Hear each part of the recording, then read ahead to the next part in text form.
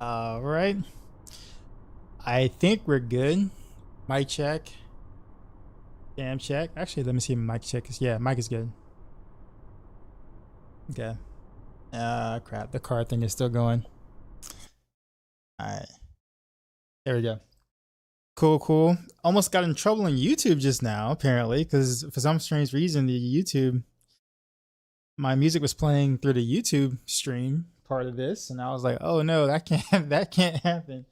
So I had to stop the stream and restart the stream like twice or three times because for whatever strange reason it was happening. So potato, what a decoy. Potato.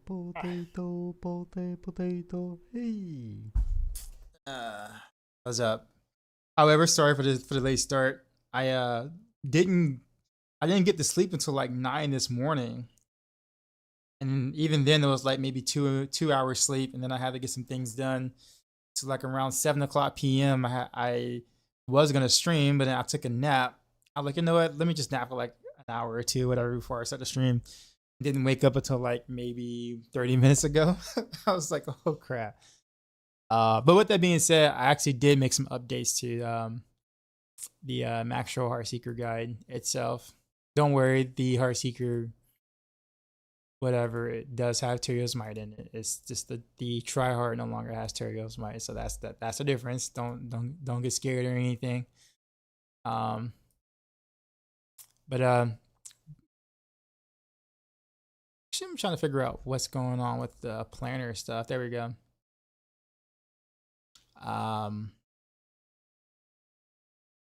What Endeavors and Pounders are underrated, bro. I don't know what happened. I mean, I know I'm like usually tired, but I did not think I was gonna stay asleep that long. I was kind of a little mad at myself. So, with that being said, I haven't eaten yet all day, so I'm going to eat a little bit while I'm streaming. So if you guys don't mind that,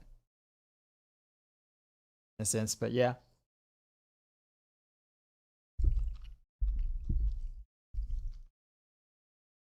But we will showcase some of the updates I did. Only acceptable if I'm eating tacos. What if I told you that it is an open taco without the shell and the typical toppings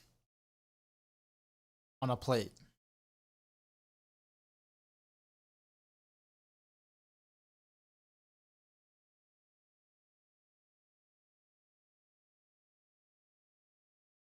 Does that count?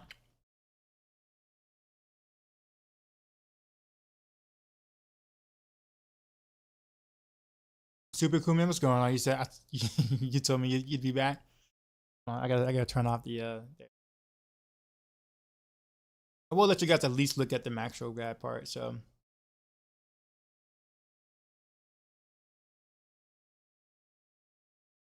We're good.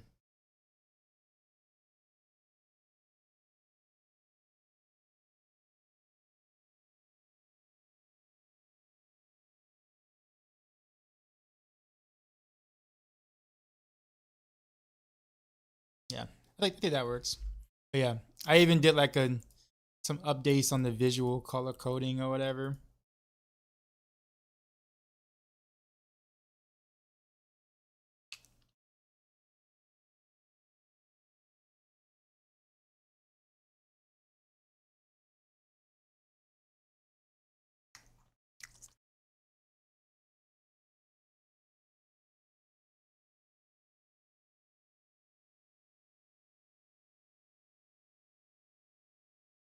I started this season with the Barrage build. Just changed back to Heartseeker and loving it. Yeah, Heartseeker has been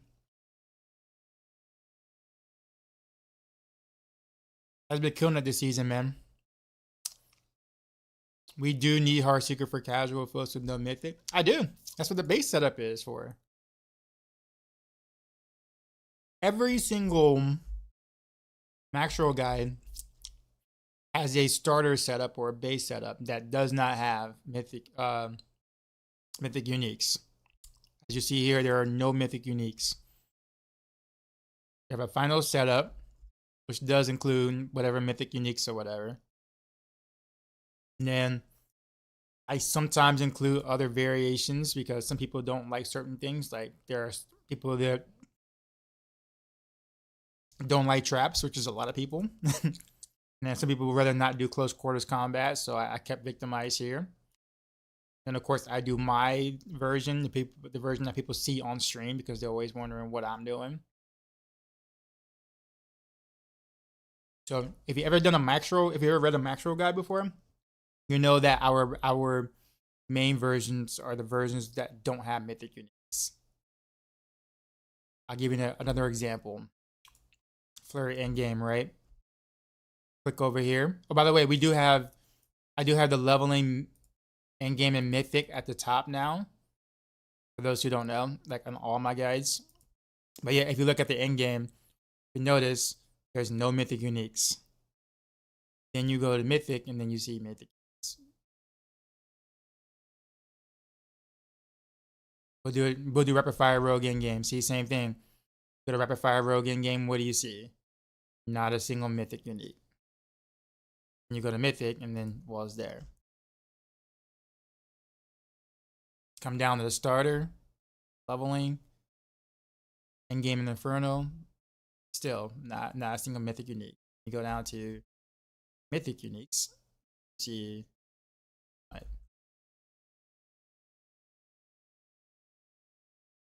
So there you go.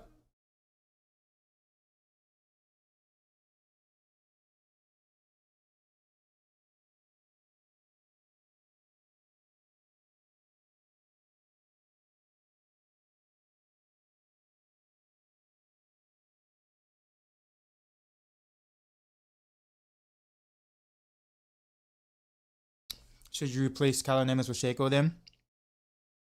Well,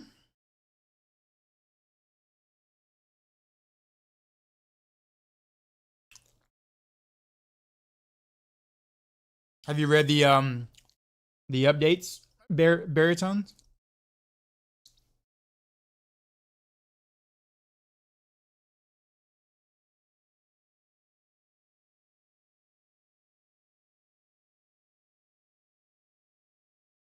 Okay.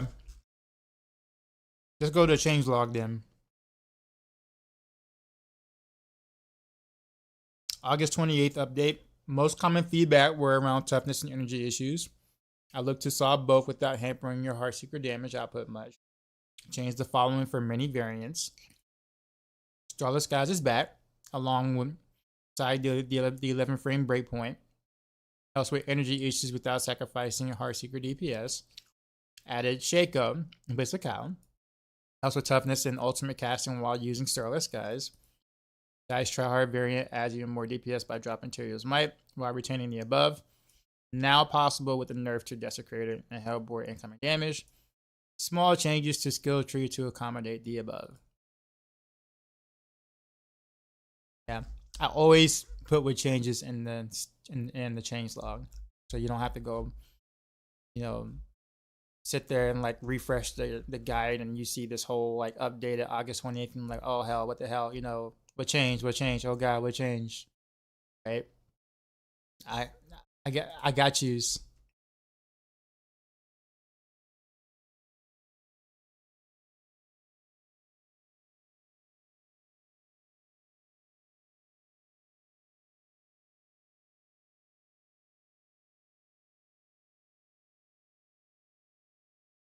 You just finished All Mother's Blessing and you didn't get it uber unique.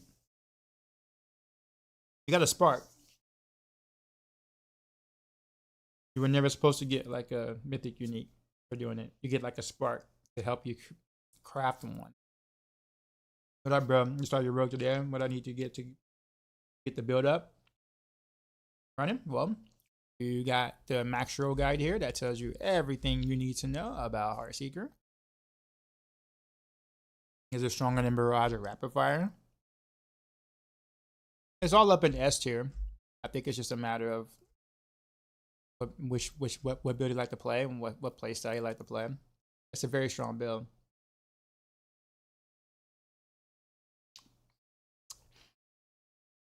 It says in rewards is guaranteed uber unique. Well, I could tell you that that's not true because they don't even use the term uber anymore. Like that's how I know that that's not true. And two, it's a spark to help you craft a mythic unique. Now, if you can kind of point me to the article where it literally says that, like, highlight exact, where it is in the article that says that, I would totally take a read.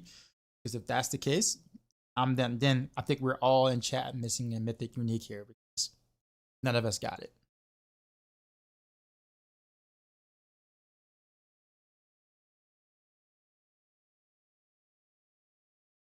It's Kaja, what's going on? How's it going?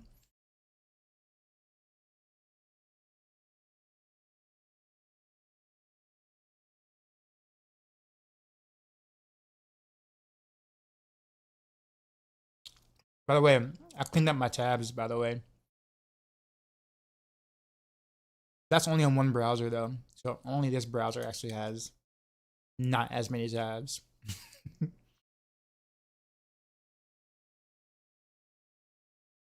Decoys that contains a guaranteed ancestral legendary.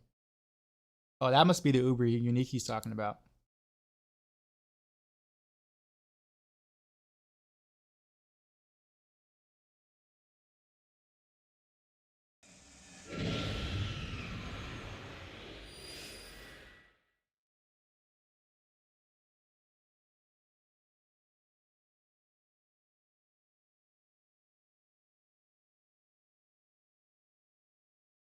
Thanks for the follow. Just link somewhere. I got you.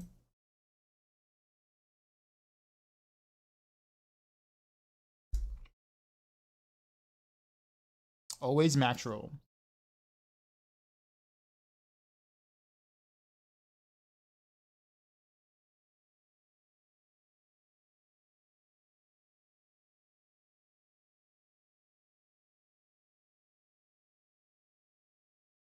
Welcome. I think there's where you get the purple items. You farm torment bosses, and or you craft one yourself by doing the activities such as kill your first torment boss, kill Lilith for the first time, seasonal journey all the way to the end gives you a spark. Then you need one more spark to be able to craft one. You either make a new character, like a new class, new character, and do the season journey again, or you can just farm tormented bosses, hope that a mythic unique drop that you don't want, or the one you do want, but the one that you don't want, you just salvage and then craft the one that you do want.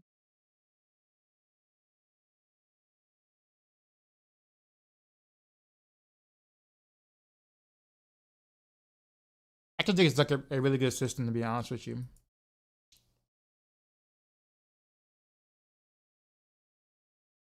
Definitely better than what it was in the past.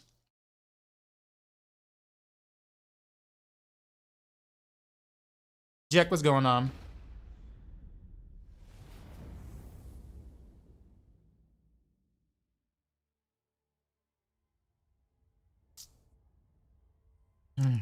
Yeah, hype boy.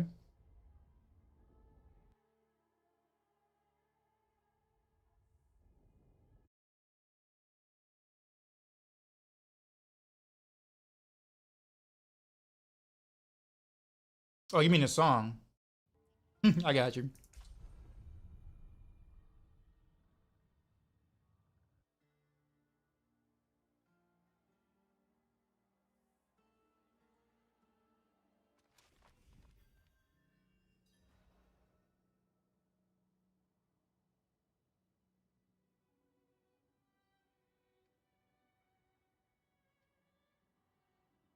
So with that being said, I actually kind of want a GA Shaco now.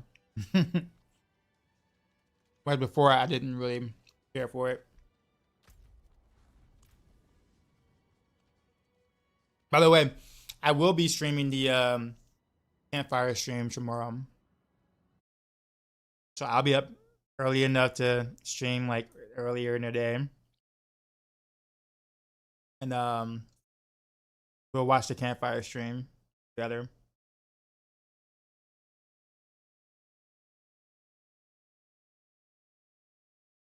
I'm really excited about tomorrow. I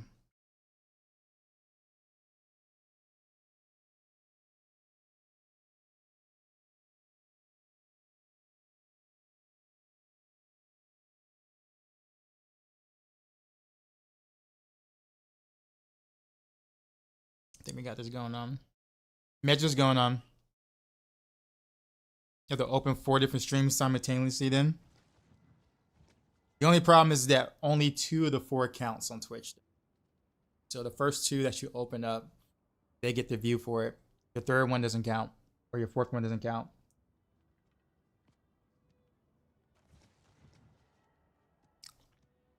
Don't ask me why Twitch does that, but that's exactly how it works.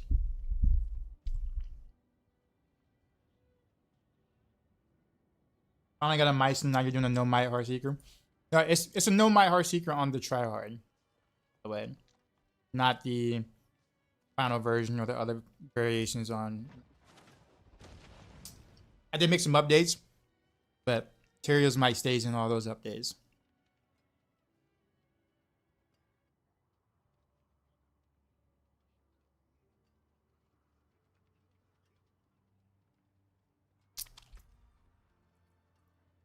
But yeah, I dropped Tyraels on my setup. And this is not even like a good chest, but it works. David's a very lucky day. You got a might and a ring. Oh, congratulations.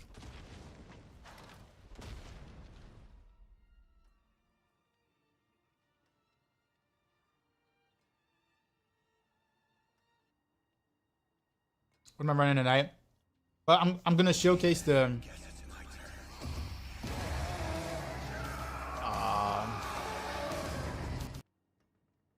I thought I fixed the echo, but apparently I didn't.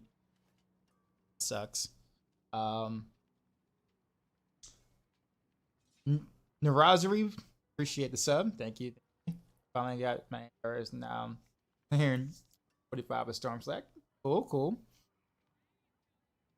Wait, and Darius is in that build? Interesting. I don't even know. I don't play the build, so I wasn't even aware. But no, I guess the echo is back. I don't know what happened.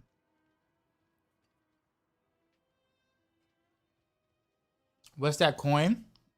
So some random dude earlier while I was messing around with this build kept like trying to invite me for a trade. Like he like followed me around in town and like literally just would not leave me alone. He kept like requesting for trade, and normally I just ignore it normally.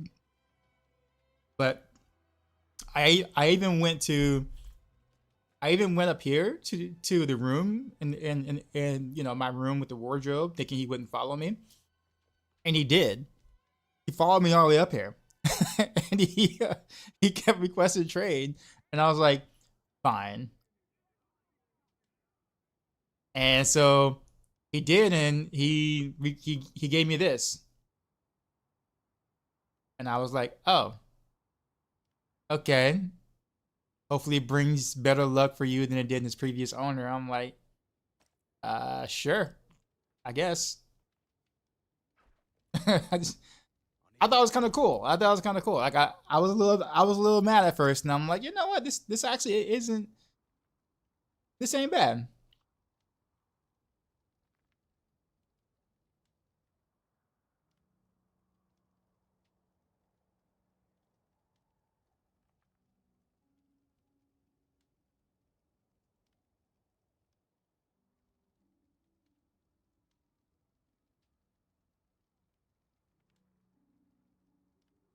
You need 5 of them for real?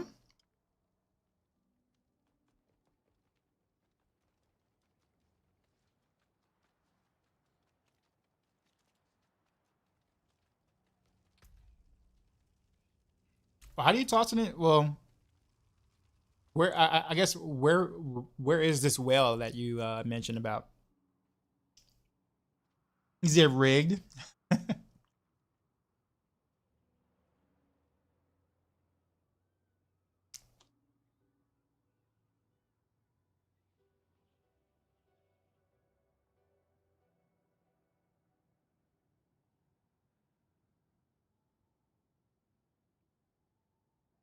So wait, if you needed, if you need 5 of them, right? Then why did he give me 1? Why didn't he just keep it?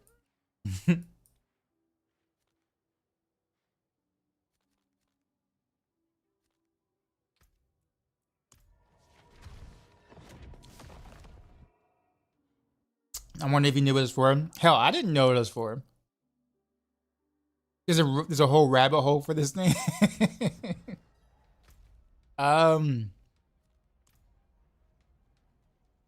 You know, I almost never go to this town anymore. I never just like automatically TP back to like this town. Cow Porter entry fee confirmed. How do I even get that? I don't even know, man.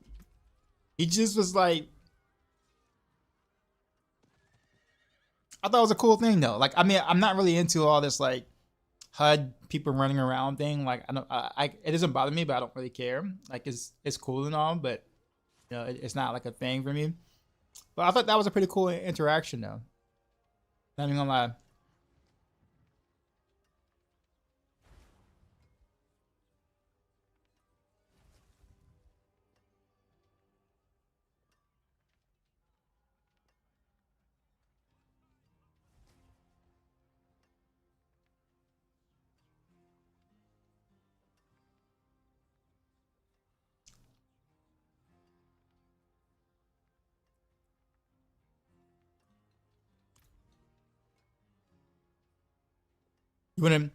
You wanna know something cool though?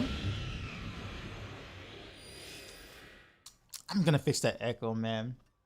I thought I had it fixed, but apparently, Twitch says no. Apparently, there was one of the artists team mentioned that there's exactly, I don't know if it's tile sets or assets or whatever, but there's like 666 of them in the World of Sanctuary right now in this game. Like exactly 666 of them. I don't know if that was on purpose or like why they chose to like for whatever reason try to hit that milestone, but I think it's pretty cool.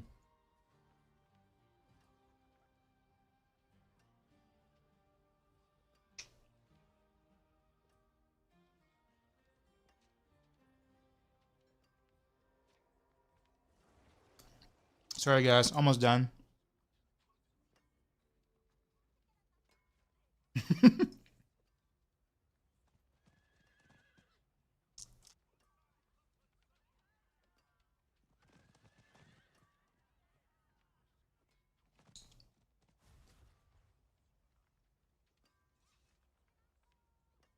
front of horse should have had a cow tier.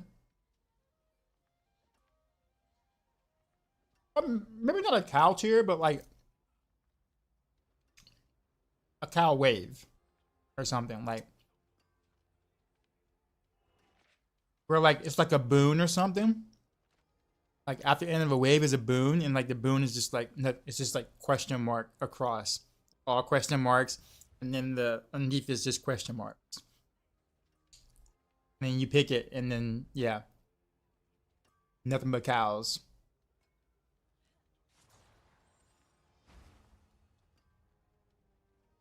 Does in front of horse scale with player number of the party? Yes, it does.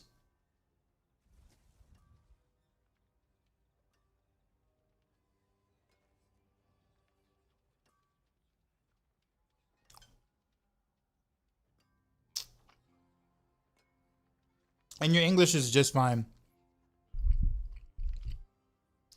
Was it 3 days ago? We had someone come in here, first time chatter. He types D4 bath, right? All capital letters. No, D4 bath. BAF, right? He said D4 bath. And I'm like, yeah, I agree. D4 is definitely bath. Yeah. And so like 5 minutes later, he decides to say like D4 is dog shit. Is what he said in capital letter. So he was trying to troll, but ended up creating a new meta, right? That my chat like clinged on to. And like, nah, bro, you can't walk it back now. You can't walk it back. You said D4 bath, and I agree, and the whole chat agrees. So I guess we ended up ruining his entire troll, and like now the meta is D4 bath. It's not easy to troll people in the different language.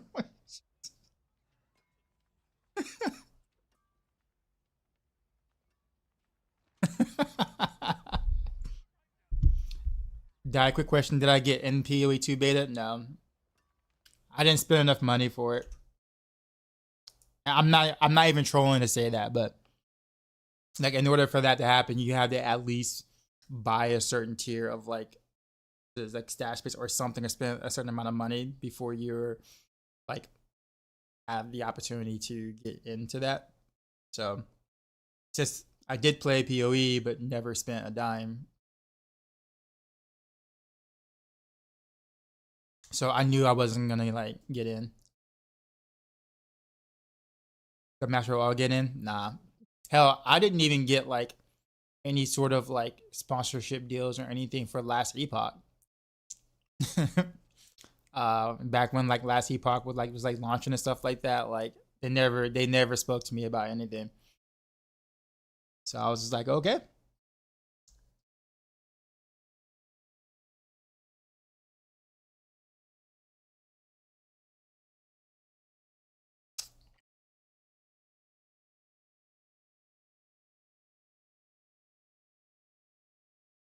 But like most of the max rollers did get something pertaining to Last Epoch.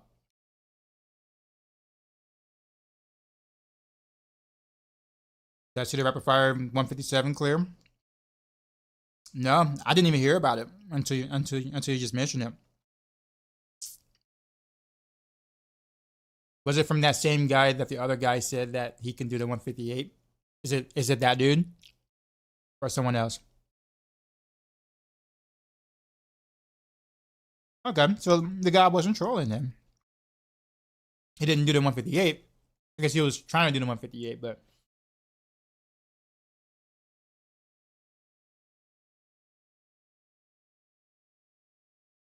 well, that's neat. Rapid fire doing rapid fire things. So let me ask you this, because I haven't like watched the video yet. I know Crafty was saying some things. Is there a perfect Heartseeker with Endarios that destroy all things? You can do an Endario setup. I think just playing it normal is better for Heartseeker in general, in my opinion, but you can do an Endario setup. So I was laughing. I think Crafty was laughing about it, but and I think it was Zerai as well. Something about like waiting X amount of time for Spirit Caller to like spawn ads before you actually start attacking or something like that. So therefore you can get your get your trick attacks bonus or whatever. And I thought that was kind of hilarious. I actually got I thought it was hilarious in like a kind of a good way. You're just like, oh, okay, there is some, there's some interesting strategy that isn't the same that, like everyone else's stuff. But I'm not saying that that's a good thing for pushing per se, but I just find that quite interesting. It makes sense. Hey man, just want to say love your attitude and chilliness. Always love tuning in. Thanks, man. Sorry I haven't like started doing anything yet. I woke up from a nap that was supposed to take an hour, and it ended up going for like 4.5 hours, and I haven't eaten yet. So I'm like, I'm hungry, but I want to stream. So here we are. Yeah, Maxroll guys can you explain the attack speed breakpoint with cap 1 and cap 2 and where to find that? So you can't find that in the game. This is something that players have found outside of the game in terms of what is capped and what isn't capped. That is, if you want more information on that, we have attack speed mechanics guide on Maxroll, and you can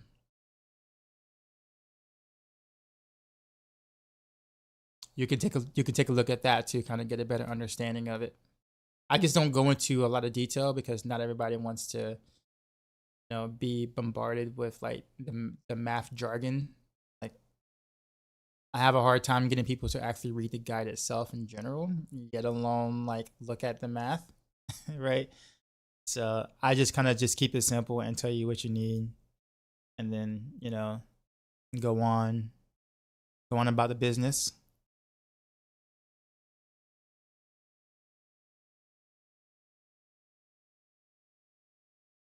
Okay, does he have music?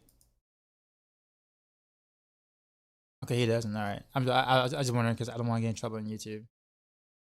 Okay, it's game music. That's fine. Although I wish I could. Yeah, let's see if we can change the. No, it won't let me do that.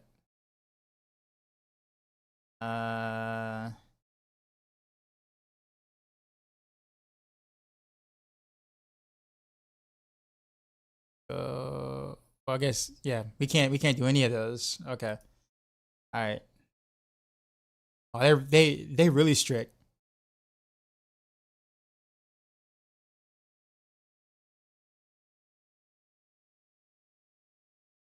Okay, that's good.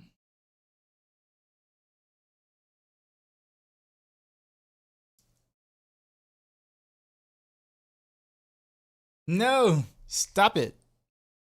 Quit it. Stop.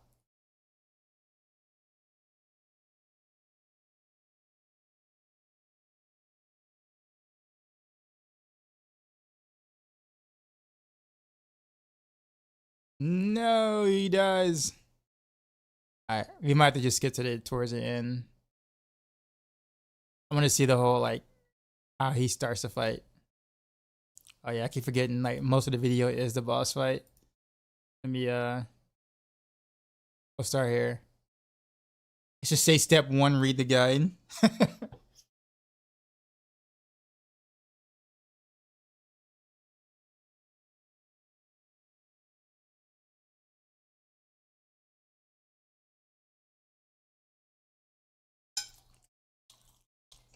Okay, here it is.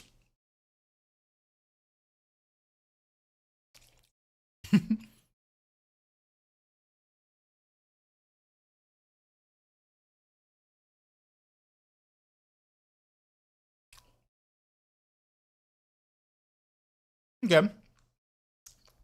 That's that's smart.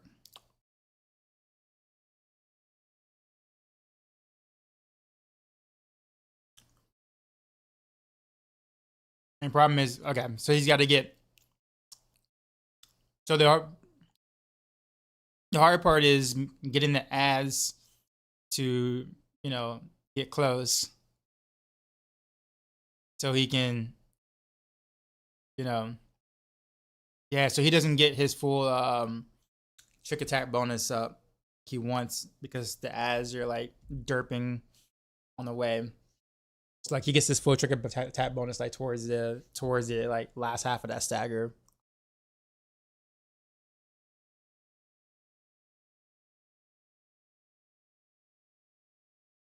Also, by the way, this a Chinese player.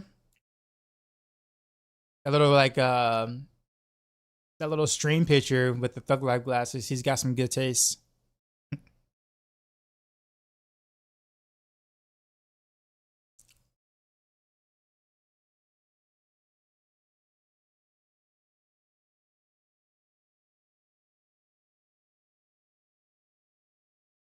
Okay, so that was a better, yeah. All right, so he was able to get like a pretty decent bonus at the start of that. Shiny thing with the 5 gifted subs. Thank you, man. Sorry for the echo on the alerts. It's been kind of weird all day. Well, it's ever since yesterday.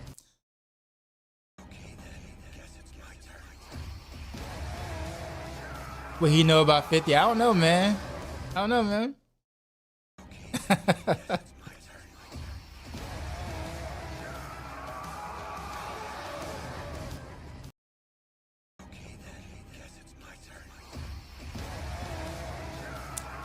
But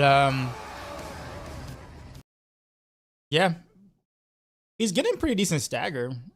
Like the stagger is happening like uh quite often. Like you know, like after the first 3 staggers, it seems. I wonder if I really haven't checked anybody's gear or anyone's gear who's been doing these kind of pushes. So I wonder like what the kind of utilities they chose to go for this.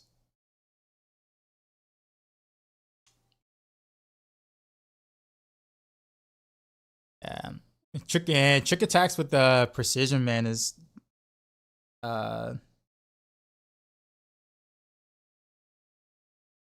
yeah.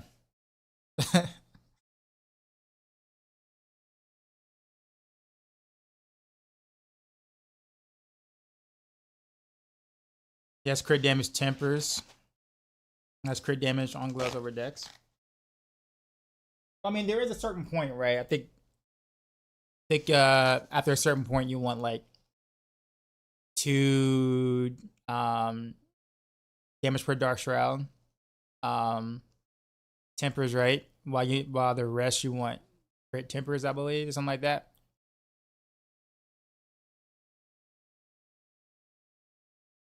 Damage per dark shroud on all. I guess it kind of makes sense if you have like a GA crit damage sky hunter as well. I mean, you can get so much crit damage without having a single crit temper at all. I did it on my Barrage build like a week ago, but I did that on purpose because of the whole like precision weird. I don't say weirdness, but the whole like only proccing precision every third attack on like infinite Barrage. So the damage per dark shroud just makes way more sense. So therefore your damage is way more consistent. You're not waiting for precision to actually deal damage each time. Like all of your damage is happening, like you're doing all. And I've only had like maybe one or two people question why I did that on Barrage. Most people were just kind of just like, oh, okay.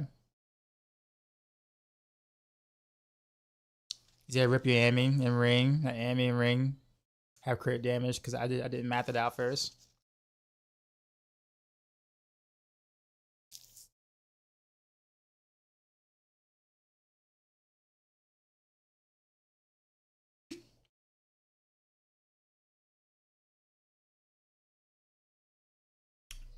Diablo 3 was going on. All 3 was happening.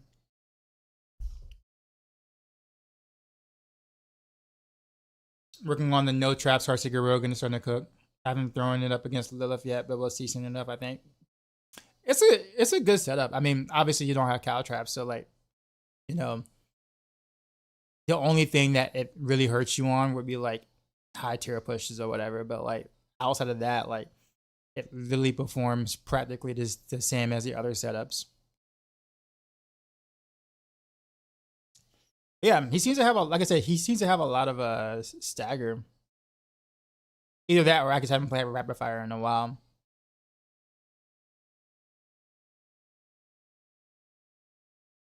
He didn't really get much trick attack bonus right there.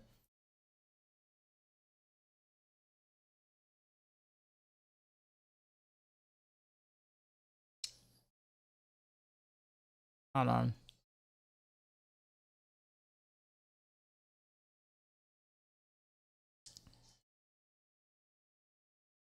Yeah, he really didn't get much, but he did get like a nice overpower crit though.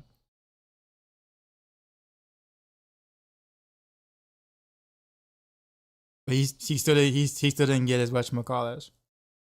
Yeah, those are quite annoying though. I think like I love the idea of like waiting for the ass to spawn right before the stagger or whatnot. I think like stuff like that is like really cool. Like to see development things. Unfortunately, it's only on one boss, so we're gonna still stuck to Spirit Caller. But I like the idea that there is some sort of strategy to it. Man, it can be really frustrating when he waited.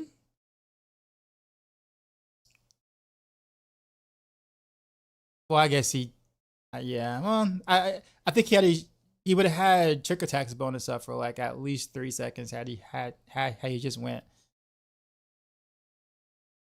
But yeah, I guess this was a better scenario right here. Actually, fair enough.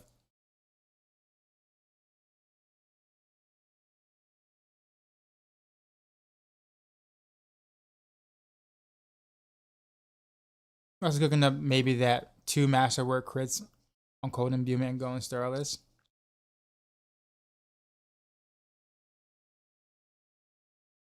The whole position when I play. I do force stop often. Like I start a step with force stop. I don't use force move. Gerard did 150 with C Hag. Did he do it with? Did he do the repeating thing? The repeating aspect on C Hag? Or nah?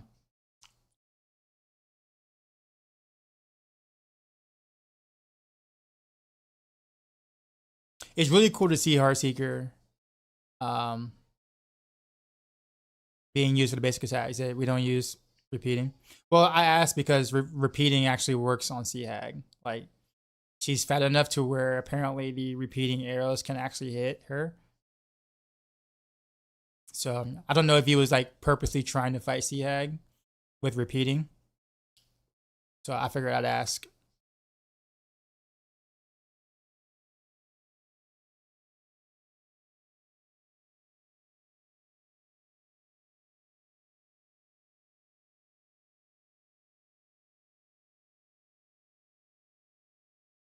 Or with the Andy's Heartseeker. Was it better to run Sky Hunter on an Andy's Barrage or Andy's Heartseeker? Sky Hunter is only for like regular Barrage and Rapid Fire. Like Andy's doesn't get any benefit from crit damage at all. So you don't ever want to do a Sky Hunter with that.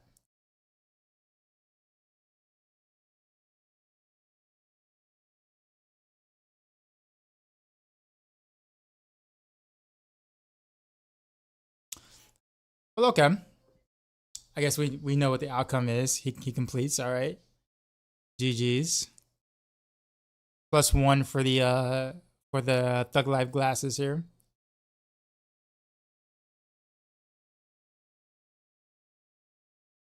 But cool. So how much damage do you think he would have had had he min maxed, I guess, like correctly? Usually that guy usually has like the most tip top Chinese gear, right? So I guess he does have Chinese gear, but in crit damage form. So he got the wrong Chinese gear.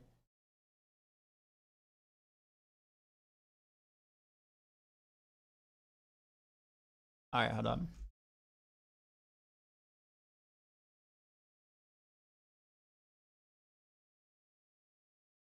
The grind is real.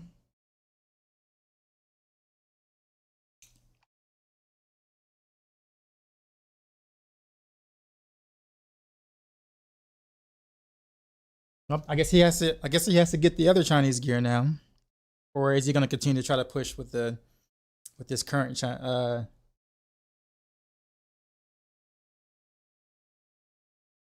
see if we can find his Paragon board. Paragon boards are kind of like, I feel like Paragon boards are very. I used to think that they were interesting, like looking at different people do Paragon board stuff, but man, like, there's only but so many choices of glyphs you can take. There's only but so many choices of boards that you can use. And even on those boards, most of the stuff on those boards are absolutely useless. So like after that point, like the customization is like very small. Unfortunately, I do hope that changes a lot in the expansion. But it's just like the only thing you can really do is make your boards kind of look different. So either like you look at someone else, you look at one person's spec, right?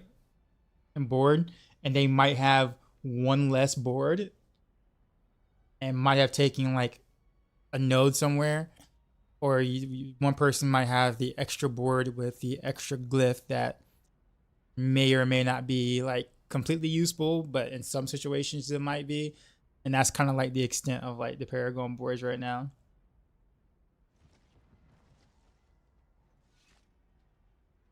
Like it's very like, I mean, it's not obviously the player's fault by any means. It's just that the game right now, the state of the game, there's just only but so many ways you can do something. Hell, like even in this Heartseeker setup I have right now, like because I chose to run Shadow Imbue instead of Cold Imbue here, I don't have Eldritch Bounty legendary node, but if I did chose to do Cold Imbue, then I would just drop a couple of life nodes or whatever, come out this way, pick up Eldritch Bounty board, etc.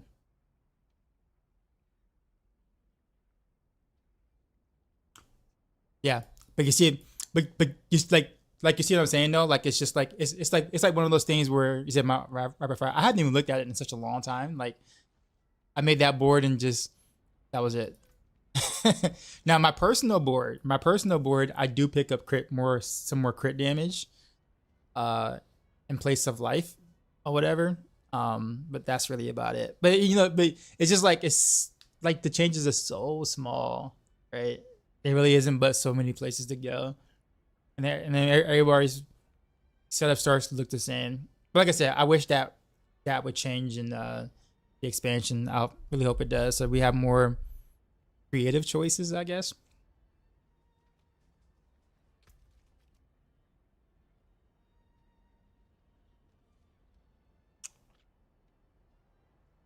Actually thinking about Shadow Imbue versus Cold Imbue, even with Cold Clip.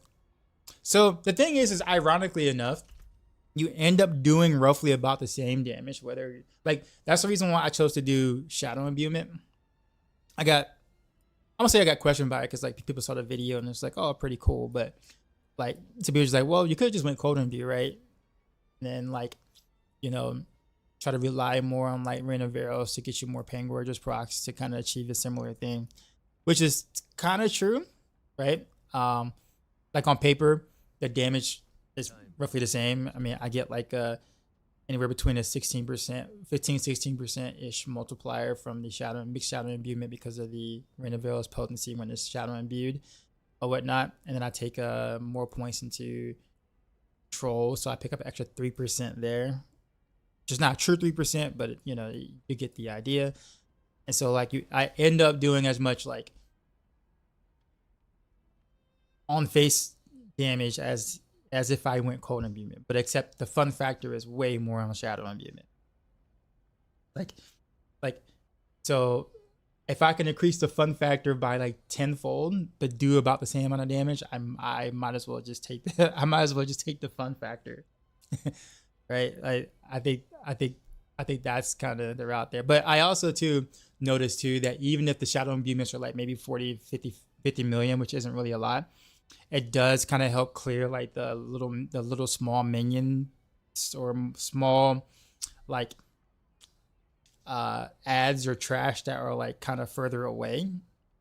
So my Heartseeker arrows can kind of focus on the single target, like the big single targets more, and then so that for the ricochets don't ricochet to trash mobs as much because most of those would be dead from the shadow imbues that come off of the Pain Gorgeous procs. So like that's kind of one of those things that like I didn't notice until I looked back into some of my VODs or whatever, and I'm like, this is why I feel like I clear better with Shadow Imbue, other than kind of like the obvious, but more so of like the Shadow Imbues kind of reach further out, and kind of like help with getting rid of that like weak trash. So my arrows aren't ricocheting to weak trash. So that was definitely a benefit, and I'm just like, okay, I'm keeping this setup then. All right, we're gonna just YOLO. Jumping straight into the T8. Oh, also, I changed my transmog a little bit to get the shadow gloves to kind of match the whole shadow theme of the whatever without going full purple. Now I'm not doing zoom in on my first one. You're not gonna get me to do that, no sir.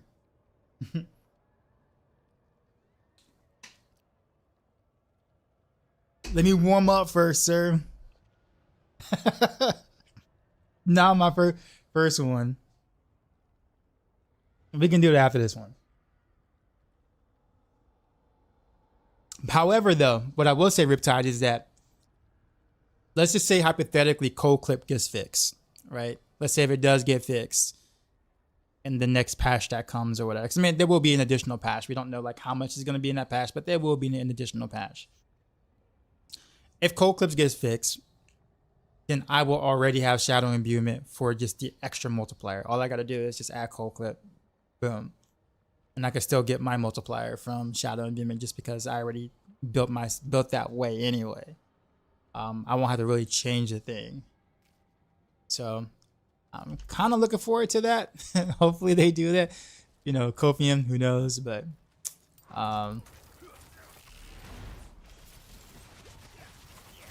yeah, no Tyraels might, by the way, on this version.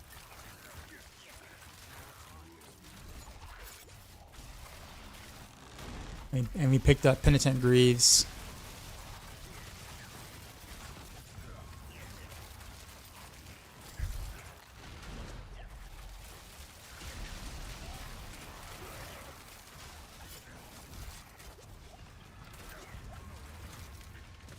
Whoops, missed that.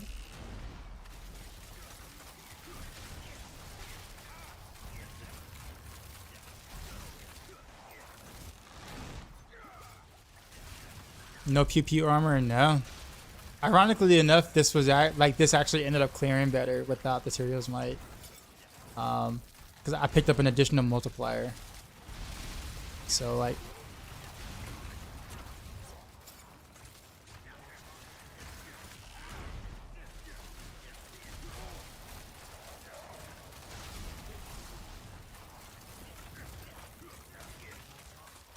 Yeah, so even without the extra pew pew arrows, which was actually kind of dealing pretty okay damage actually. But I will say I actually don't. I thought I would miss it, but I really don't miss it.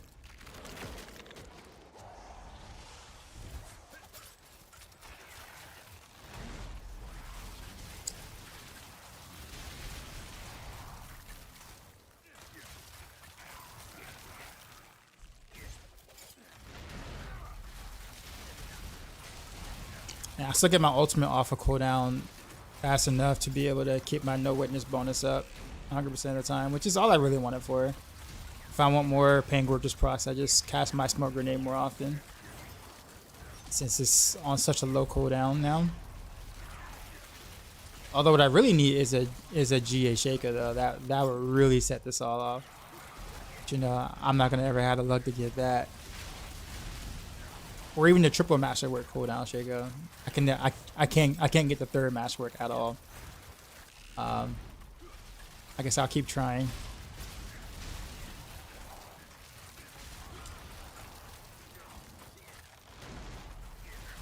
How much DPS loss would you say going from Kyle to Shaco for the final variant setup? There's really not much, honestly. It's not as much as I thought it was gonna be. But as long as you do keep a multiplier on your boost and you don't go beast falls, I think it's okay. But you're definitely tougher now in this route. And I know going back to the Starless seems to not make as much sense, but you do keep your barrier up 100% of the time still. And since in this particular setup, like in this particular Heartseeker setup, the idea isn't to cast Rain of Arrows as often as you can. The idea is to use it more so to keep your no witness buff up, as well as your shadow imbuement, you know, procs or whatever. Your smoke grenade is kind of what gives you that extra. Oh, I really need a AOE proc right now. All right, hit him with that smoke grenade. That poison smoke grenade, right? So. with the Starless, we're still able to do that. So just the Starless Skies is actually a little more DPS than like the Legendary Ring that we replaced it with Retribution. I felt like it was kind of a win, considering that people were saying that they were still suffering from resources. So I'm like, well, how do I fix that in a pretty easy way without telling them to just let Beast fall, right? And I'm like, oh, well, I guess Starless fits the bill, right? So, but you do need but in order to run Starless, you do have to have a Shaker though. And you do need to masterwork the cooldown for it though. Like that's the only way that's gonna work. I get 33 resets or more. Dude, I did like 60 or 70 resets and could not get a triple on my Shaco, and I'm just like, you know what? I'm gonna give up. The one thing I will say about going without Tyraels Might though is that the poison ticks or dot ticks hurt like hell. I mean, it is like, don't get me wrong, like my Dark Shroud damage reduction is actually pretty decent while having the Shaco, but man, if a dot happens, I'm like dead. Like I cannot heal through that. Any dots at all. Like if my barrier does not pop up for whatever strange reason, I am like toast. Oh, I actually survived that one. Oh, I know why. Because I actually took rugged. So I actually took rugged on my skill tree because I'm like, there's no way I'm surviving dots without it. So now I actually feel better in the Infernal Horrors without the Tyraels Might than with the Tyraels Might. Believe it or not.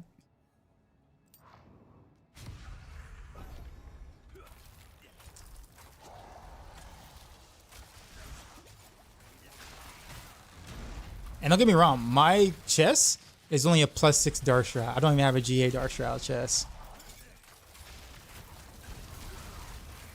If I had one and correctly masterworked it, I definitely would be a little tougher, of course.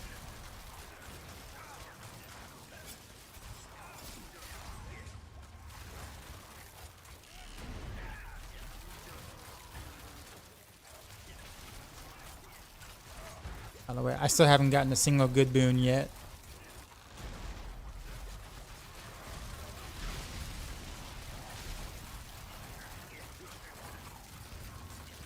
Am I bad teaching or not? I'm doing some of the after school stuff, so I'm gonna try to make it to rehearsals. I came to one rehearsal on Tuesday, like yesterday, and the kids were like super ecstatic to see me because they haven't seen me in like months. So I'm trying to do that slowly, but that was rough though. Like standing around, like it was only like a 3-hour rehearsal, and like I had to like sit, stand quite a bit. And then when I got home, I was like in a lot of pain. And I was like, damn, all right, well, like it wasn't as bad as I thought it was gonna be, but it was still kind of rough to even do just that much. So, but I'm gonna try to stomach it out because like the kids really need me there. So,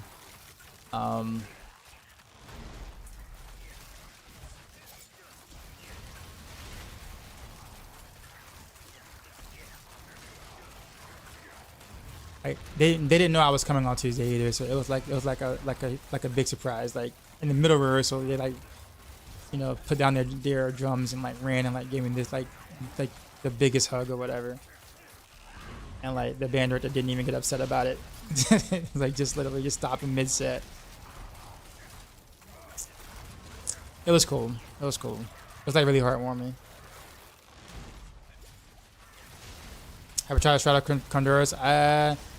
I can't because I lose a 25% multiplier that I kind of need because I'm not doing Calvin Nameless. So I kind of need to make up that damage with a multiplier on my chest. The Shadow Conduras wouldn't give me anything that it wouldn't give me enough to warrant not using Cal. I'll put it that way.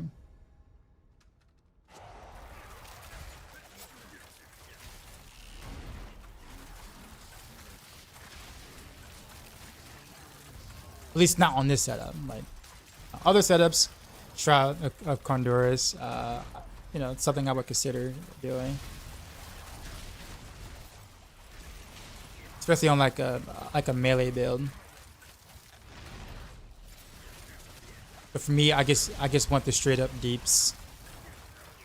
I just want to hit harder. That's it. Hit harder.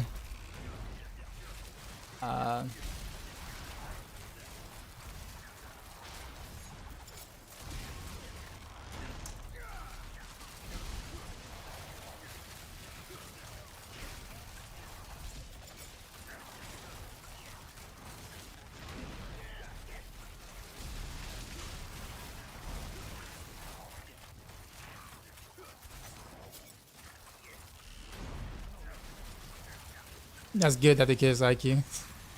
Well, I mean, I didn't think I was going to get as warm of a reception because it's kind of like, you know, he hasn't been around all summer, you know, none of the band camps, you know, F that guy, right?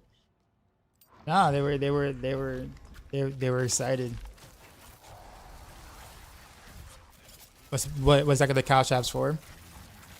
So just the cow traps is just a helps with the multiplier basically. They're more useful on the boss than throughout the Infernal Hordes, to be honest. But however, since I'm running Penitent Greaves, the cow traps actually help slow them, which is kind of neat. Makes it easier to survive because I'm like super glassy usually. Which actually I don't really feel as glassy right now, even though I'm not having the Tyraels Might, but that's because of the. Now that I said that, and then I got stuck. That was a bad shadow step.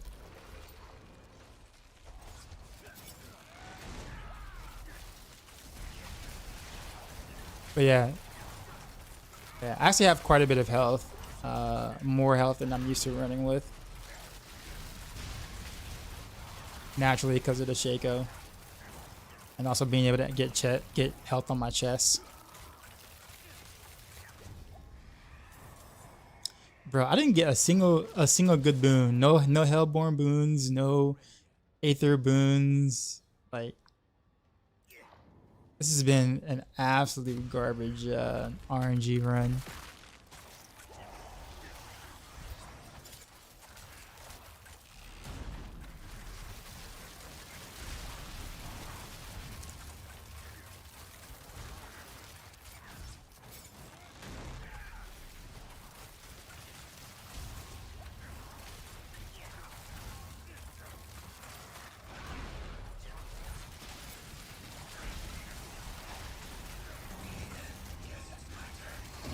Flex with the Prime, appreciate you.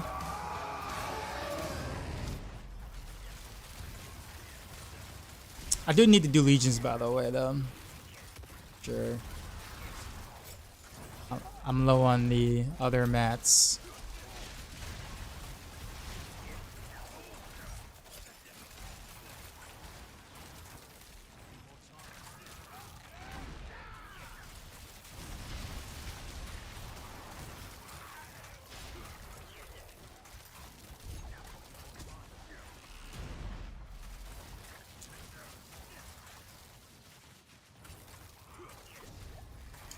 Yeah, Iron Chunks mainly at this point because I got a different sword I kind of want to run with, but I can't like masterwork it the way I want to because I have no Iron Chunks.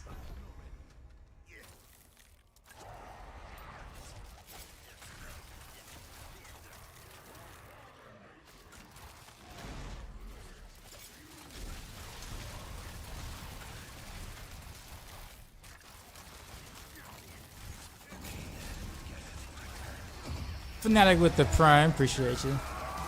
Sorry about the echo. I do not know how to get rid of it. I thought I got rid of it, but apparently it's back. Got this new ADEM multi-app thing now, or multi-stream thing, program software, and the echo kind of came along with that. I'm like, no, I didn't change any of my settings or anything, so I'm gonna have to figure out what it did. To cause the echo that I have now.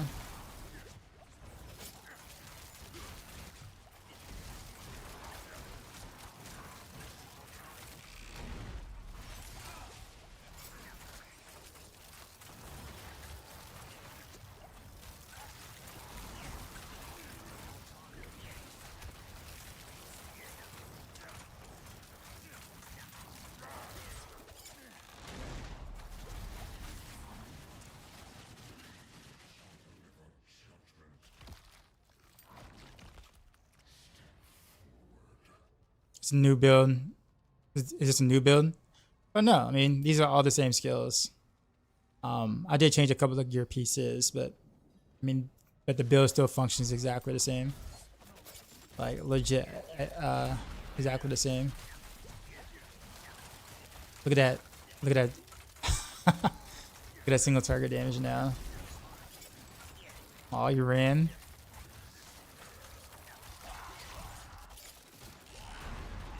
Oh, he ran out of my cow traps.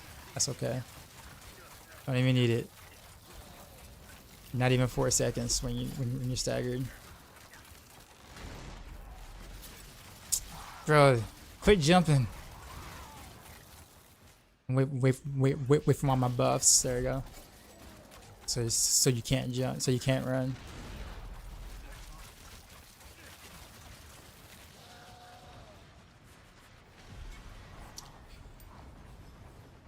Alright, so now I gotta do zoomed in.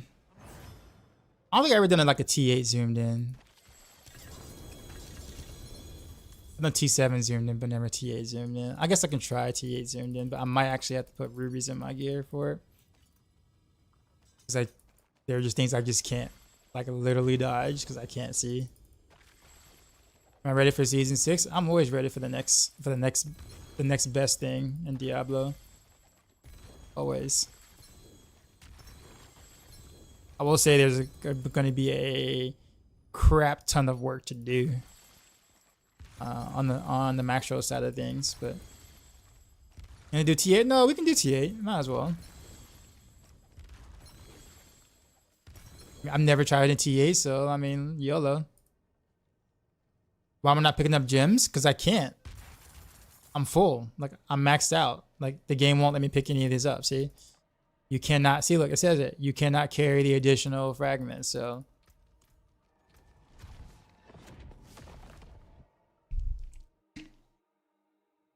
I'm the baldest here.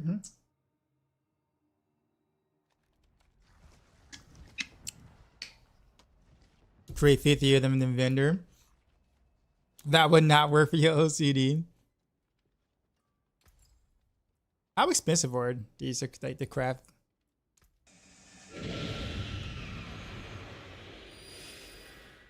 I guess not bad.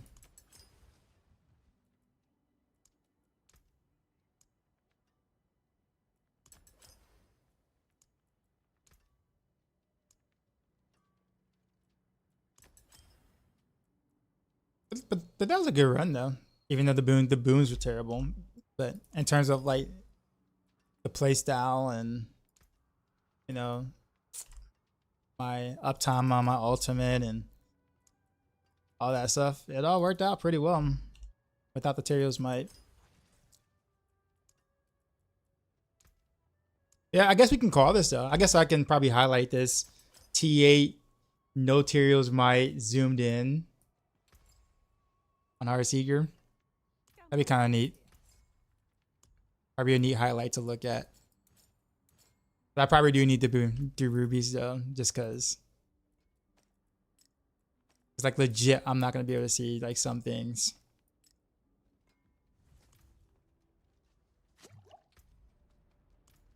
Oh, I guess I gotta salvage this.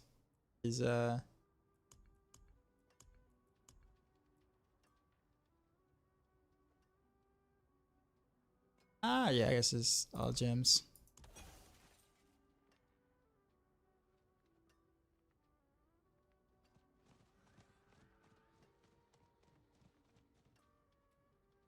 Wait, I wasn't supposed to salvage, was I? No, because I ended up picking up the fragments again. Crap. I just realized, I'm like, wait a minute, why are all the fragments drop on the, I'm like, oh no. Okay. I guess we gotta do it. My chat's like, you troll. Alright. We'll craft like more this time.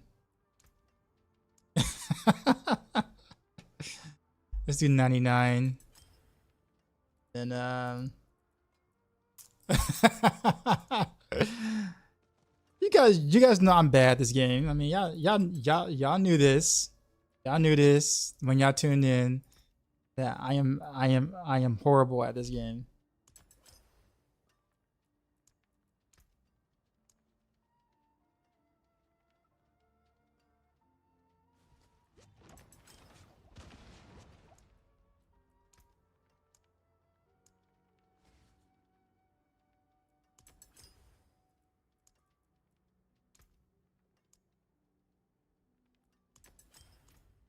Oh, so we're gonna put this. I guess we can just drop it on the ground, right? Like.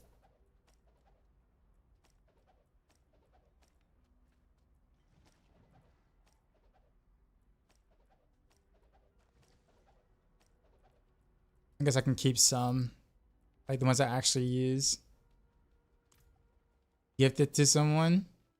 I guess I can do that too. I cleaned up my stash, by the way. Look at this. I actually like went through stuff and actually salvaged things earlier. It was more so because I was like low on like some like material stuff, and I was like, you know what? I just clean out my stash. I probably can get some like iron chunks or whatever. Chaos Emerald. Look. Okay. Look here. You're supposed to sell these. Is Rogue my main? It is. Best way to ways to go craft and salvage gems. Yeah. Okay. Well, there we go. So now we have to what? So now we got. I have to throw the rubies in. That's a lot of life now. That's way more life than I'm supposed to have. All right, so zoomed in. T8. Can I do it?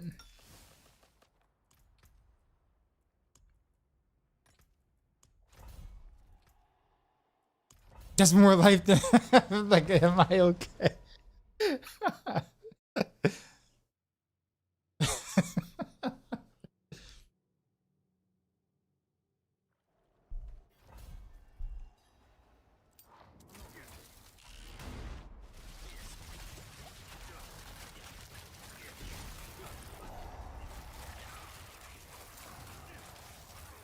You should keep the chest slot empty for the Omega Trier variant. Just no chest at all, like no chest piece.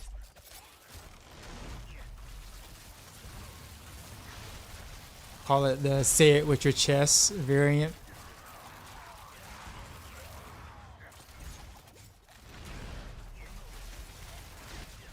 Oof, that hurt.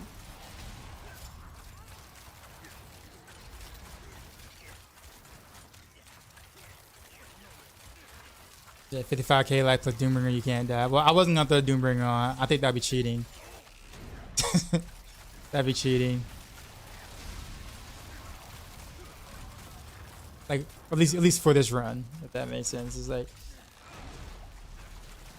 what makes Zoom what makes playing Zoom Ning exciting is the intensity of I can die at any moment because I can't see anything. So I have to kind of like predict when I'm gonna get hit. And Doombringer kind of like, makes that a little less exciting. 55k, who are you and what have you done with dogs? He's got rubies in this game. What's going on? I've never done like T8 zoomed in before, so I was like, I guess we'll throw in some rubies as a just in case measure, but he's appreciating your graphics.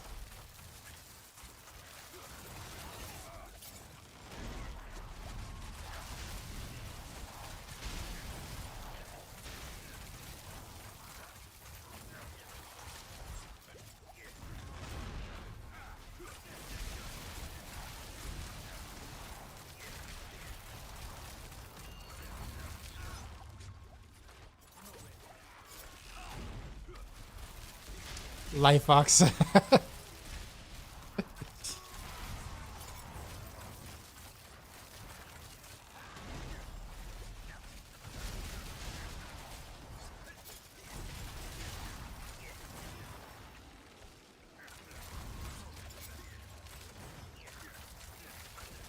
I'll even one up this on this run. If Aether Lords are available, I'll pick them for boons.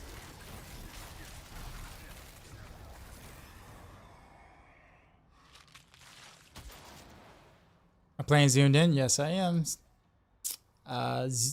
Playing zoomed in and also playing with elf-light glasses are available. Or let's go with the Burning Ring. redeemable options you can redeem with your channel points in my chat. So if you want to make things a little more challenging for me, you can do so. Hellfire zoomed in, I know, right? Like I said, I'll take Aether Lords if they're available.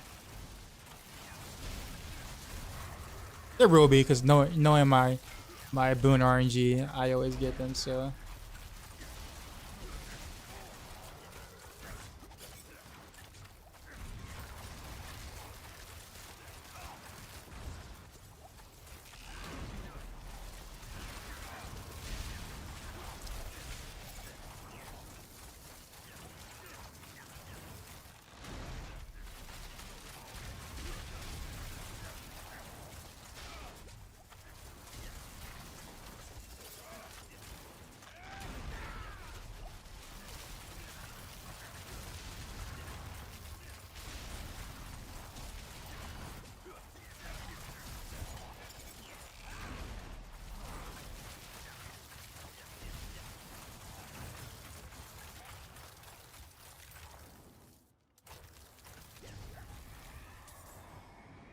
Alright. What boons do we have? Okay, Aether Lords now spawn. Yeah, we'll do this one.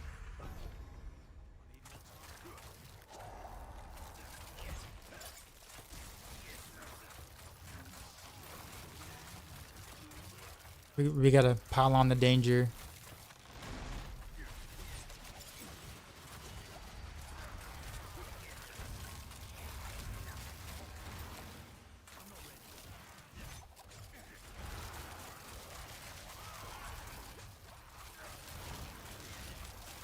Oh, you lived.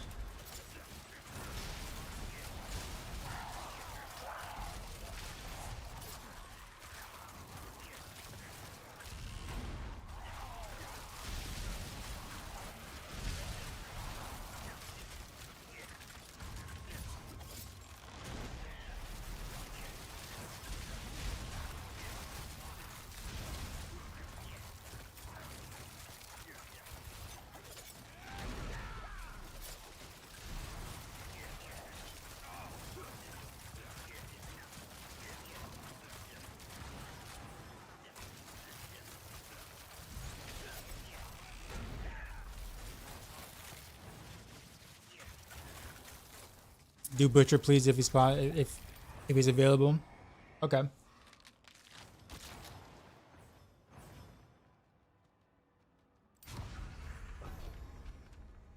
Gas bomb Butcher as well. Okay. Fair.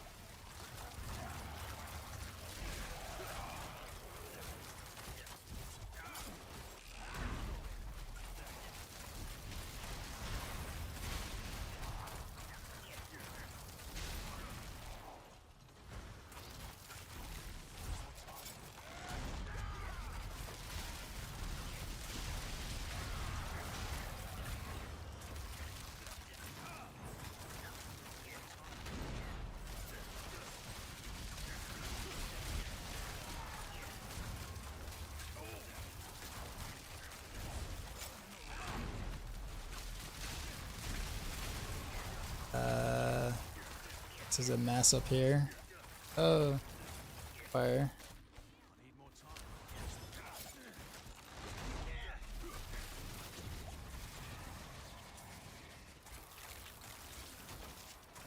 Is hardcore actually popular with the online only thing? It is not.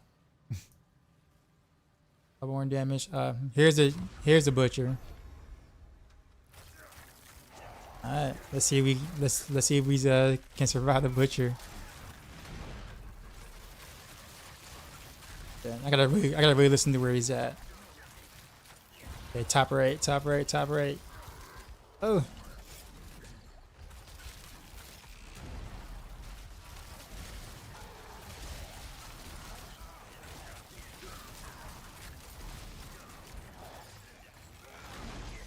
Oh, I dodged his chain attack. What?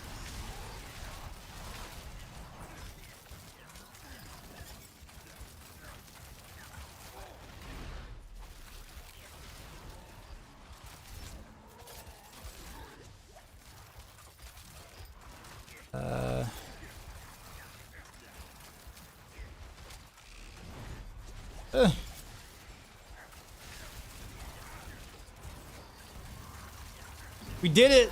We did it! We beat the butcher, zoomed in. What? What is this madness? Like literally, he was on my ass the entire time.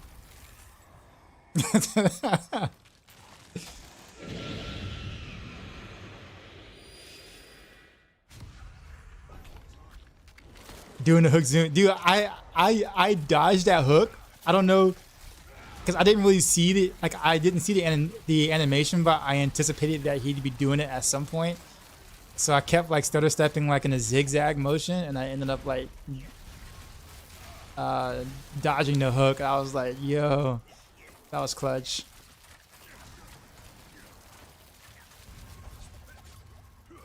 The butcher had one job. You were rooting for the butcher? Is that what it was?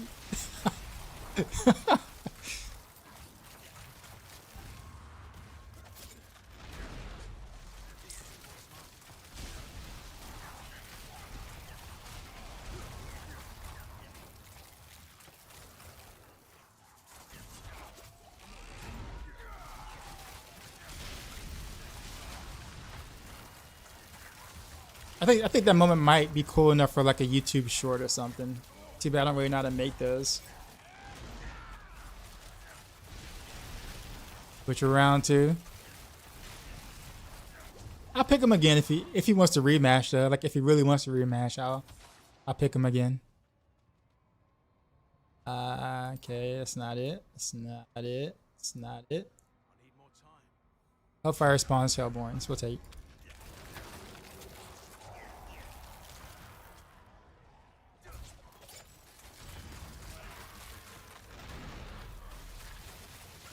There are about a 30-second videos for the shorts. Oof.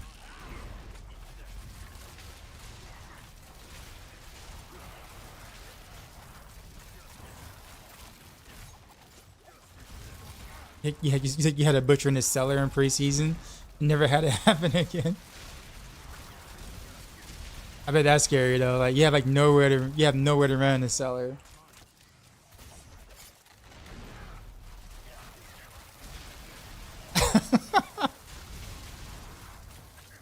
Barrington is actually rooting for the enemy.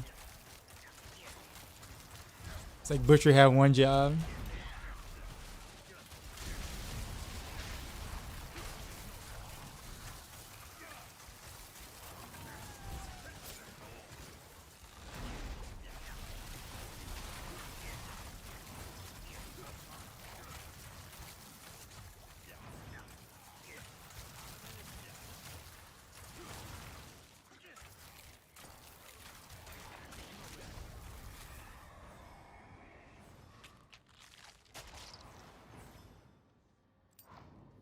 I'll give him a rematch if he shows up again. Like none of these boons are like you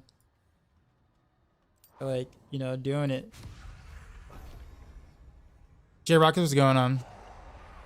Hey, I bought zoomed in the troll, but it's turning out you're having a blast doing it. Oh, I'm sorry. I'll play more miserable next time.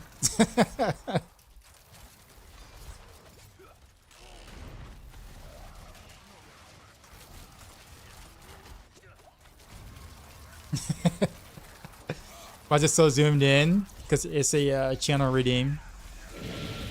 Like a channel point redeem. You can make me play zoomed in. You can make me play with stuff like glasses, all that stuff.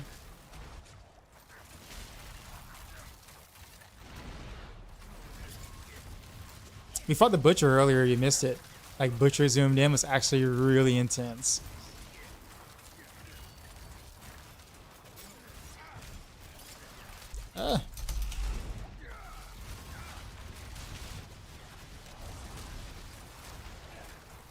Okay, I don't know what's going on. I don't know where anything is at right now.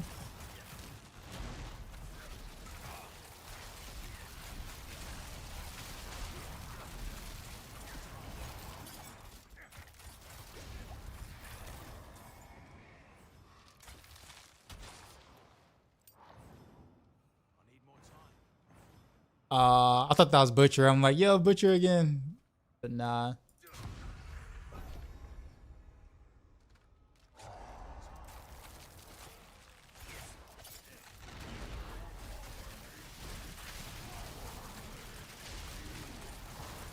If you're running Lightning Spear, we could probably play. You could probably win with the monitor off. Yeah.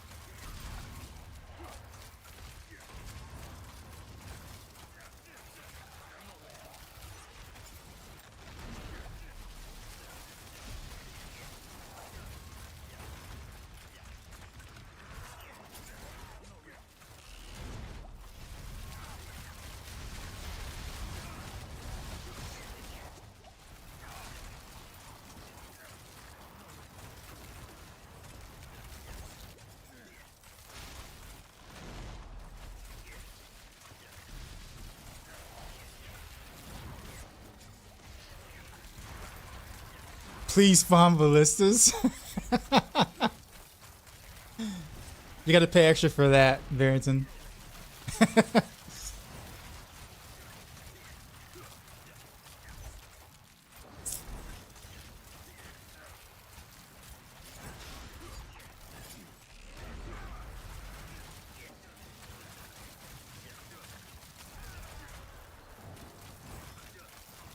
Broderick, Evans, what's going on?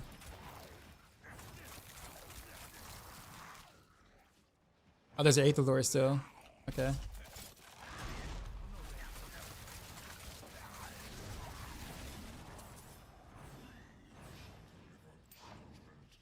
we we ended up with actually quite a bit more Aether this round than last round. Okay, where is he? Okay, what's up? Wait.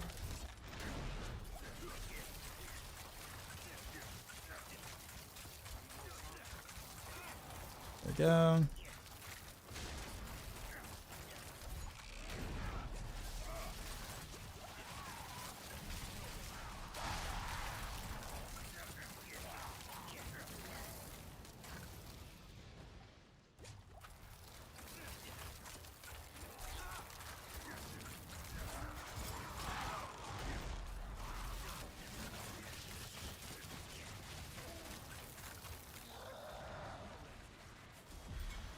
Damage is getting pretty sick, yeah. This is like my final form, but final form. GG! TA zoomed in TA and no deaths. Yeah. Good, mate. I'm good. You have a barrage build? Very nice. The butcher was honestly the highlight. That was a lot of fun. I was like legit scared.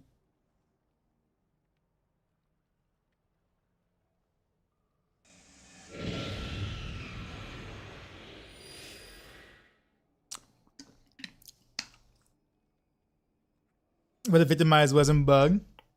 I don't think the butcher would appear. You pick the boon, he just wouldn't show up.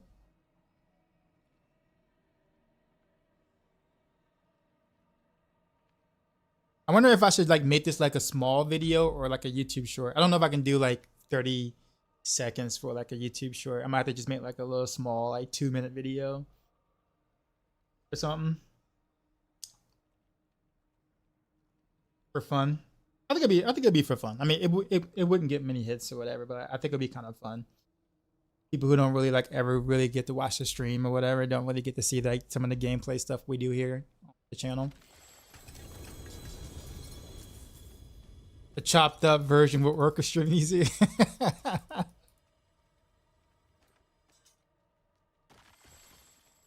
I think we totally should go with like polka music. What you think? Make it 30 seconds short. Yeah, but I think I want to see people see the whole fight though. I think the whole fight was like a little longer than 30 seconds because a bunch of stuff was in the way.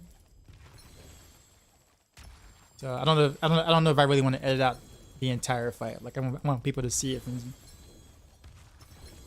But I guess we could just make it a 30-second short though.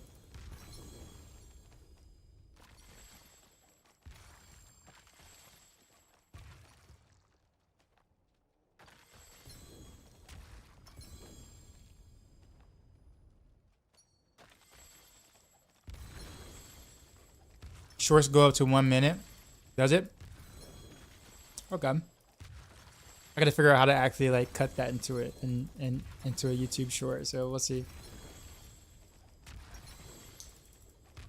Next challenge, T8 with the blindfold. That's you laugh, but I actually thought about that because like you can't do like pit like that. You can't do pit like that or like or whatnot. But like since the Infernal Hordes, like it's just one arena, so like you have to rely on sound to kind of like hear where things are at or whatever. So I think that that's possible. I mean, it'll be really difficult to do, obviously, very difficult to do on like a rogue. Obviously not a Sork, but like like on like a rogue, it'd be very difficult to do. I thought about doing it like on like rapid fire where I have to like actually like aim at mobs, like aim where I think the mobs are based on what I hear. Like that would be actually kind of cool.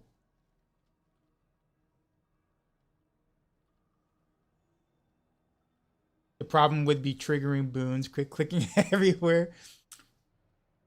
I mean, yeah, I guess, but like, but that's the thing though. After the end of a wave, like the boons come out of the ground and like they make like the little like smushy sound or whatever.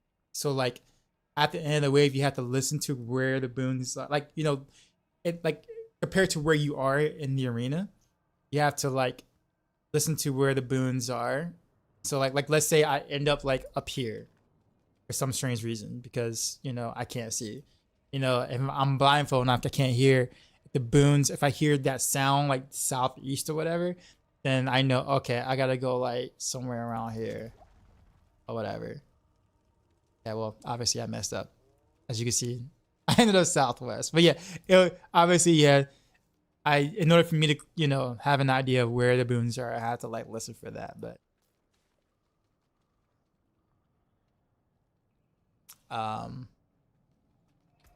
I think that'd be like a cool challenge though.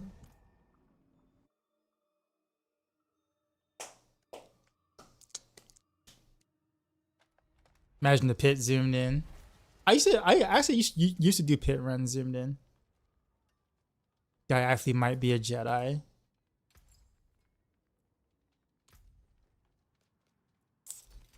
All right. Well, now we can actually remove the rubies and the gear. I probably could have did that with Dex gems. Considering, I just wasn't sure. That was zoomed. I never zoomed in on T8 before.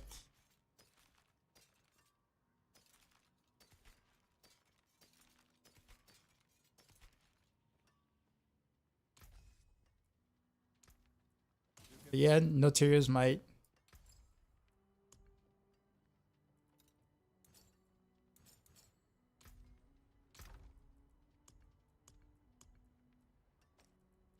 Let's go back to the way I actually play.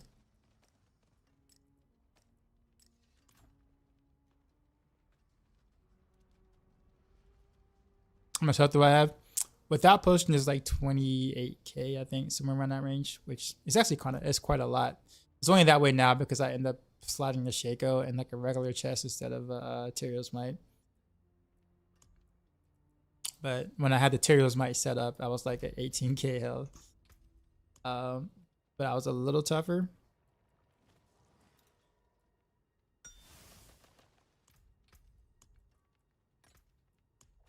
But I do need a better Shaco though. I need me a GA cooldown Shaco. Note to self: don't buy zoomed in when dies. When dies, I had good sleep. How's my dex so high on your bills? My barrage is only at 1900 right now. Well, my amulet has % dex on it too, so I have dex everywhere and % dex on the amulet. A GA % dex amulet.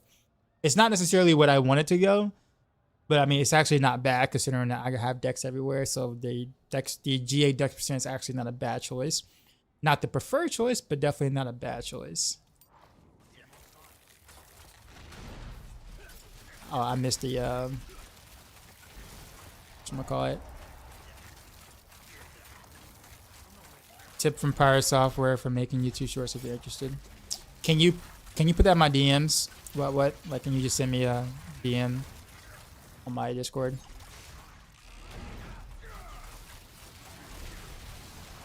If you don't mind.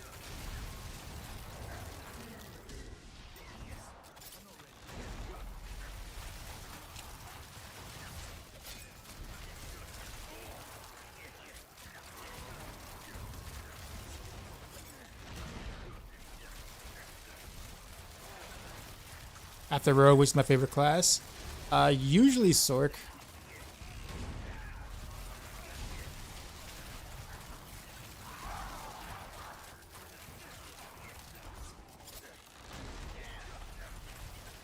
How many sticky stones do I have?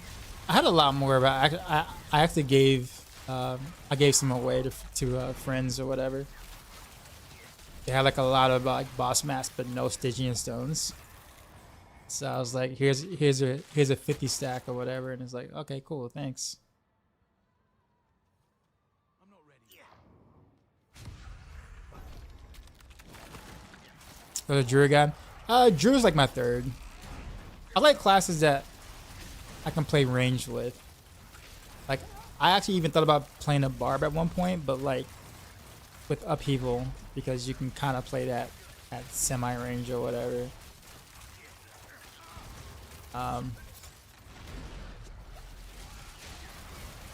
Like the only way I really kind of like any melee based anything is if it's agile. So like Shred, like I can see myself like playing Shred. Because Shred is agile.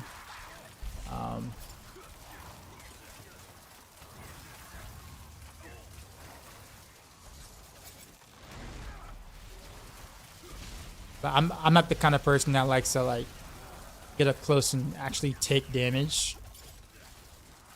Like if I'm forced to take damage, it's because I'm in melee range. And I'm not really interested anymore.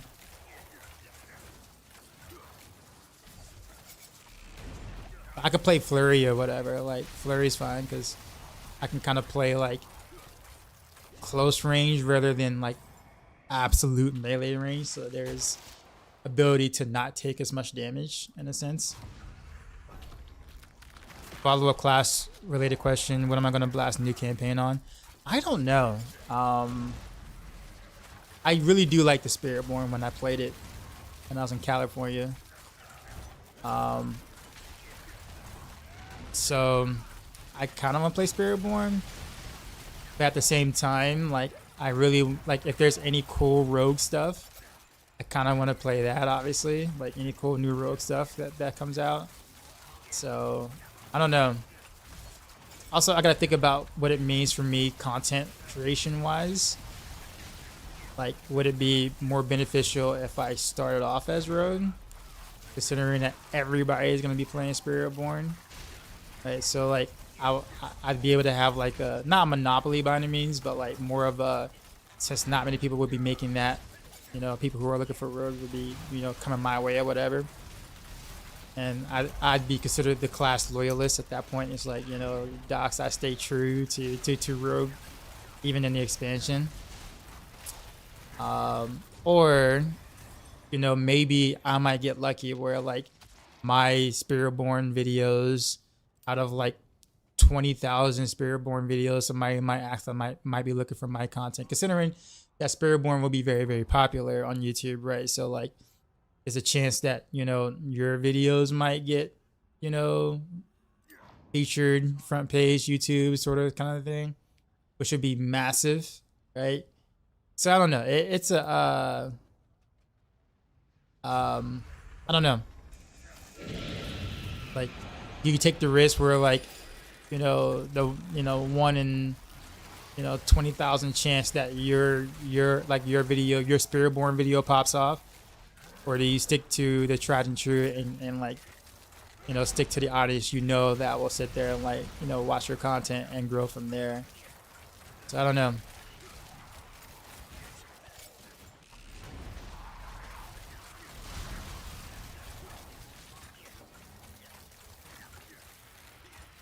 Paris, what's going on, man? He said you just woke up.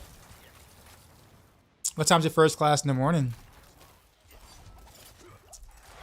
So glitz to be max to 21 or 15 is good. I mean, you might as well do 21. It's so quick to max them out. It takes you like from 15 to 21 it takes you like 20 minutes to max them out. So I mean, you might as well do it. Especially depending on like what key passive you chose. So like, let's say you chose precision key passive on rogue. Like you want to max out your combat glyph, so you want it level 21. Like that's not at that point that's not really negotiating. Like you need it to be 21, right? You're playing victimized and you want exploit the 21. You know, like those kind of things. You're playing close quarters combat, you want control the 21.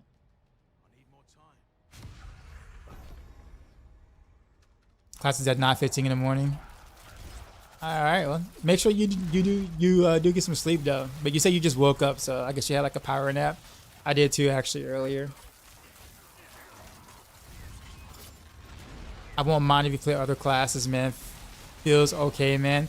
I don't know if I trust that, Barretton. You were rooting for the Butcher in the last zoomed in T8 run, and you were hoping for Ballistas to show up in my run. So I don't know. I don't know, Barrington. Oh wow, that was such a bad shadow step.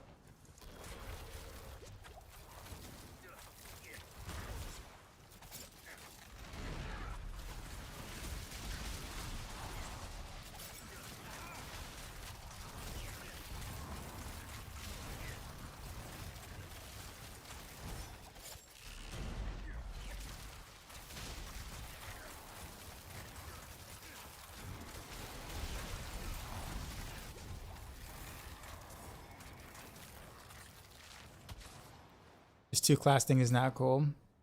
Are those classes like far apart in time?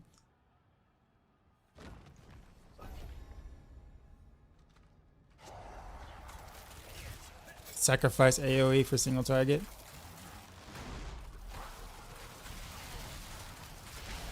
They seen a new updates that incorporate Starless again for Heartseeker. What were the changes to the Paragon setup for the final version on Maxroll? Literally a 3-point change. I just took the Paragon points from the Shadow Resistance node, and I put them in the I forgot the name of that node, but I picked up more damage reduction on vulnerable.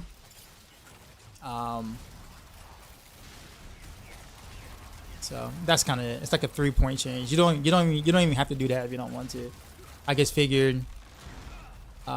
Since you have more health, you know, via Shaco. Dang. That hurt. Actually, I don't even know what she hit me with. Since you have more health now, I just thought it would be cooler just to take a little bit more damage reduction. But that's it. That's it.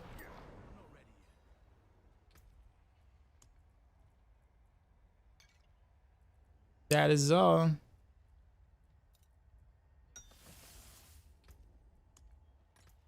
You got him, boys.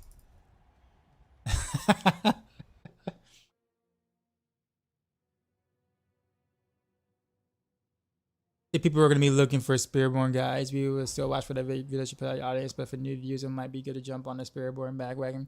But it's kind of hard because like I'm a much smaller creator versus the hundreds that will also be creating. You know, obviously I'm saying like it's one of those things where jumping on the bandwagon might end up hurting my case. It can either help my case a lot or hurt it a ton. Because keep in mind, you know, YouTube has, you know, algorithms, right? So like, let's say your next 3 or 4 videos bomb, that's bad for your channel because you took that gamble. You know what I mean? That's actually why, like, I don't really make a ton of videos, but when I do, I think it's stuff that I think people are going to want to watch from me. sure that's like playing it safe, and I don't necessarily get to reach a bigger audience, but at the same time, I don't completely like tarnish my algorithm either. Now, if I was a full-time content creator, I wouldn't care, because then eventually it'd be like, okay, I'll just fix it and make a jillion videos again, and you know, we'll get back on track.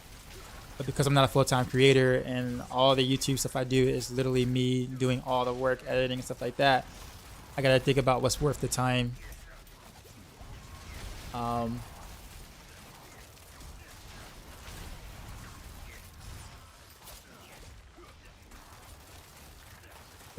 honestly, I mean, I'm not being cheeky or anything, but like let's be realistic. How many people are gonna watch anything Spearboard related, even sitting in this channel, coming from me, after watching it from Woody Joe and Rax Antrax and Dat Mods and like a jillion others first? You're naturally are going to go to those guys, and you're not gonna go and like look for like a third, like a fourth or a fifth opinion. You know what I'm saying? Like you're just not. Like naturally, you're just not. I mean, I wouldn't, 100%. Like I totally would not. Because I mean, I'm not gonna sit there and be on YouTube for like 2 hours watching 7 different people talk about a similar build. Like it's just not. You're not gonna do that naturally, right? Not because you don't like me, but just simply speaking, I mean, like there are certain people you go to for certain things first, right? Or whatnot, and that's what you're gonna do naturally. So that's the thing. So like,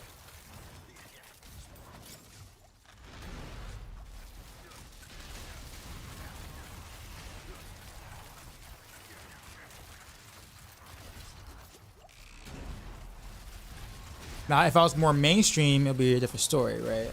Like, but of course, I'm not there yet.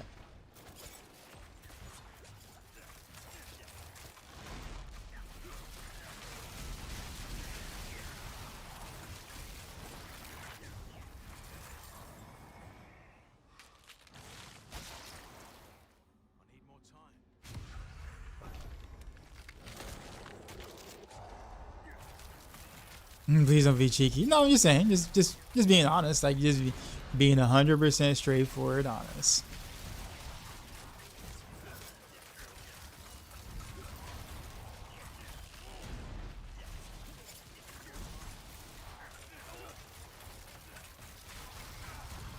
Does Maxroll already have Spiritborn Goddess kind of picked out? Mostly, yeah. Yeah.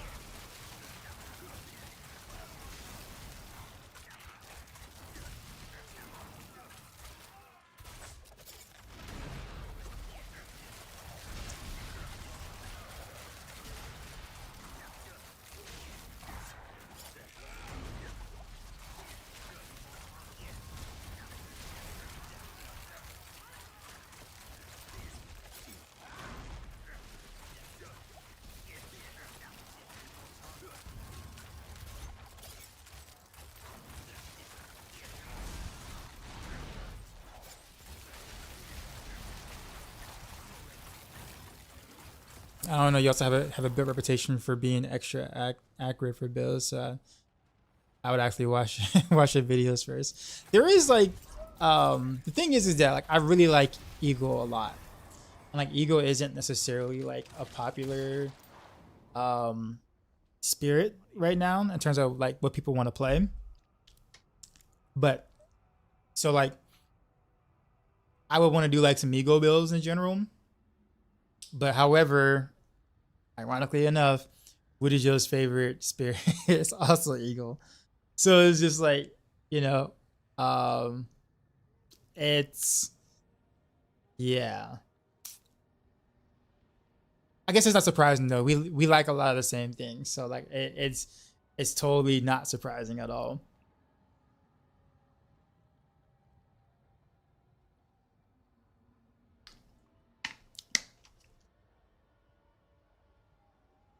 So like if I do anything, it'd probably be more of like it would be more so of like Eagle related stuff, just because that fits definitely how I like to play. Eagle Jaguar, Eagle whatever, or just pure Eagle.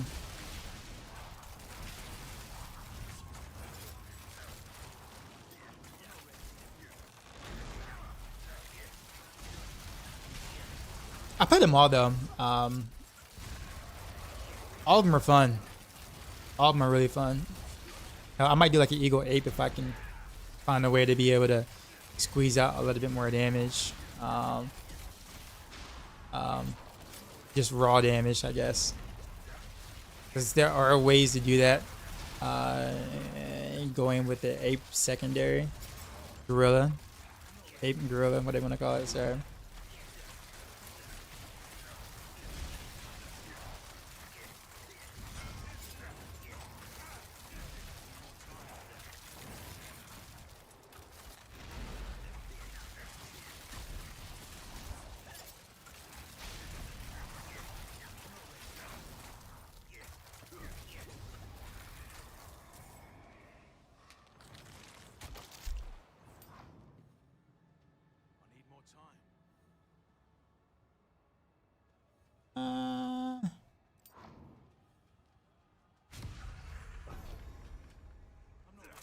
I can get more damage out of it. 18k health test with some TAs where it didn't even come close to dying.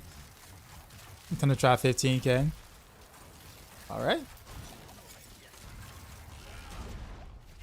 I would assume in Hordes with the Andy's Barrage you would be in less danger anyways because you have a lot of AoE, so chances are you're going to run into less situations where you actually feel like you're overwhelmed by any chance.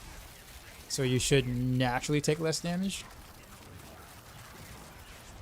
So yeah, you should be able to run like pretty glassy.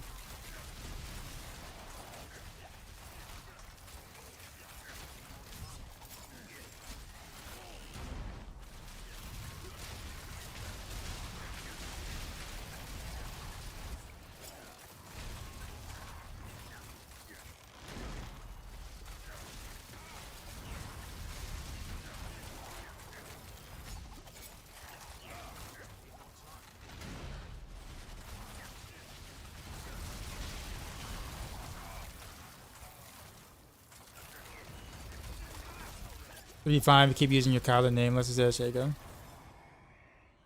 Well, I mean, if you're gonna do, the thing is that if you're gonna do it with Starless though, then you definitely need to do Shaco and not Kyle, because you're not gonna be able to get your cooldown. You're not gonna be able to get your ultimate cooldown off enough to keep your no witness up 100%. The only reason why Starless is okay in that setup and not like just a regular ring is because you have the Shaco to help you get your cooldown down, you know, on your ultimate a lot. Otherwise, I wouldn't have Starless in that at all.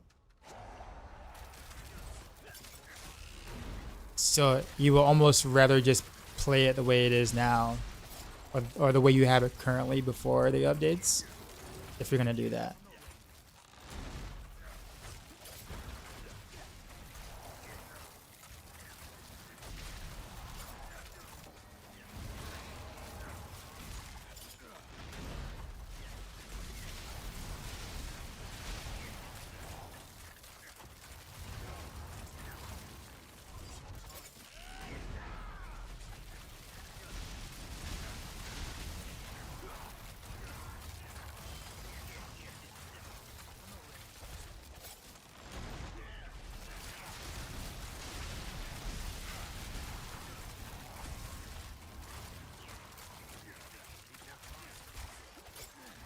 Same thing with your barrier, or not barrier. That really wouldn't change anything on your barrier.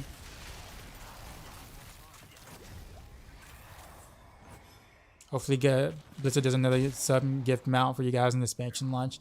Yeah, that was nutty. Even for like a content, like even as a small content creator like myself, that was still like quite nutty for my channel. I did pretty well that month.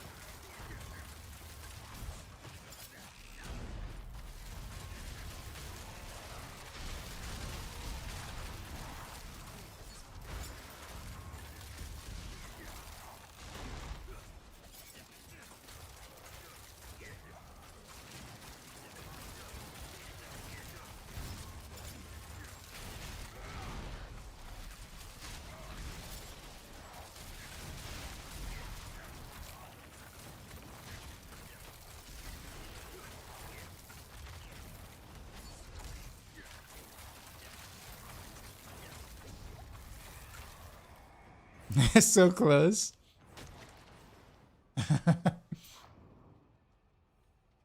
You know to push back because I can't solo, but I'm pretty hyped for Dark Citadel. I'm hyped for Dark Citadel too. As a solo player, I'm actually hyped for Dark Citadel because I guess I'm more hyped the fact that I can play it in twos. Like if I had to do like a 4 full man party, I might be a little less hyped about it. Like I'm like, yeah, all right, sure, whatever. I'll do the thing. But the fact that I can just pick up a friend and be like, yo, let's crush, Dark Citadel real quick. Call up Crafty, call up Matthias the Gamer, call up Zario, whatever. C6 was going on. Appreciate you. Thank you for the sub. But yeah, I can just call up any random friend and be like, yo, let's crush this real quick, right? Like I'm down for that. But I don't like getting like a full party of 4 people or whatnot. It gets a little much for me. I like duos though. Duos are okay. So when I heard that, yeah, you can play, in a 2-man, I'm like, for real? Like a 2-man, for real? Nice. All right. Okay. Bet. Even call some old friends, like Decoy. Hey Decoy, what you doing, man? What you doing real quick? Let's hop on these. Let's hop on this Citadel real quick. I see Riptide on. He's not playing Tekken 8. Yo, you want to hop on this Citadel real quick? You know what I'm saying? Like, I don't mind that. That's cool. I find that fun.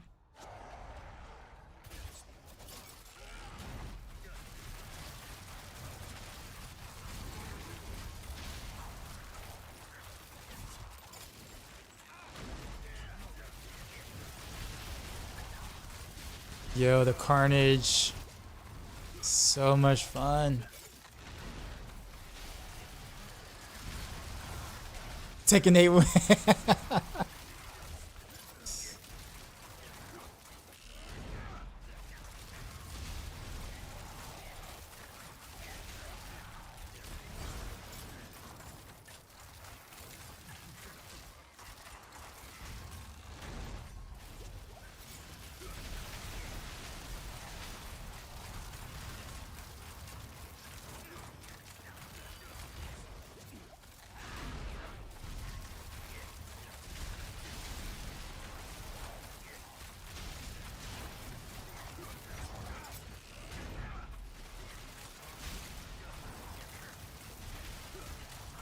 This was a good wave.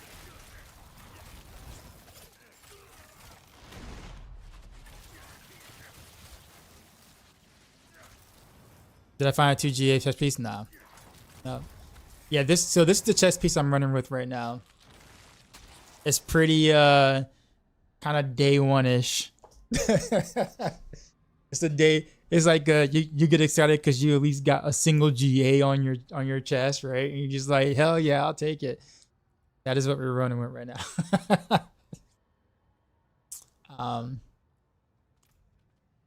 Believe it or not, here's the thing. Here's the funny part. I actually do have a GA Dark Shroud chest, like a 1 GA chest, but in Dark Shroud.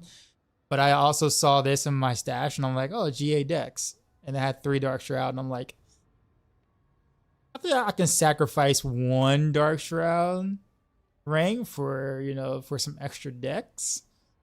The whole glass cannon in me, sort of, in a sense. That's kind of what we did. Yeah. Also rip on that 3rd masterwork on that freaking fire resist there. Quite embarrassing, but it is it is what it is. I'm not gonna sit there and like reset this chest a jillion, not this chest a jillion times. Ain't happening. Not the end game chest. All these are pretty bad.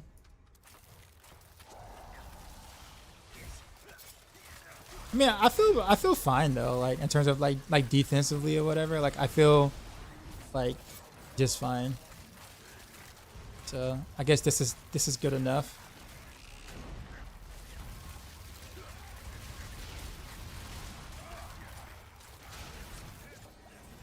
So I mean, I can wait for, you know, some 2 GHS to appear at some point.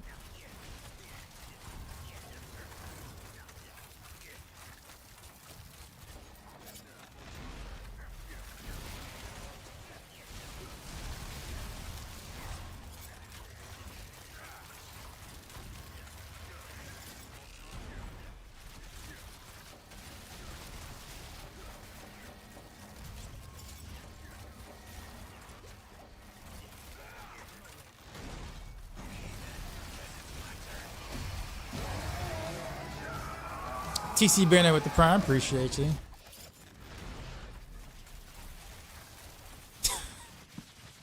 Yeah, that wasn't even fair.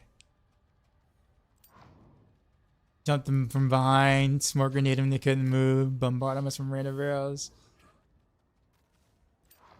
Something must have happened though. I bought a 2 GHS yesterday for 5 now for 20, 30B. Honestly,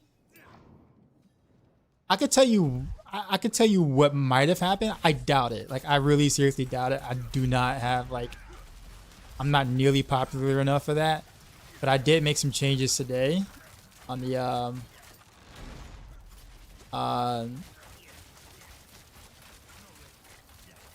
whatchamacallit I got in the way. Rip.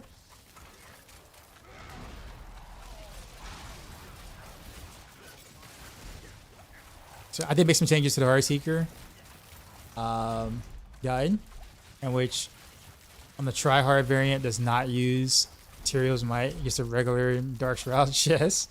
I made those changes this morning, early this morning. But I seriously doubt people are paying that much attention to what I'm doing. To be like, oh, okay, so on the tryhard variant, the no Tyraels Might is the way to go. Let's kind of get ahead of the game real quick. Like, I doubt that happened. Like, that's some like, some like Woody stuff or whatever. Like, where like he comes up with a video or something. And we're like, yo, get this. I am nowhere near. No one's paying that much attention to me at all to try to get ahead of the market in that way. Like I said, that happened this morning. But that was only in the tryhard variant, so I don't know what else could have spiked it.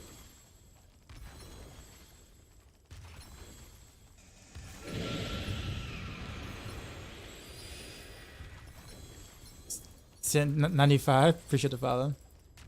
So what I really should have did, CH, was ask you about the chess before I made the updates.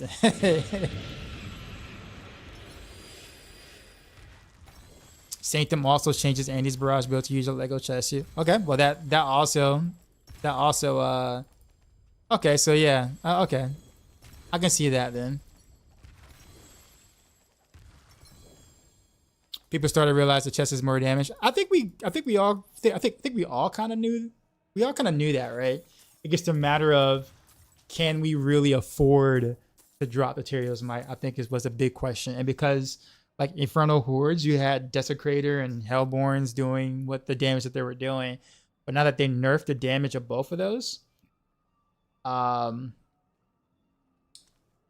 it's, we actually, I guess some of us decided to like theory craft and be like, well, can we do it without a Tyraels Might then? Kind of thing. Like now that the Desecrators aren't like, OP anymore and whatnot. It's like, do we really need the Tyraels Might chest? So that's why I was like, I can pick up an extra multiplier, that'll work, right? Which is what I did on like my particular Heartseeker setup. I left it as Tyraels Might on the website because I know people are gonna look at me funny if I told them, hey, take off your Tyraels Might. So I left it at I left it on for those who felt really squishy, but on the tryhard, I'm like, yo, no Tyraels Might, we good. Are you the only person using the crossbow? Probably. What are you missing? Nothing. Actually, I'll tell you what you are missing. You're missing the sweet, sweet sound of the pew pew effect of the crossbow versus a bow. That's it. It sounds better on a crossbow when you pew pew with Heartseeker. That's it. That's legit why I do crossbow over bow. The only reason. Like, I recommend bow. On the website, it's bow. On all variations, it's bow. Because people love the bow. And I totally understand, right? So, however, I like the pew pew sound of crossbow. So, I find it satisfying to the ear. But regardless, it's practically the same damage output. Like, it's the same damage output. Like, if you, well, I'll put it this way. On a super omega perfect setup, right? The bow is about 0.8% more damage. Right? 0.8% more damage. So, like, not even an entire percent. However, ironically enough, this amulet has weapon mastery because, you know, that's just how amulets come sometimes, where you don't get all the passes you want. But I have weapon mastery here, and ironically enough, weapon mastery is stronger on a crossbow than a bow. So ironically, if I was to, let's say, min-max with what I have, but keep the amulet because that's just how I rolled, then technically speaking, the crossbow would be like 1.3% more damage than a bow because of that. So, like, ironically, I am taking the best option for my gear set. But not because I'm trying to look for 1.3% more damage, but more so because I enjoy the sound of the Heartseeker pew pew on a crossbow. Is RMT legal or not? No, it's not. In China, it technically is. Everywhere else, no. Am I res cap on the tryhard version? Of course. That's like half the reason why we take the penitent grease, because it comes with cold resist. So all I gotta do is just find one more place to get one resist. So since we did a regular chest, I just threw fire resistance on it. And boom. Don't worry, it'll go back to Tyraels next week or whatever, and T9, T10 comes out. I'm gonna still try to do this without. Well, of course, you know I'm gonna try it. I think that goes without saying. Can I show my gear real quick? Okay. Shaco. But yeah, I'm gonna try it without Tyraels Might still, because I mean, I feel like I still got some room to go. Like, especially on this chest. I mean, I have a non-GA Dark Shroud, so like I have some room to go to kind of get a little bit more toughness out without having to feel like I have to make the switch. But we'll see though. Like, I mean, who knows? Who knows what they're gonna do with that? But I'm certainly gonna try without. You're short on light resistance for some reason. Are you on the tryhard version?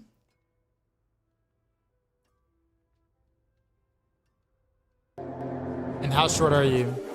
Yo, dark side. We just Throw him with the praise. Sorry about the echo. You know how we do. Drop my new beat for these new viewers. Yes.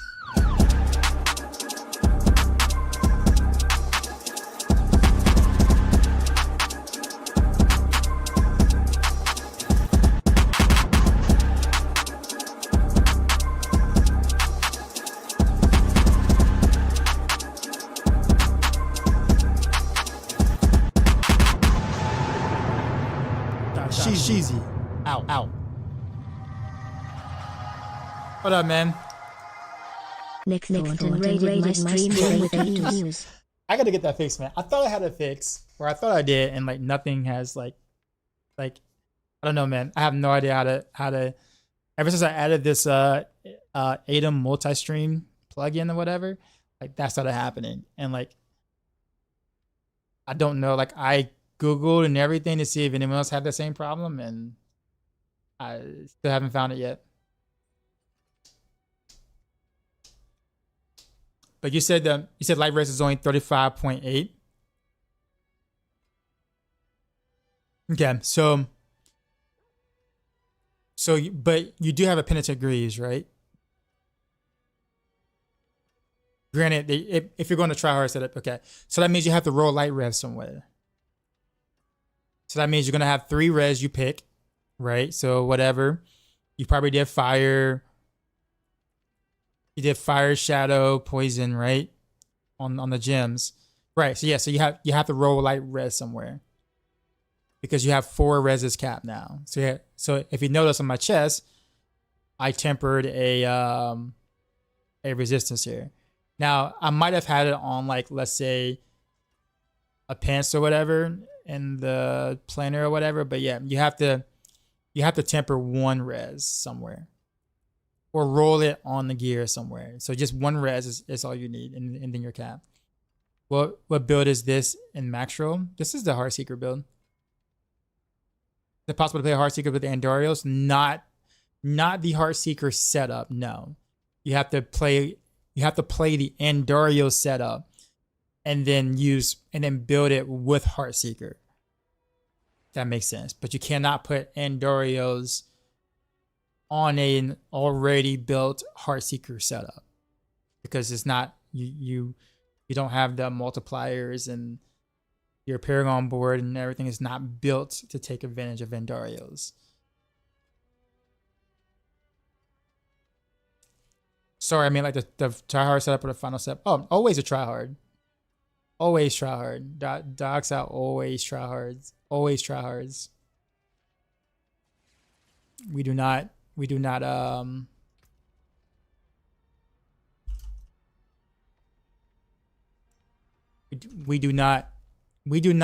try hard here. I'll put it that way.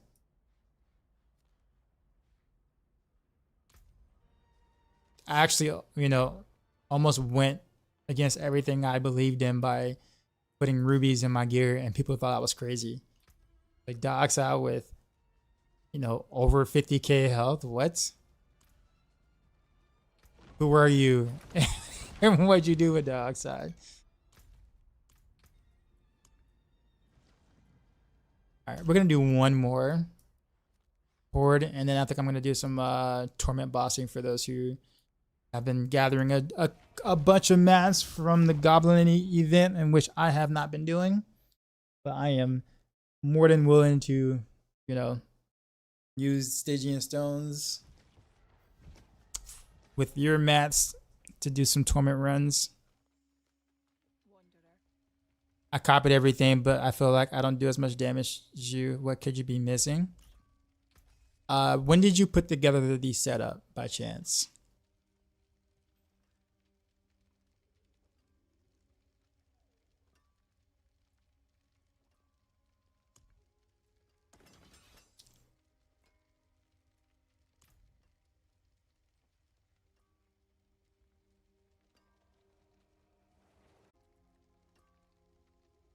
He's this TV. Appreciate the prime. You always forget you have that.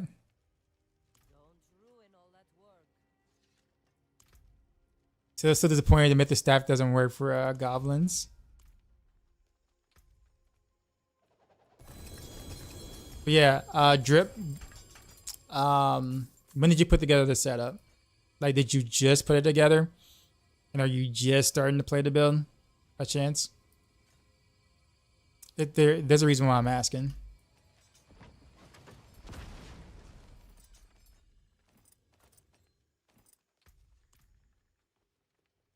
That looks worn.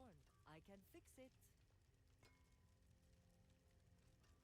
That can't be salvaged. Can I copy everything but still use Tyraels and Shake Up?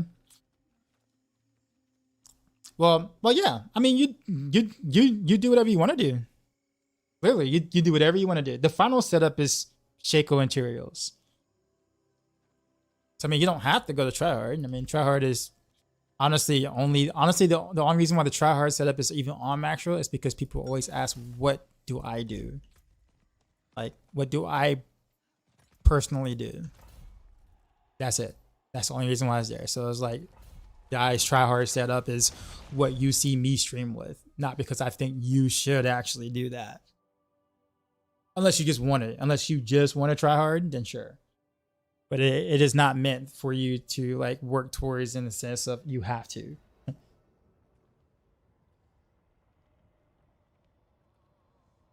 I still do 100 millions. I feel a little weak. Well, okay, so Drip, if you just copied the build, like if you just copied the setup and you just started getting, you just started putting the gear together and you just started playing the setup, chances are you probably don't have all the rotations down quite yet, like to, you know, in terms of understanding like how to stack your damage, and your gear may not be necessarily as good as someone who might have been playing this for weeks. I'll give you an example per se. That's like saying, you know, yo, I've been like watching Steph Curry shoot, you know, threes. I've been like copying his form. I got his shoes and everything, but I'm not making as many threes, you know, as Steph Curry is. I'm like, well, of course. He's been doing it for years. You know, sure, you got the setup. You've been copying, you've been watching, but like how often have you actually put that into practice versus how often Steph Curry has done it? You see what I'm saying? Like, you're just not gonna be as accurate as the dude who made it. You know what I'm saying? Like, you're not gonna be as accurate as the dude who's been doing it. You know what I'm saying? Like that's not, obviously that's a pretty out there example because, you know, obviously in D4, you know, the skill ceiling is way lower than, let's say, that, right? But I mean, I'm just putting that out there where it's like you're probably not going to get the output that you see me get if you just put this together and you're just starting to play it. Because if you can get the same output that I'm getting and you put this together in 2 hours, then that makes me look bad. Like, well, damn, like I've been doing this for weeks and this dude copied it in 2 hours and, like, you know, he matching my output or even better. Like, that's probably bad on my part. You know what I'm saying? It's like, man, that's, you know, I need to step my game up or something.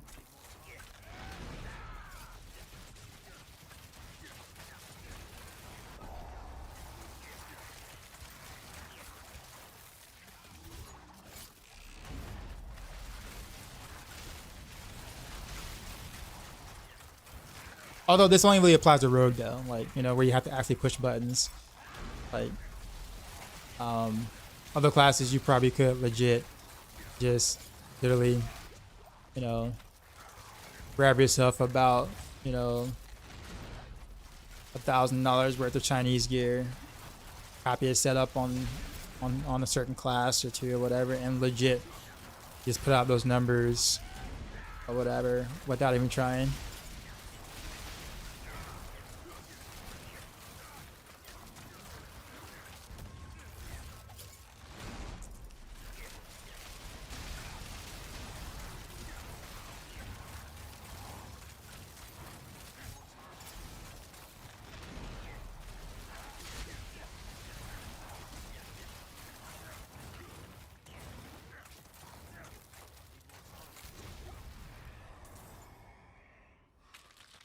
Put together yesterday and did a 7 today. Uber's melt, they do. If you don't feel comfortable getting rid of dash, should you stick with Death Trap instead of random arrows? I would just remove Smoke Grenade, honestly, or actually Cow Traps.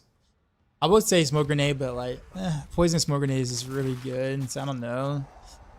Probably Cow Traps, honestly. I would do the no trap variation if you don't like playing without dash, to be honest. I think the no trap variation is actually very good. And there isn't any content outside of, like, let's say, like if you're pushing, obviously don't do that. But I think outside of that, there isn't any content in the game where the no trap variation, you're gonna feel like you're really hurting yourself by not having traps.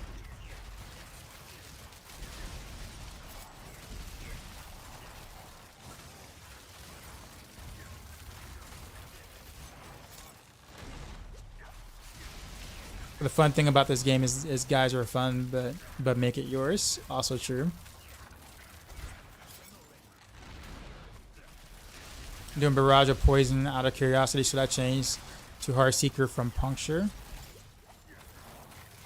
So if you're doing Andariel's poison, you can change Puncture to Heartseeker if you would like, but also understand that Heartseeker has different breakpoints than Puncture does in terms of attack speed breakpoints. So you would need to kind of configure out how, like, you know, what breakpoint should you hit with Heartseeker versus Puncture. So you can do that, but make sure that you can, like, yeah, make sure that you can, you don't gimp yourself by not hitting the correct breakpoints, because the attack speed in which you have currently from whatever guide you're following for Andariel's Puncture is specifically for Puncture. That's it.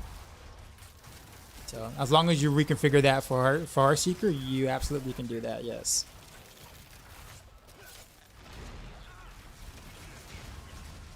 I'm actually planning on doing that myself probably at some point. Make it Andy's Heartseeker because everyone's been asking me to do it. Jeez.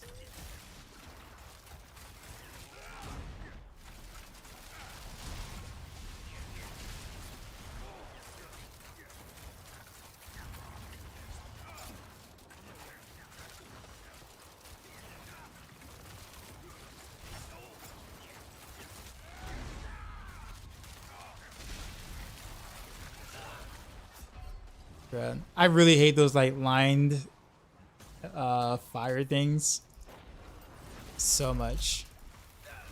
I didn't have my Dark Shroud shadows up. Yeah, I need to run this over.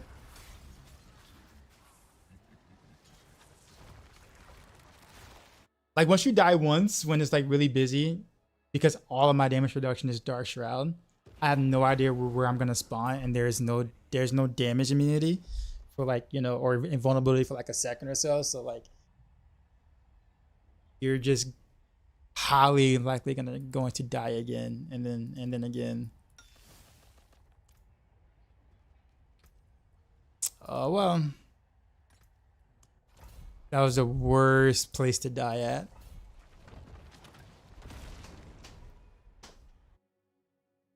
The Shard of Varathia only dropped from the 60 chest.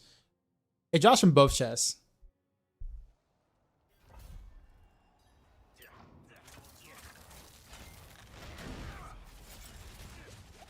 Take it for a physical barrage build. Love it.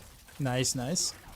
Yeah, people have actually been saying that quite a bit. I'm actually surprised to see how many people are actually preferring to play that over, like, let's say the Andy's Barrage. I've been getting that a lot lately. Even my analytics on Maxroll in terms of like guide hits, like how many people who have been like viewing, you know, what percentages of guys or whatever are still viewing the regular Barrage guide a lot.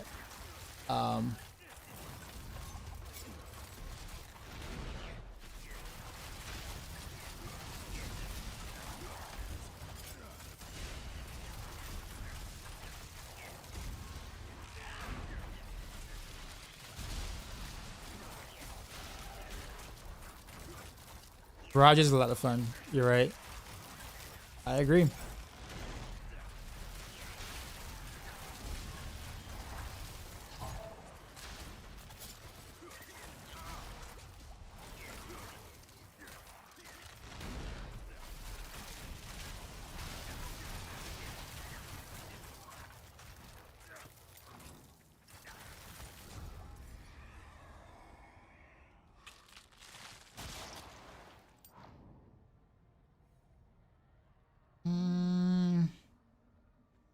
All these are bad. Peerless, what's going on? I think I saw you earlier in the chat. Like, I wasn't even streaming yet, and then you put the laugh emote while I was like doing some stuff on my. I had OBS open for whatever strange reason, and so like the chat was there, but I wasn't streaming. And I saw you post something, and I was just like, oh, well, hi there. I had to double check to make sure I wasn't streaming. I was like, am I streaming right now? About the shard, the basic skill deals X increased damage is the most important. Yeah. I would say so, yes.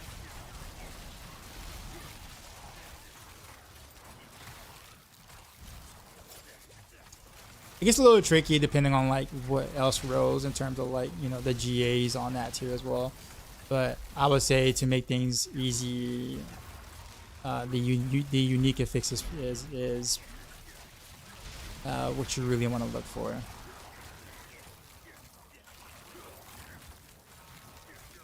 Because I have boss mats. Yeah, I'm gonna do, yeah. So after this run, we'll do some tormented bosses. I got your Riptide. I think Shoots wants in too as well.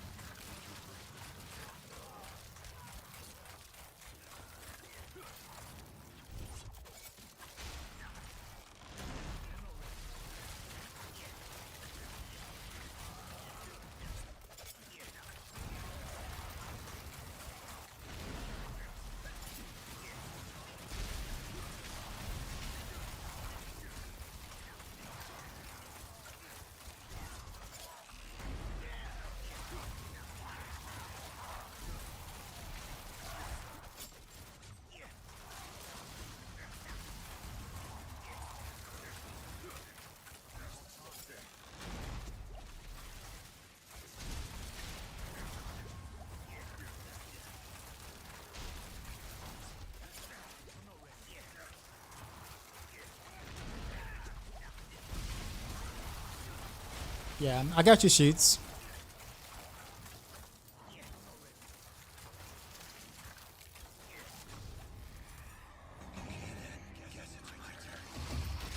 Perilous pair.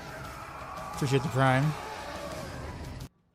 I really gotta get that fixed, man. I tried earlier. I really was trying to get it to figure out what to do. Also, these boons are terrible this run.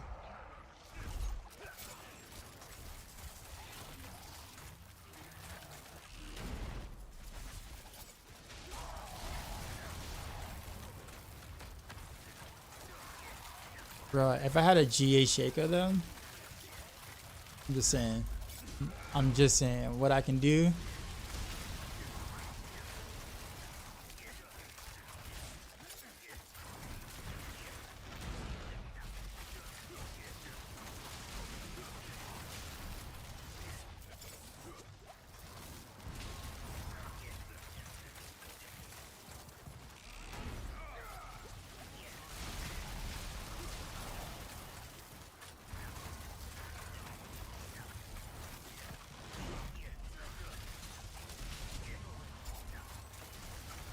What build is this? And is it on Maxroll? It is on Maxroll.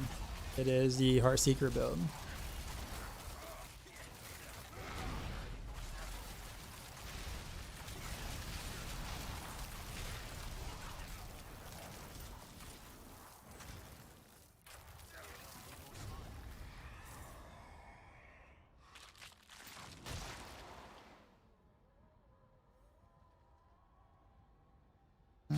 I guess this one.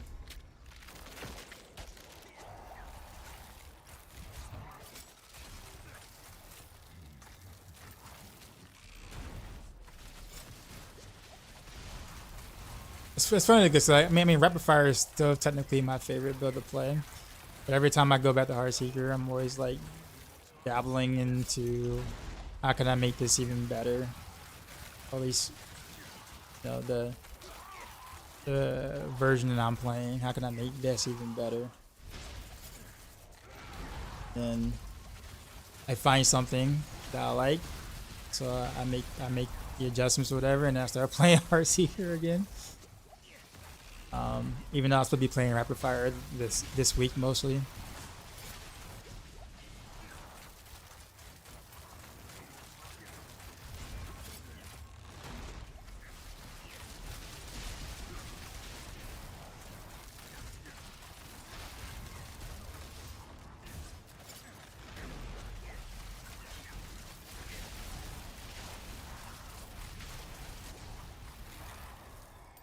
Can I share my idea with the picking hordes? I am not the person, honestly. I am not the person to ask. I normally pick what's fun usually, versus necessarily what's the most efficient. Shoots, no. Rogues don't need that, no. Not anymore. But generally speaking, you want Hellborn related boons. Plus Hellborns follow you, those kind of things.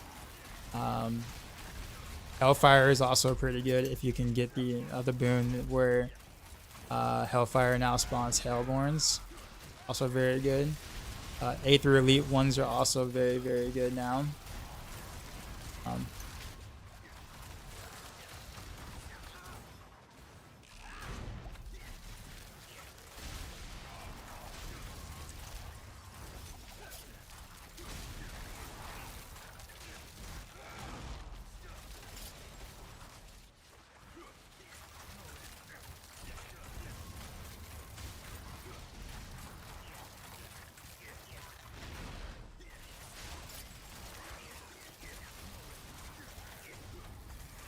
I think you found me in game. He gave you a look. Oh, that was you.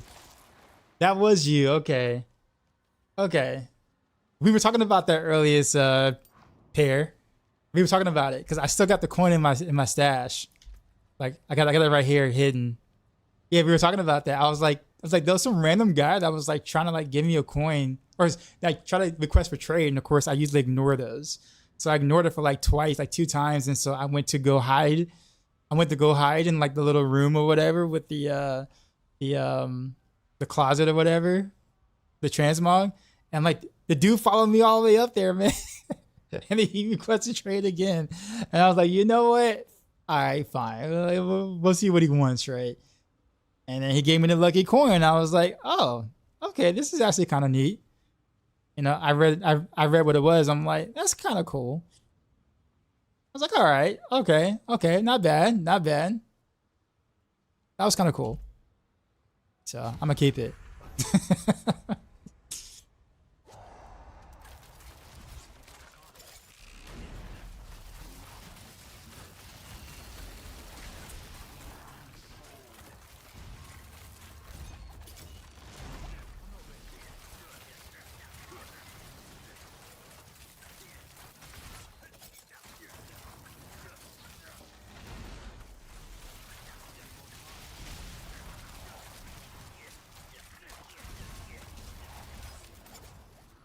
He's still alive?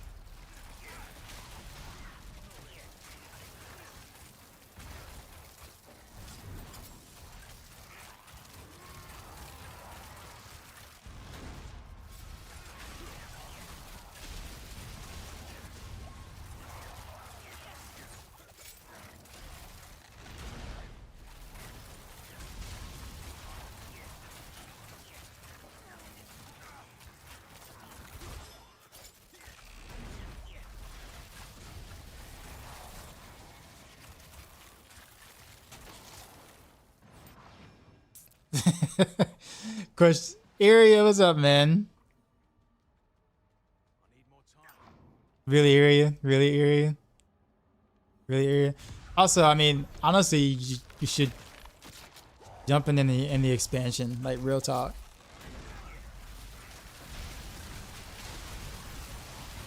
We all start bidding with 1 goal increments.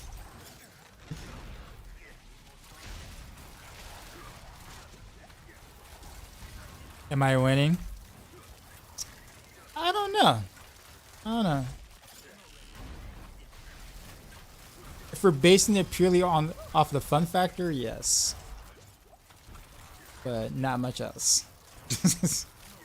Definitely not much else. My boons this run suck so bad. Like,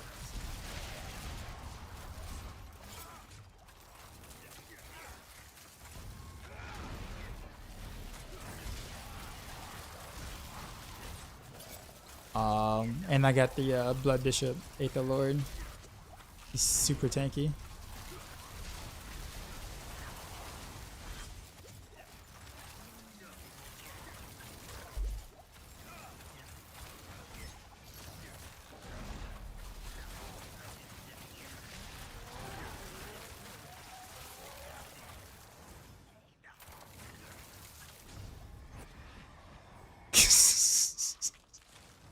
How's the how's the art, by the way?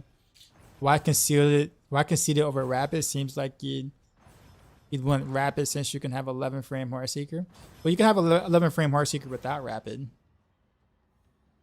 So why not just take the extra damage since you can get 11 frame without Rapid?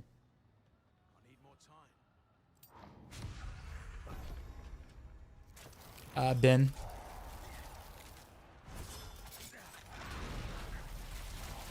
Not to mention, if you're going for the 11 frame, you're going to be capped in that anyways. So Rapid really wouldn't do you any good. You would need to get more attack speed in the second cap, not first cap. So Rapid is actually not a good choice.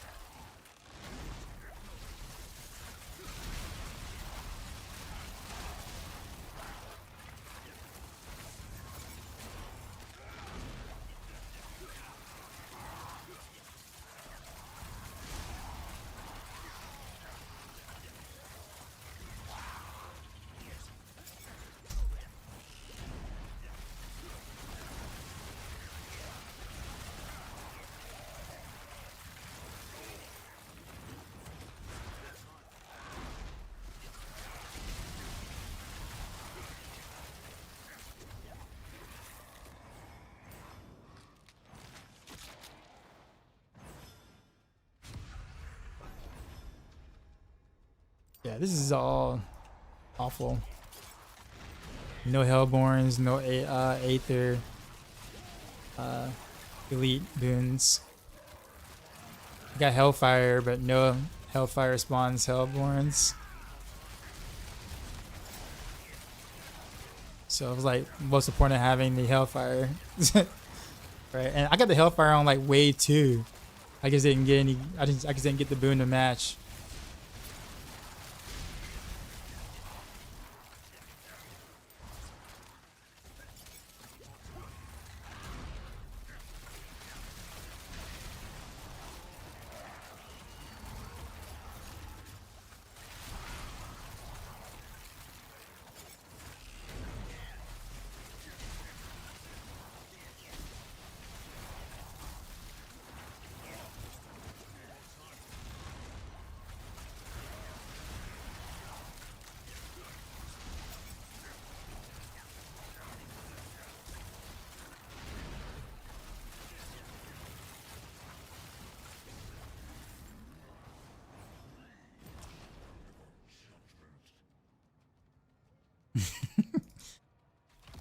Also, I got a patch today nerfing the last raid, which is a lot more doable casually. Still hard, but went from say 11 to 10 to 8.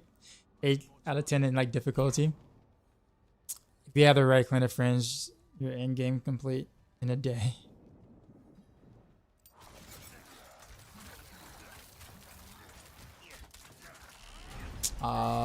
He kind of the other dude came along, kind of messed this up for me.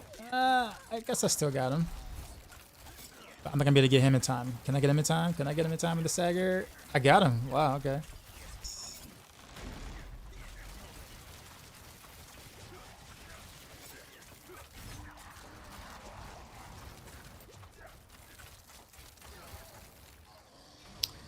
We're putting out some deeps, man.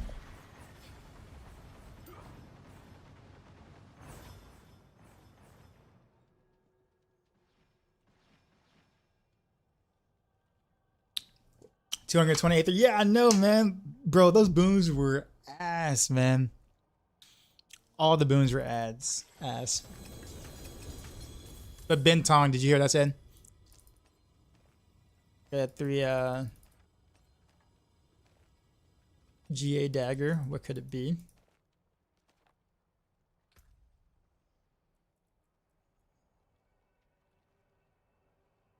Yeah.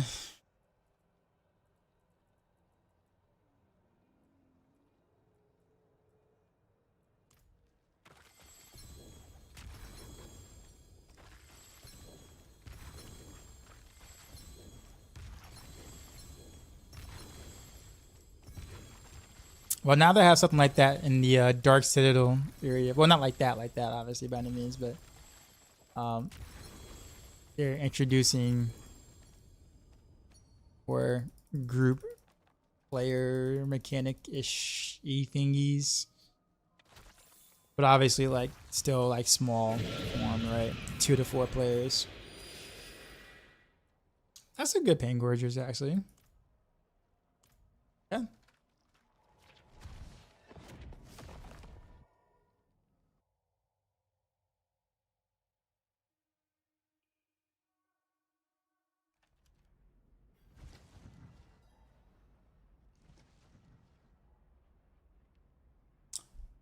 All right, Shoots, where you at?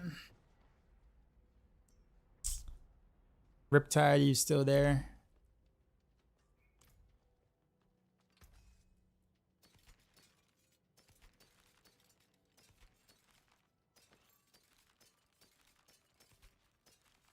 Cool, cool. Request invite again.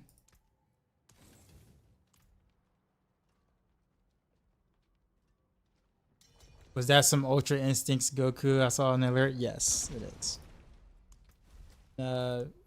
Beast Gohan is the I gotta let me log off and log back in. Beast Gohan is the sub alert in the movie. I kinda like the whole subtle like shadow effect on the gloves since I'm playing, you know. Part of Shadows, Heartseeker. It's kind of fitting. It's like you know what I'm saying? Like, you know what build I'm playing.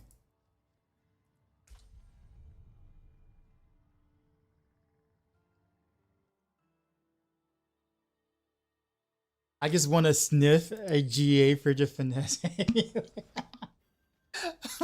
feel like that kind of came out of nowhere.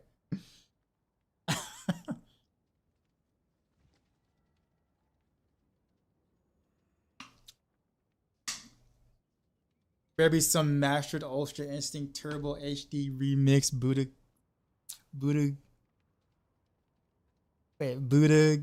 Kaiten? No, Budokai Tenkachi. Okay, yeah, Budokai Tenkachi. 4 years sub badge for you next one.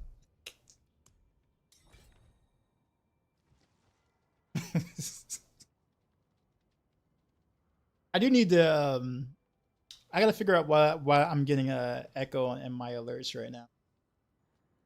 I downloaded the multi-stream ADEM app thing, plugin for OBS, which makes it much easier to multi-stream. But upon doing so, somehow my alerts are now echoing. I think it's just the alerts. Like everything else isn't echoing at all. It's just the alerts. So I assume it's coming out of desktop to thing, but I don't know what happened because I personally didn't change anything. See, hear it? Yeah, it's just weird. Because I legit did not change any settings at all, and like all of a sudden now I'm having that problem again. I'm like, huh. So I'm gonna have to like troubleshoot it at some point. I don't know if it's hard to really troubleshoot it off stream too though, like because the double alert doesn't really happen. I'm gonna say it doesn't really happen. You have to kind of force it through like the stream elements thing, but then the stream elements like web browser thing or whatever also also echoes. So it's like I don't know. Okay, well, I'm gonna go sleep this soon, so you can stop by another time. Oh, cool, man. But for sure, I would. There's a campfire tomorrow, but yeah, I would totally check out the like for real, like the expansion. The game is finally kind of going in a good direction since season 4 and beyond. Season 4, season 5 have been really good for the game. I think it might be worth. There it is. There it is. J-Man Fishing. Wait, who's Grumpy Monk? I feel like I know that name. Like, that name sounds familiar.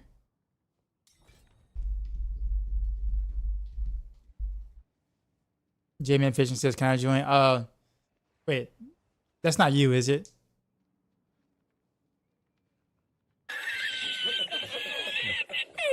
I need gloves with GA, critical strike chance, and damage. But I just had a baby, so I can't play like everyone else. Everyone has billions of dollars. Can you help you? Well, for those who actually don't play, or like for those who don't play, who want those kind of things, generally trade a lot for it. Like, just hit an ad, don't respond. Okay.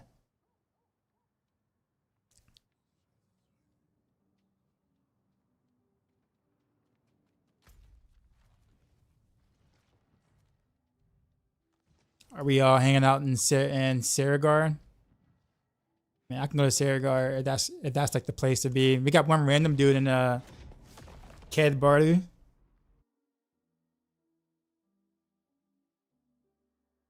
Morning dad, morning chat. What's going on?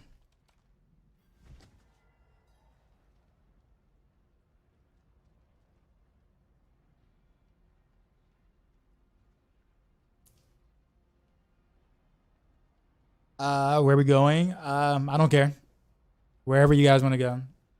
Someone said Zir, so I guess let's do Zir. I assume Zir is probably the most, like, I think Zir, like, people got blood now because of the whole like goblins. I assume, or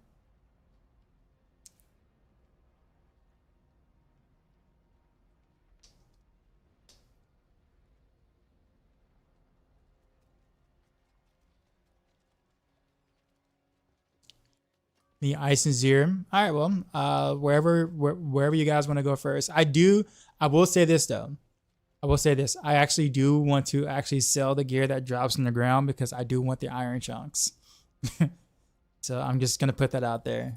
I am broke on some iron chunks. And I know you can do legions, but those are timed. So I will be picking up my junk and salvaging like real quick, of course. What's this supposed about gloves and being efficient with very limited play time? So like, I mean, honestly, I don't say your best bet is trading, but I mean, that's kind of what people do. Like that's kind of what people who definitely have a limited time to play do. Like if you can't grind for that gear or whatever, trading is the quickest way to do it.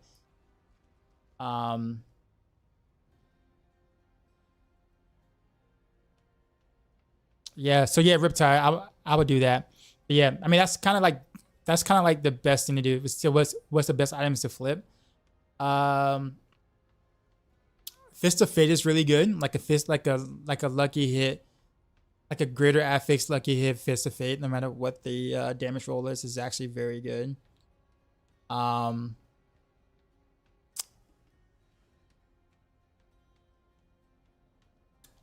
what's up? He says start with popular items for your own builds. Also very true.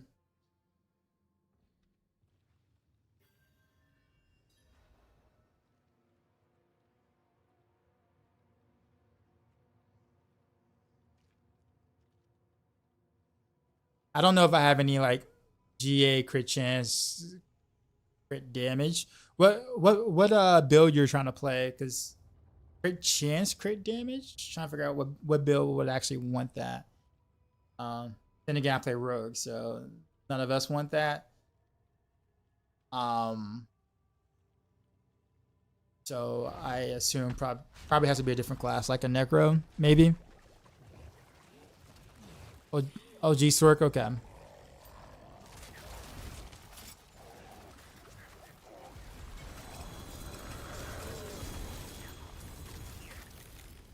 Ew, who has totem?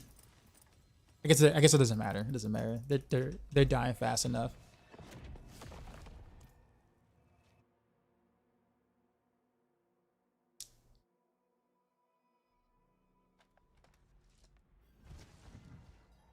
You like turned into the stream for about 10 seconds earlier and saw you hitting white numbers bigger than the crit overpowers on your boulder druid.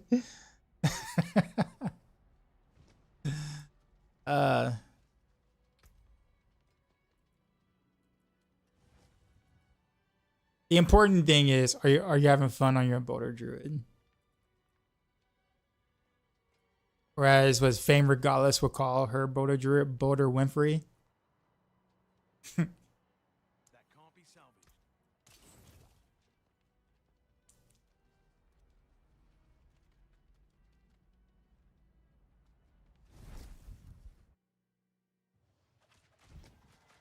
just sort, but Rob says Fist of Fate might be better. What's my thoughts on it?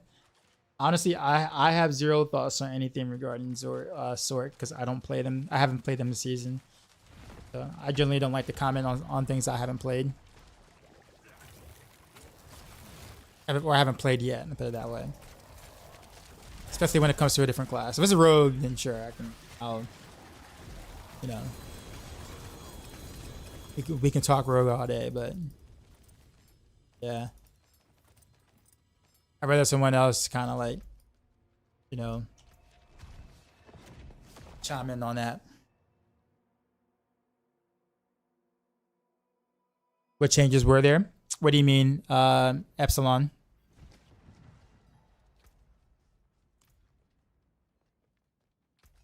Yeah. I'm selling quickly though, so I'm just jumping in and selling. Cause like most of this is trash anyway, so I do with the iron chunks. I'm getting like 132 item chunks per sell, so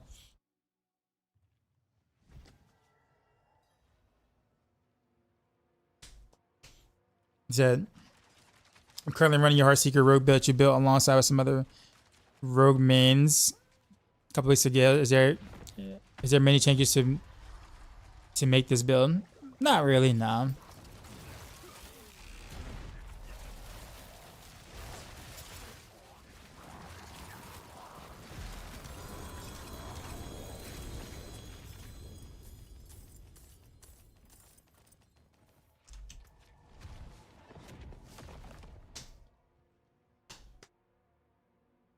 So with the Uber boss changes, should I just use my stones on any Ubers? Yep, pretty much.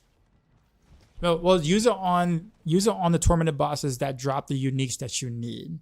If you don't need any uniques at all, and all you want is mythics, then you could choose whatever boss you want. Doesn't really matter. I still always check amulets though.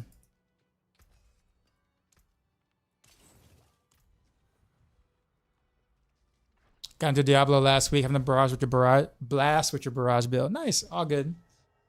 Thanks for the compliment. Barrage is still kind of popping off. Like the original Barrage, people were still like really popping off and playing. I was skeptical about making the rework because I'm just like, no one's gonna bother with this because everybody's gonna just play Andorra's Barrage. Like honestly, let's be for real. But I'm glad I did it. Seems like people were very happy with the rework. So I'm happy if you guys are happy.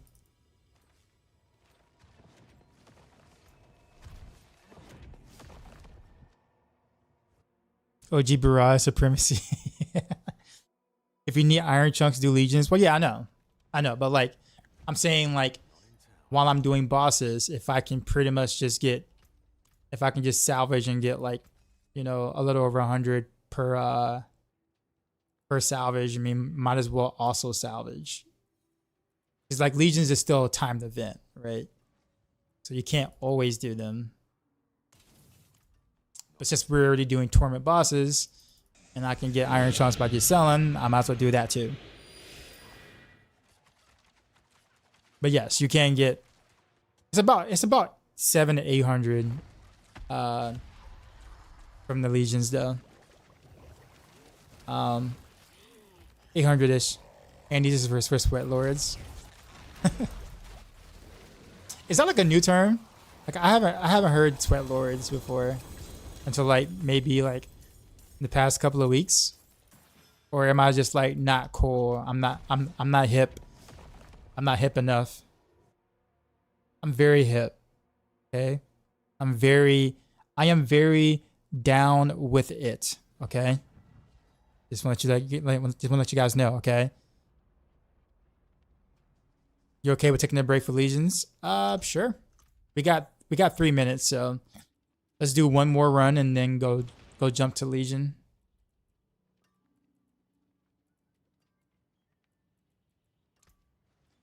Anything breaks, the forge is hot. Using Rob Zandy's Barrage build. Is there a better one? The Umber Crux is crazy good. You have a 4G8 Tyraels? Bro. Okay, John. All right, John. if I'm reading your message earlier, let me go back. I need gloves with the GA crit chance crit damage, but I just had a baby, so I can't play like everyone else. Everyone has billions of dollars. Did anyone help you? Very limited playing time. So you must be extremely lucky to get a 4GA Tyraels with very limited playing time. I mean, obviously it happens. I'm not saying it doesn't, but holy, what? Like, dude, what? What? That is, congrats, by the way. I'm not hating by any means whatsoever. But for a guy with very limited playing time with a 4GA Tyraels, technically speaking, you only really want 2 of the 4 to be GA. But I mean, realistically speaking, landing a 4GA Tyraels is insanely rare. All right, so legions. Let's go to where that is.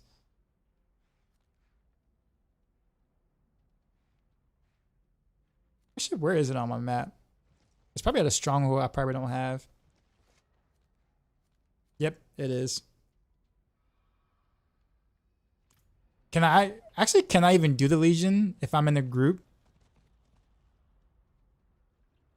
And I don't have the stronghold unlocked.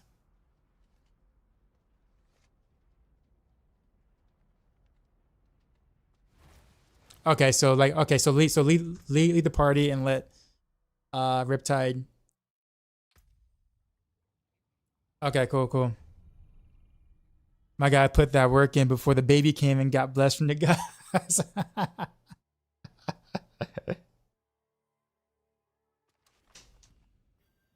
I'm about to choose my first mythic while following a barrage guide. I reckon you go Tyraels. Yep, for sure. Also, congratulations on the baby too, by the way. I think that's kind of in order. I know we're, playing, Diablo, and we're congratulating you on like ultra godly items, but also congrats on the baby as well. Uh-oh. Wait, who couldn't join the party? You might have to join us someone else.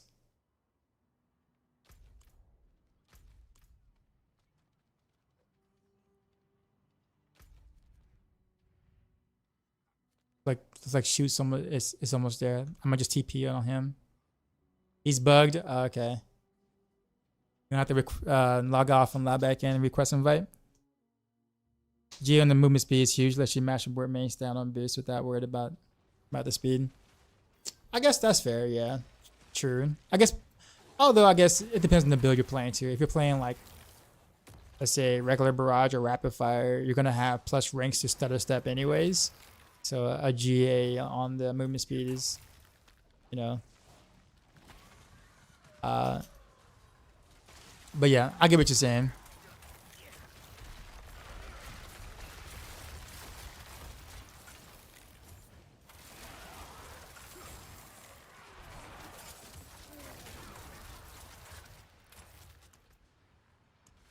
He can't get the invite. I think it's still saying he's bugged.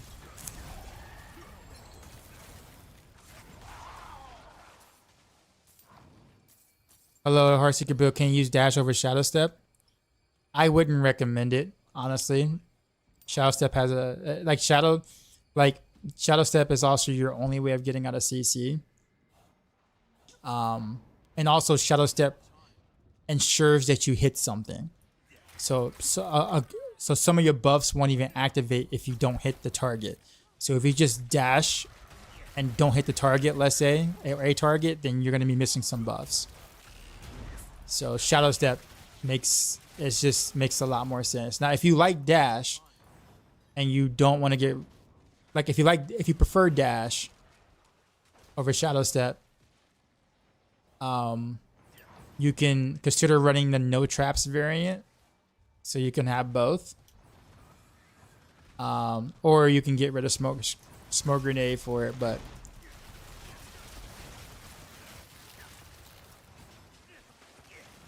I pick up the Still Fear.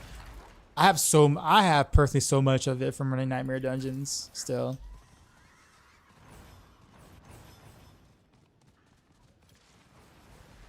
You're welcome.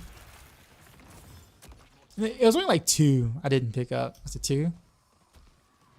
Like I didn't pick up like 2. Probably enough for even a regular run. But yeah, I got with you.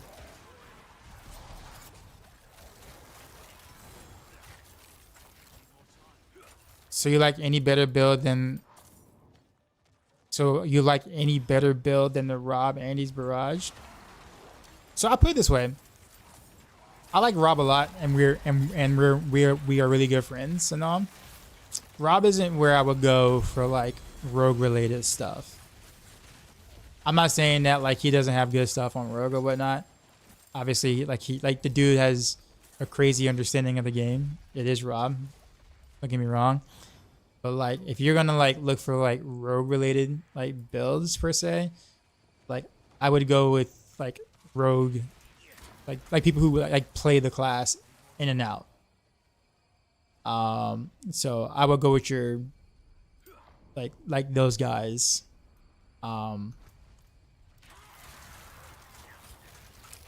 Personally, I like Heartseeker a lot, but I also like play like you said so mean. Well, I mean, you're already playing Andy's Barrage, but I would go with like a Mippy or a Sanctum variant over Rob's variant. Not saying Rob's variant is or what Rob may have is bad. It might literally just be a carbon copy of one of those two guys' builds. But like, if you're gonna be playing Andy's Barrage and you want like probably the more fleshed out version, like I would pick like one of those two guys. Now if it was Barb, like if we're talking about Barbarian, then obviously like, you know, Rob is the place to be. But it's different than like, you know, kind of talking about it, you know, putting in the spreadsheet or whatever, you know, and then you don't really play much of it in a sense. So you can't contribute to updating the guide and seeing what things you can get away with and what tweaks you can make. You know, you see what I'm saying? So like, again, I'm not saying he can't make good builds. I'm saying you can't evolve the build if you don't play it. That's why I'm saying like I would go with rogue guys who do play that. As far as Heartseeker casual friendly for councils, it is.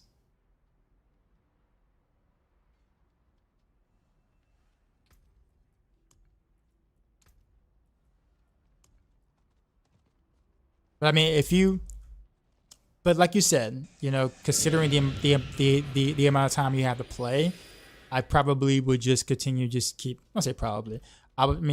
playing Andy's. Like, honestly, don't spend your time trying to create a new build right now. Like, I would continue to keep creating or keep building whatever it is you currently have first right now. And then if you have some time later, I would totally you know, advise you to check out some Heartseeker stuff. Just because it's like a lot of fun and it's just different.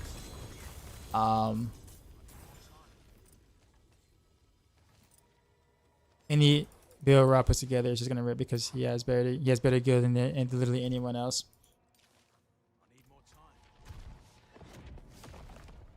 I guess that's actually not true. Right? I swear, like some of the gear Rob has access to, you sit there and like you open his profile up or you're looking at his stream and dude has 5 passive on his amulet and you're just like you're over here going 1, 2, 3 stats on the item. He has 5 passives? Like, how is this even possible? And then you realize it's Chinese gear, and you're just like, oh, yeah, they got that extra, you know, pay to win shop over there where they can add 2 more passes to you. they can have 2 more stacks of all the items, right? Obviously that isn't the case. I'm just being cheeky. Don't take me seriously. But I'm just like making a joke where it's like it might as well be a 5 passive amulet because what he has no one else can get. Pretty much. You know what I'm saying? Like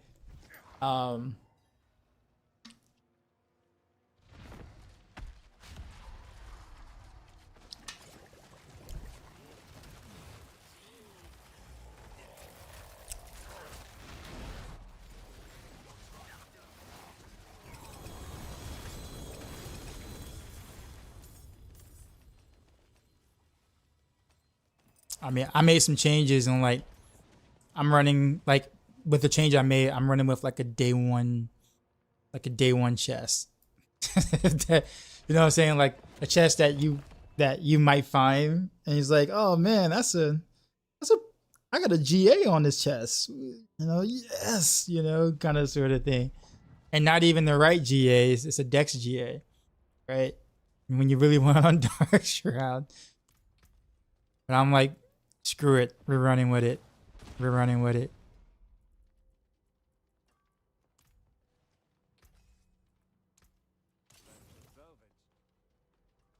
Between you, Sanctum.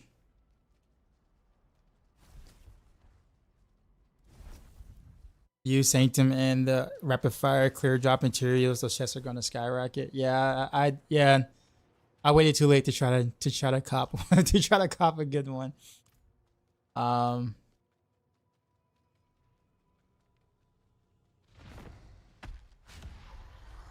There's definitely more to it than that, but yeah, for sure, yeah, of course.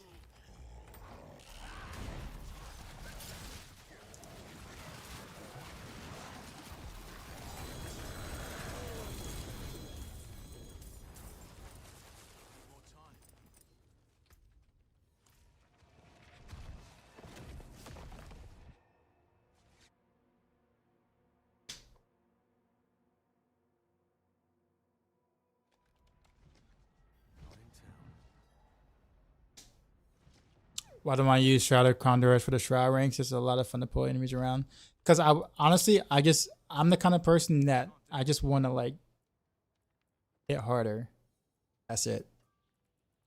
Like I'll do all the fancy microing and stutter stepping to kind of like make things look really cool on the screen. But generally speaking, I just want to hit harder. So I'd rather just throw an aspect on. Like for instance, what I really like about this setup here is that now that I don't have the Kyle and Nameless, I don't really have as much crit chance on regular mobs like I used to. So crit chance is actually kind of important, which is partially the reason why Starless Skies is back, because pretty decent amount of crit chance here. But also the Penitent Greaves solves multiple problems in a sense. Because I don't have Tyraels Might, I actually do get full resistance here automatically. I also get, this is a low roll on the crit chance, obviously, and I kind of want to remaster work this, obviously, but getting more crit chance on chill is actually quite nice. Or whatnot. So, and it's a 25% multiplier. So, typically speaking, I would wear a regular boot instead, but I'd have to roll cold resist anyways on it. And I would, get Dex or whatever, and I'll put Frostbite in here. But the only other damage multiplier I can put on the chest would be concussive strikes, which is 20%. So like not having Dex is roughly the difference between 25 and 20% anyway. It's just pretty close.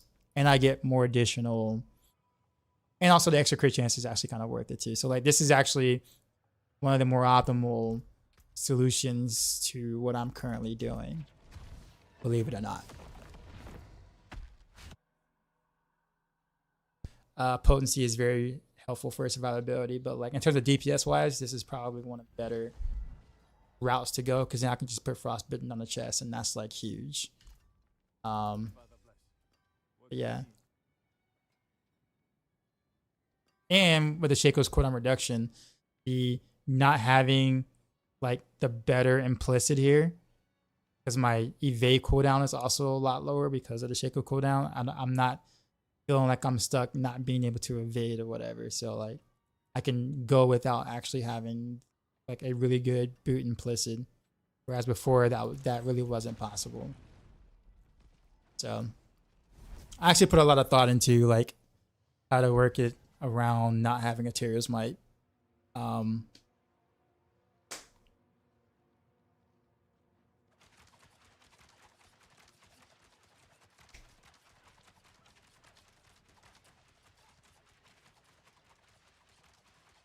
That was a highlight of the season, getting a max GA count. Yeah. I've always kind of like, honestly, I've always been, granted, it's such a good helm. I'd always wanted to not use the helm because a lot of the helm was just kind of like useless outside of like 2 affixes for most things. So I kind of just really wanted to use the crown, but you know, crown came with some interesting problems of its own, mainly bugs, which kind of prevents you from using crown. A lot of setups. Actually, if I had the choice, I would go crown in this setup, but it conflicts with adaptability, unfortunately, and that's a no bueno. So, kind of screwed on that. Hope it gets fixed in this patch, but you doubt it. I definitely made a post. I definitely sent it. I sent all that straight to the devs.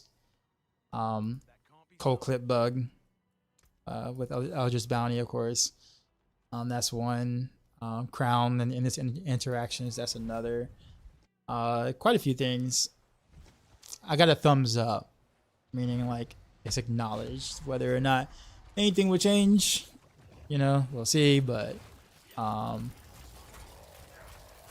usually, if the answer is we're not doing anything because expansion is around the corner, that would be the answer I probably would have gotten straight up.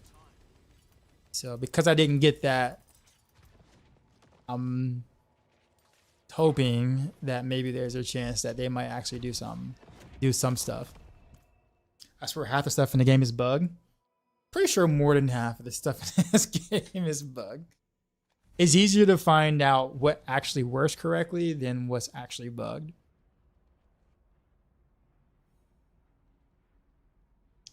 I can't do that here.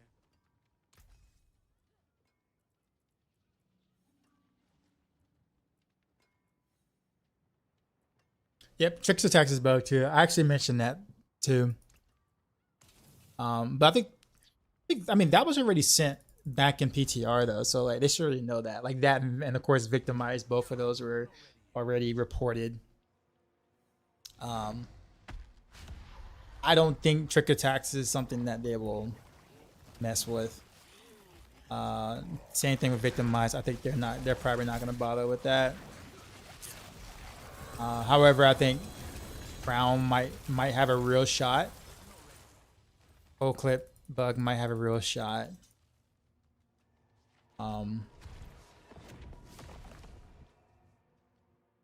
What's a trick attacks bug? Trick attack, for lack of a better word, dips into precision. We say double dip, but it's not actually like the correct term for it. Let's just say it multiplies with itself, which is giving like precision builds like a lot of damage. Definitely more damage than they should have. That can't be salvaged. Come back if you need work. You need your 150 before you nerf it.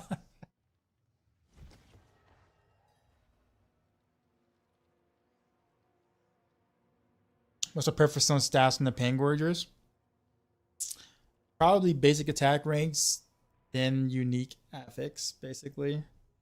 But the unique affix is important because if you can proc the original effect multiple times, it does kind of like skyrocket your damage output of the proc.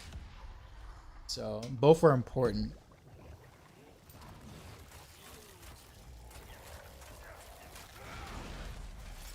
You think both like that were intentional? No. It's there's a lot of like spaghetti coding, and that can be for several reasons. My assumption, or I guess part of what I know, but like one of the bigger things is uh, uh, turnaround. People, get either leave or get fired, or the whole Blizzgate kind of thing happened during the development of D4. So there was definitely some turnaround there, and when that happens, people are working on other people's code in a sense. So when that happens, you're not that familiar with how they routed such and such things. Certain things can be tied to certain things that are just out of this world. It makes you question how in the hell this is this even possible, that somehow I turn the light switch off in my room and I end up turning off someone's engines in their car in like Spain. And you're just like, how is that even connected?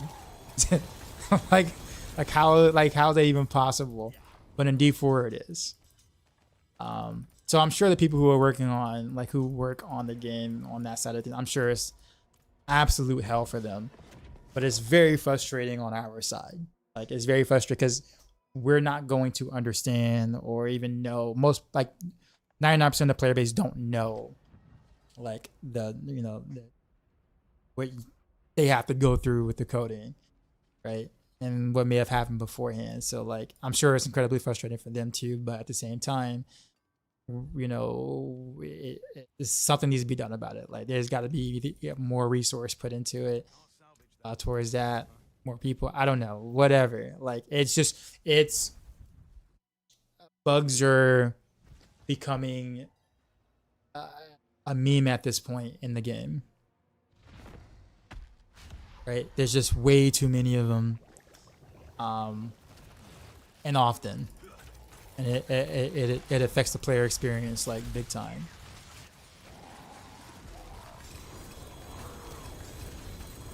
Do you think damage per dark straw survive a nerf?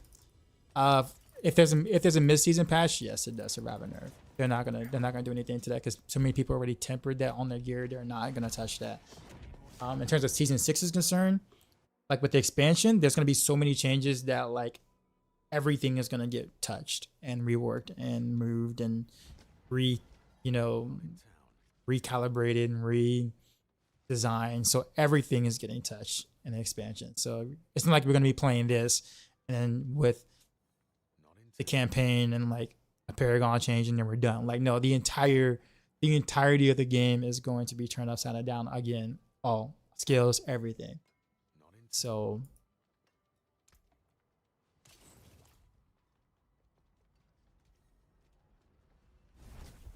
as a software engineer, a lot of software engineers built with libraries that are managed by complete other teams. So there's so many outside dependencies that increasingly it's difficult to not have bugs. It makes things faster to build, but you lose a lot of control.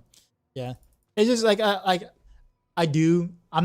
the kind of person that knows that I don't know. Right? I know enough to know that I don't know enough about the topic. So I don't pretend to be an armchair software developer, right, or software engineer to think that, oh, this is easy, right? I'm sure what they're going through is incredibly difficult. Right.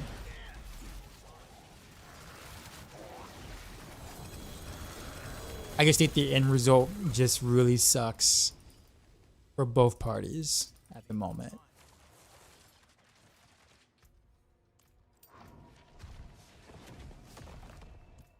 Both, the player base and the developers themselves.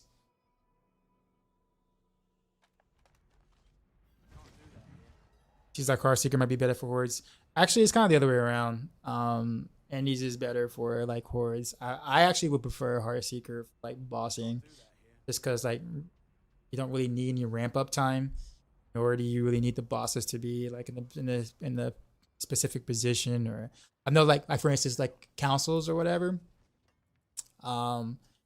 Andes technically can kill the councils really fast, but they all have to be kind of bunched up. like in the back. So like they have to kind of spawn correctly, if that makes sense. Because if they don't, it's gonna take a little longer. I can't do that here. However, like Heartseeker doesn't care. Come back if you need work. Rapid Fire doesn't really care. In a sense. So like, yeah, I mean, generally with Heartseeker, it takes me like 2 seconds to kill a tournament boss solo.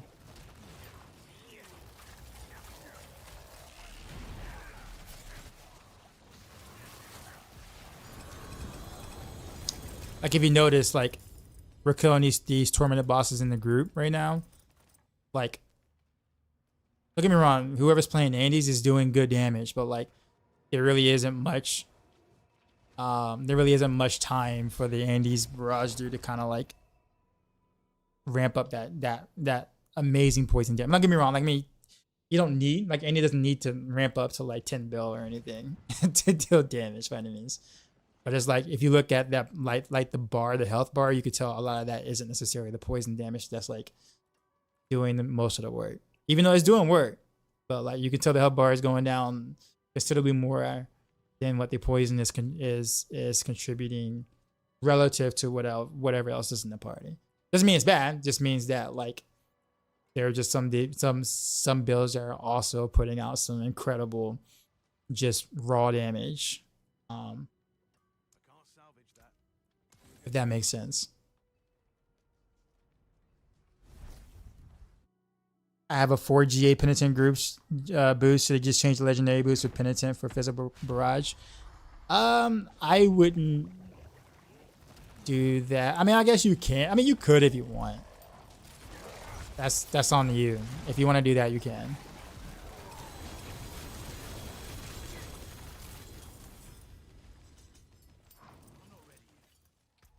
But I wouldn't do it just because it roll 4 GA. You do it because you want the chill effect or something, but not because of the amount of GAs you have on it.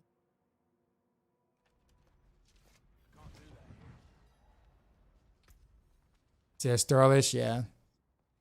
At this point, man, like I really need my Uber Uniques to be rolling with some GAs, man.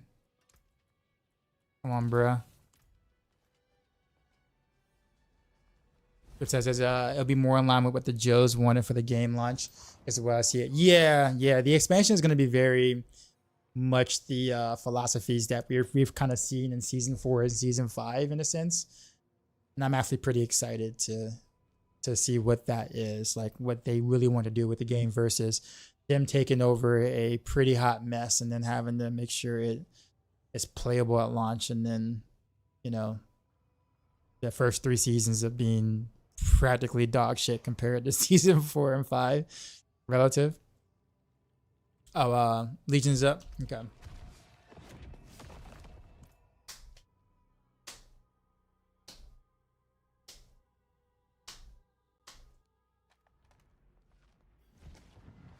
Is there a variant of rapid fire code that can be used effectively in T8 hordes?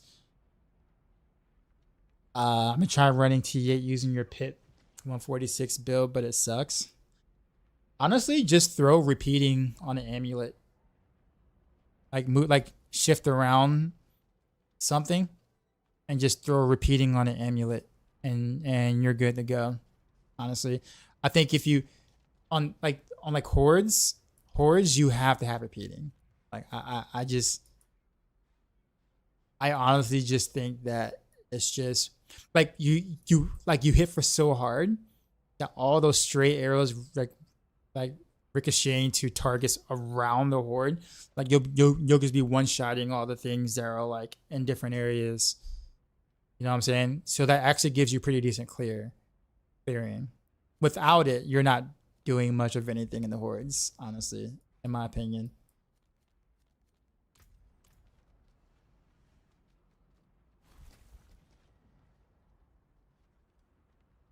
But yeah, I mean, I've done pretty well with rapid fire in the hordes, for sure.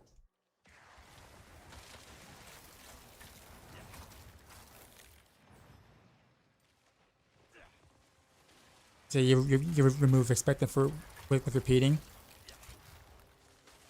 Yeah, I guess you can do that. I guess everything is going to be about what 30% anyway. I mean, there's conceded. I don't know if you're running conceded. There's. I guess you wouldn't be doing cold clip. Yes, I mean basically whatever you remove is going to be pretty substantial anyways. Edge masters. I don't know if you're doing that.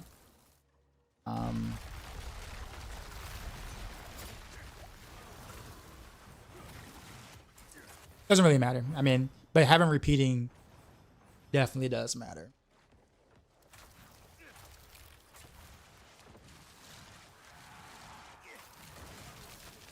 Beast is where you got your 4 GA tiers. So switch it up and try your luck. We'll be doing some beasts pretty soon. I think we're just doing 0 because we had mass for it.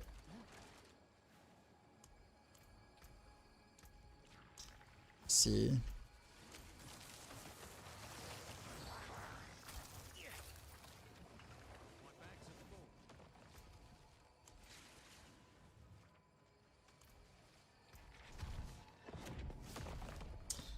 Soli, what's going on?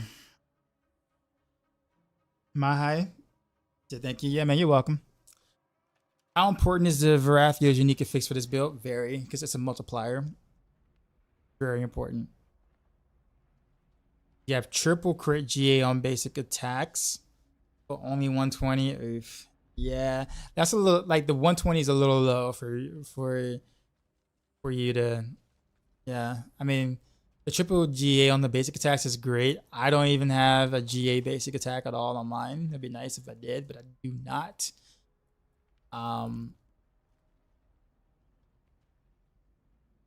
But yeah. Yeah. I honestly would take a 200% no GA basic attacks in a 120 triple masterwork GA basic attacks. Because I mean, basic attacks kind of like plus rank skills or plus skill ranks gets watered down the more ranks you put. If you have a Pain Gorgers with a lot of ranks already onto it, then like, and of course Heartseeker pants, then like the ranks sort of dilute a little bit.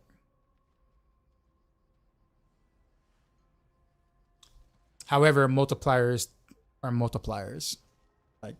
They're separate multipliers and aren't added to other multipliers, if that makes sense. So like, however, I mean, 80% is not technically 80%. You're adding to already 120 that you already have, but that's still a bigger damage boost than like the GA basic attacks though.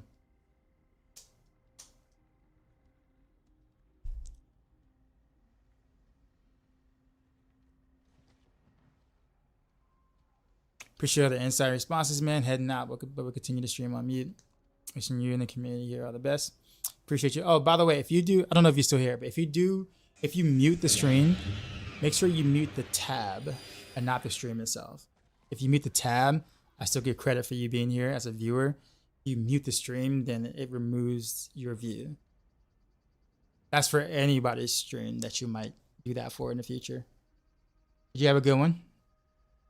Thanks for the kind of answers. I guess it's time. It's the same for Pain Gorgers that fixed in. The Pain Gorgers affix isn't as well. I mean, I guess somewhat.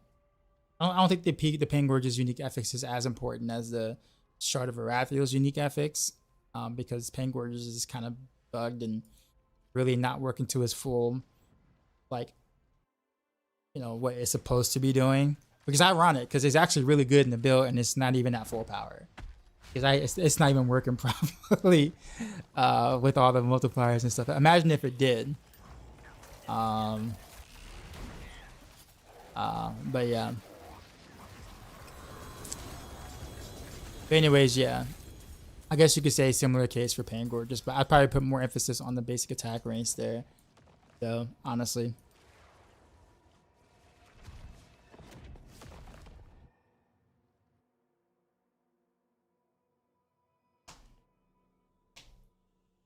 Yeah, all good, John. I just wanted to just let you know for like anybody that you might do that for in the future, like what it does. But I appreciate you.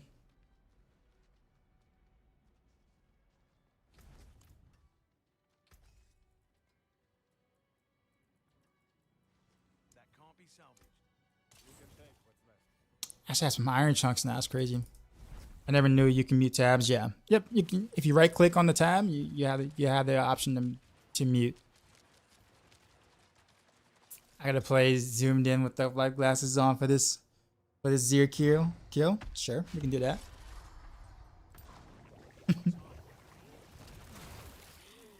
I'll give you 2 runs.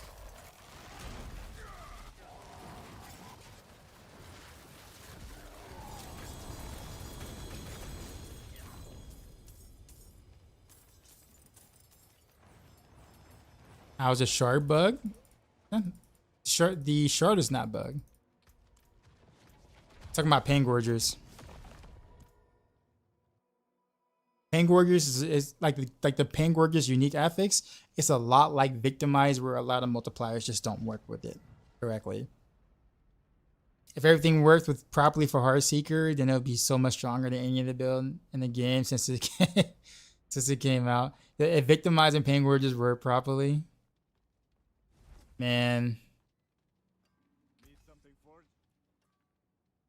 If only. I can't salvage that. Come back if you need work.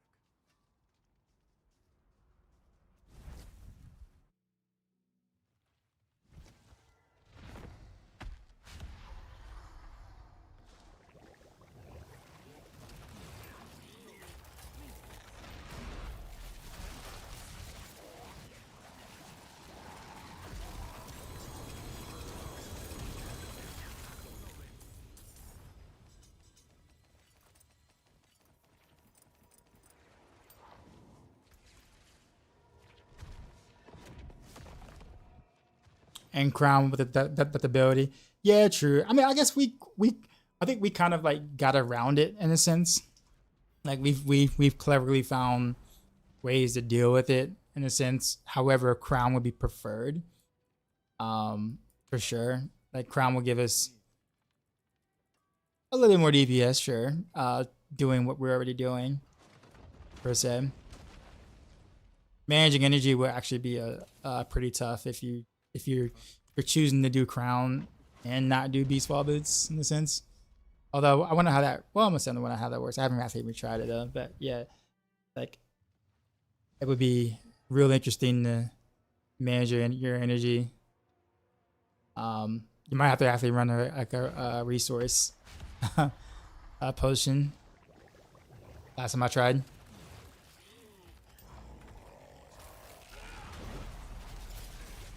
But yeah, I'm so hoping crown gets fixed mid season because that would kind of like make things a little fresh for builds that would have preferred to use crowns for sure.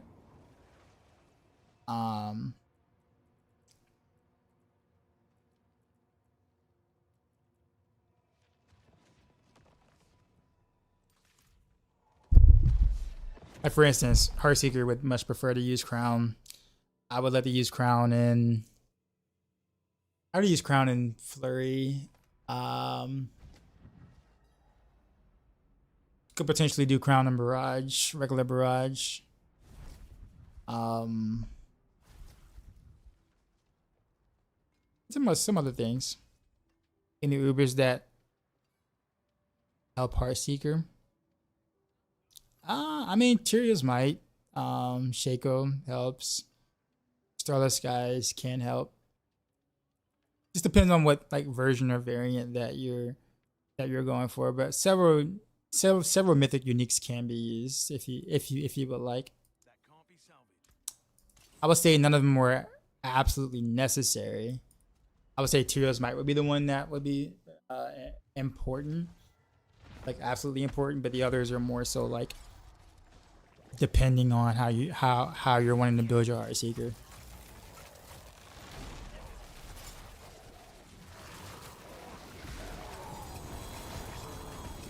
Yeah, you could totally check on the Maxroll website. On the actually made some updates today actually. Or earlier this morning. On Heartseeker.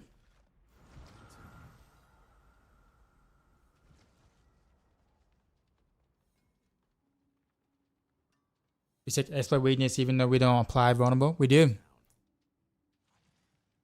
We do. Like Barrage itself applies vulnerable. Every third attack, Barrage applies vulnerable.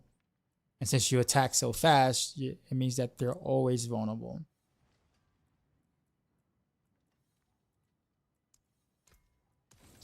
Said just started playing D4 a few days ago. Oh, okay, cool, man. Well, welcome to D4. But yeah, the way that the Barrage build is built, the passive we take allows us to be able to make enemies vulnerable every third cast. And we're casting a ton. Is there a viable build that uses Wind Force bow? Yes. Basically, when you're leveling from 1 to 100 and you have not found the Scout Hunter yet, you found the Wind Force, you use Wind Force. That's it. Outside of that, no.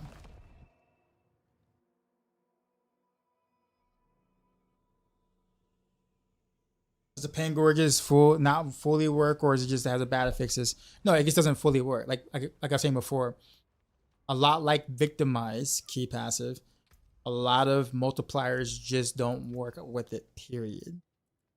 Meaning that the Pain Gorges Mark proc should be dealing more damage based on the multipliers you have already, but it does not. So it's not about the affixes. The affixes are fine.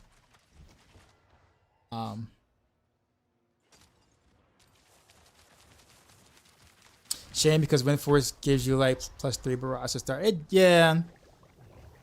It was like, it had this like spotlight for a little bit where it's like, oh, we're going Wind Force with Barrage now. And then we saw the updated Sky Hunter and we're just like, oh, well, never mind.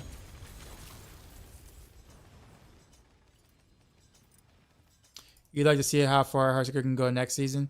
Bro, the entire game is going to feel so different next season. I don't even know if like 90% of what we do, how we play, how we build, a lot of these builds are even going to like work the same anymore. And that's a good thing. Yeah, so like I'm not going into next season thinking I'm playing any particular rogue build specifically because so much is going to change. I have no idea. And then we're going to have new skills. New skills, new passives. So a reworked Paragon board is assuming that like I had no idea what I'll be doing next season. How long have I been a teacher? Music, yeah. 39, so if we're not including student teaching, 17 years. I could tell you what I won't be playing. I won't be playing Fish. Fair. Hi, in October, will I stay rogue or test Spiritborn? Well, I've already played a little bit of Spiritborn in California, and I got a chance to play test it there. Obviously, it was a level 30 Spiritborn, so obviously not, you know, a lot. I don't know if I'm gonna start with Spiritborn or Rogue though. Like I'm not gonna like abandon Rogue completely just because Spiritborn's out, but I do want to play some Spiritborn.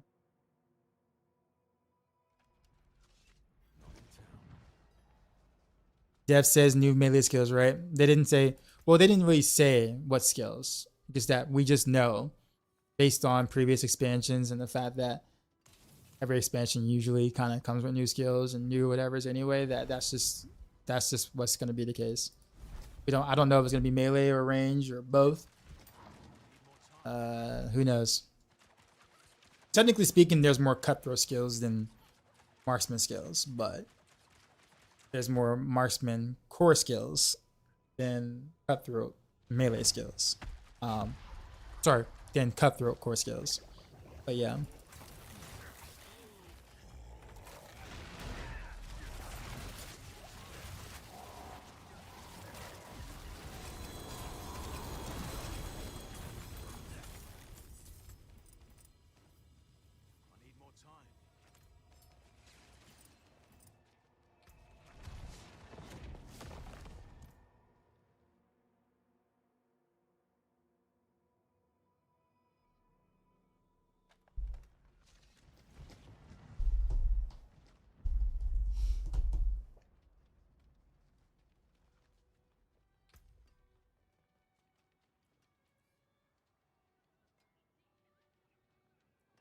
Pretty decent bow. I guess at this point this season, it's like that would be like extremely good. Like 2 weeks ago. I can't salvage that. That actually gives me 4 sparks now. Oh, I have 6 sparks actually. Oh, okay.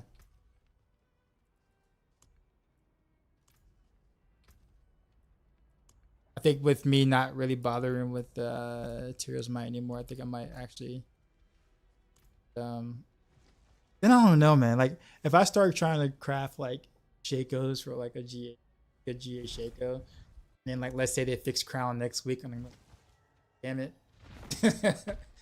I'd be like, what the hell?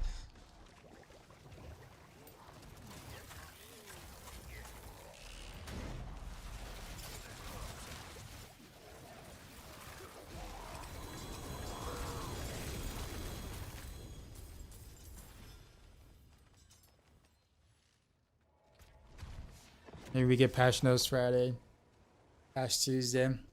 Well, people think that we're getting the PTR next week, which they've never said such a thing, but I guess it wouldn't be out of the ordinary considering that like next week, with the expansion coming out in like a month from next week, that it kind of makes sense that the PTR would be next week. So, whoa, yo, I mean the whatchamacallit is low, but that's fixable. I'll take that.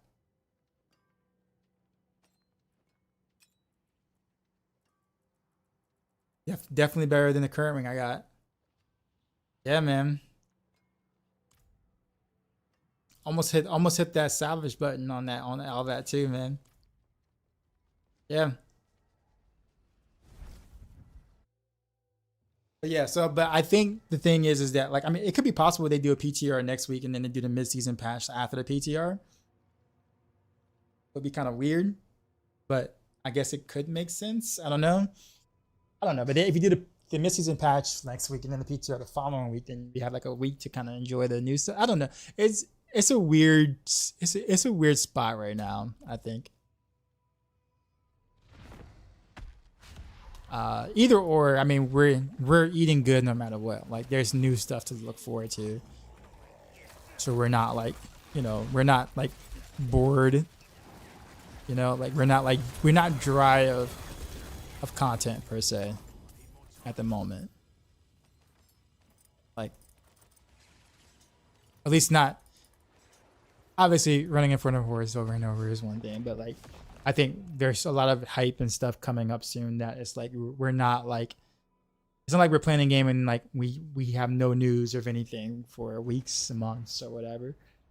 Right, so there's a lot of excitement around the corner for whatever. We just get another mythic unique item. Yeah, we did.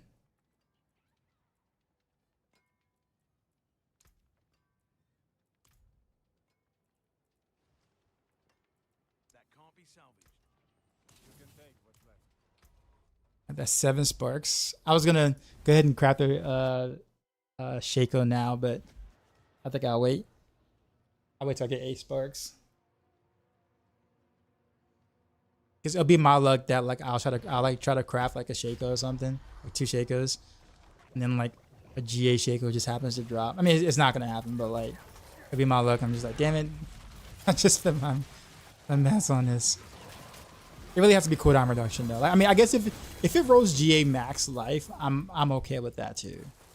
Although obviously I would rather for it to be cooldown reduction by far, but I can use the GA max life because then, if harder content does come, that GA max life would be helpful. Really, but your main rogue gets the 4 GA Starless, bro. The only GA I ever gotten on any mythic unique has been the Tyraels Might, and it rolled 2 GA on the 2 affixes you don't want them on, which I was so like discouraged, man. Like, it rolled GA all resistance and GA movement speed, the 2 things I would rather not have happen.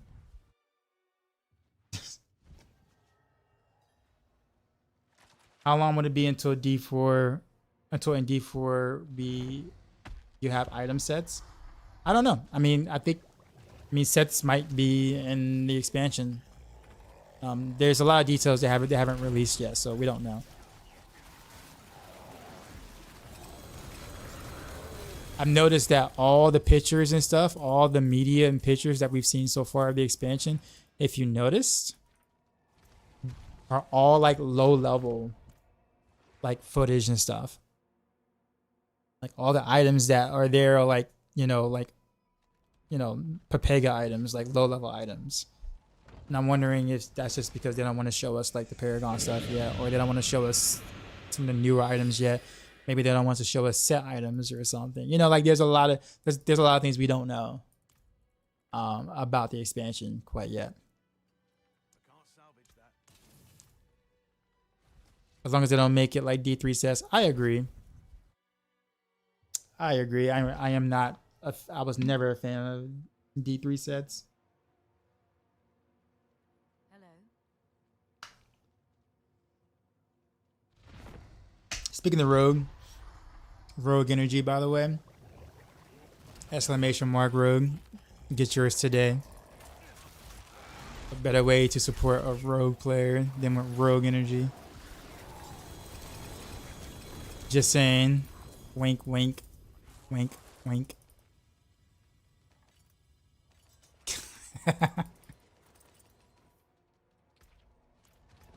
Shameless plug.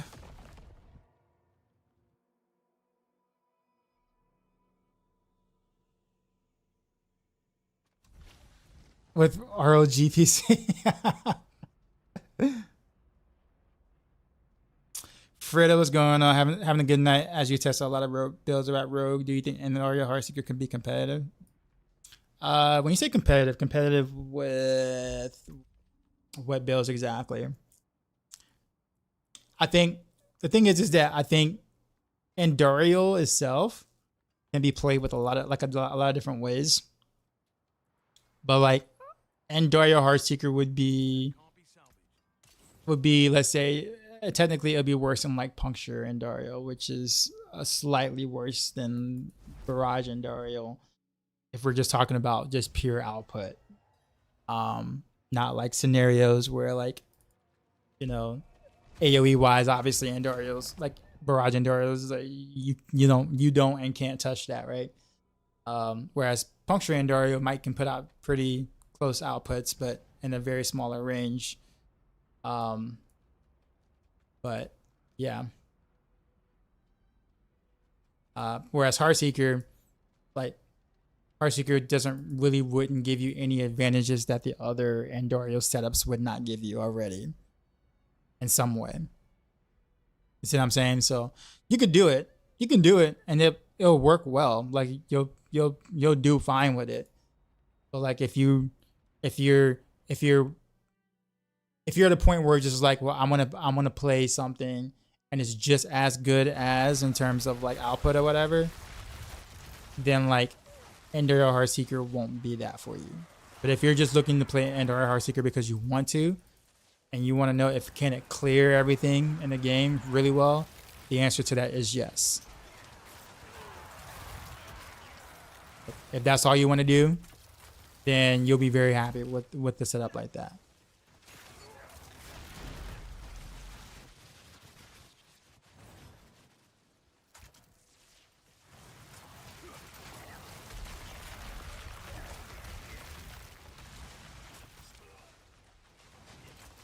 Yeah, for 11 because you have the helmet. Gotcha. But yeah, I mean, you can. You absolutely can do that.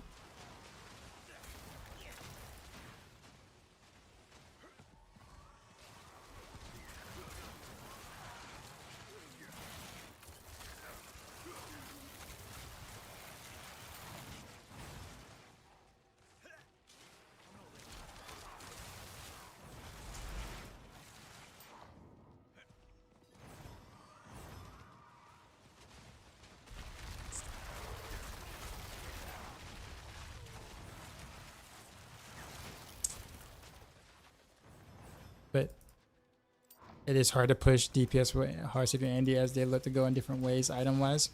Well, but they don't though. So the thing is that what you're looking at is you're looking at Heartseeker builds and see if you can put Andariel's helm in it, and that's not how you do it.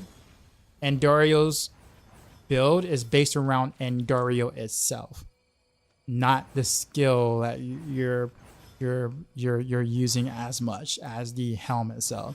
The skill that you're using is just the proponent used to proc Andariel's and how often. That's it. So you look at an Andariel build, Frida. Like for instance, like a good base point, honestly, would be to look at like Zarya's Andariel setup. Because he does it with puncture. So look for his puncture Andariel setup. Swap puncture out with Heartseeker, and then configure what breakpoints you would need to hit attack speed wise for Heartseeker. You also probably need to drop pestilent points too, because you can't use that. But that would be the easiest way to convert like an Andariel's build, an Andariel build into Heartseeker, Andariel's puncture into Andariel's Heartseeker. But you can't take a Heartseeker build and plant Andariel's helm on it and expect it to work well. It won't do that.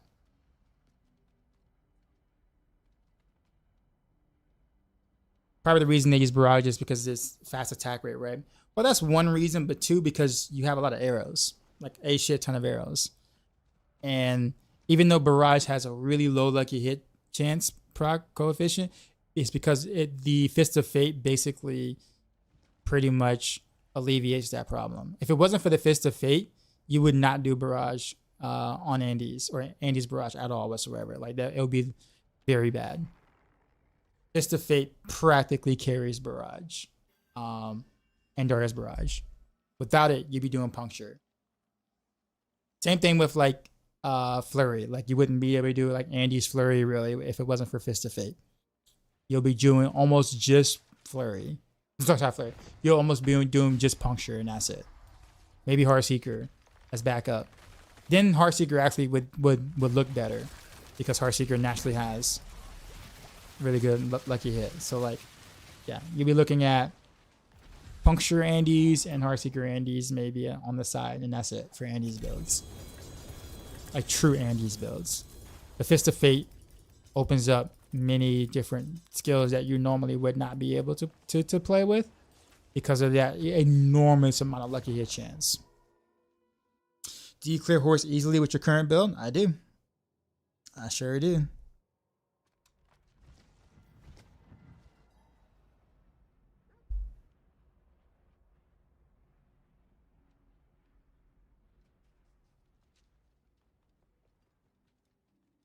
Just a bit unlucky, only one for 40%.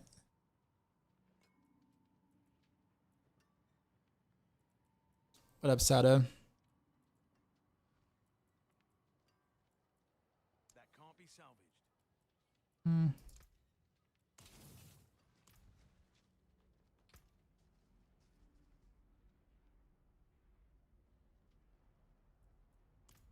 You got the GA on the wrong one, unfortunately.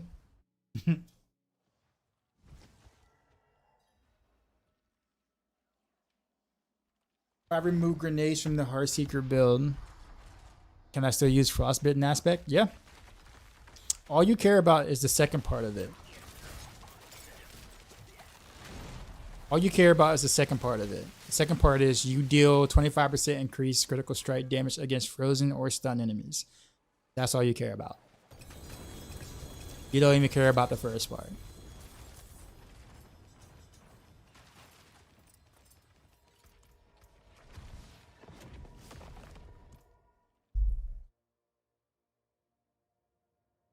Hey, Cookie.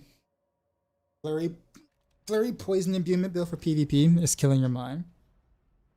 What about Shroud of Condoris? For what build? The only thing about Shroud of Condoris. Oh, my build? Oh no. No. I need if I'm gonna drop Tyraels Might, I need to do so for a reason. Right? And in this case, reason is more damage, and I want a multiplier. That can't be Shadow Condorus does not give me a multiplier at all. Granted, don't get me wrong. I mean the shadow, you know, proc thing, pulling things is actually quite neat and it's fun. But like, I'm gonna do more damage with just a regular chest and the DPS aspect. The pillar feels good. Yeah, but I don't know if that's what I really want on my Heartseeker build. I don't want to pull them towards me. I play very ranged and very glassy. I'm not trying to bring them any closer to me than than they already are.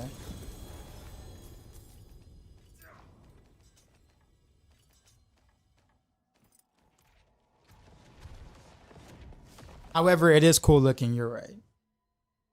You're right. But I'd rather take the 25% multiplier. And also a little more dex. Now,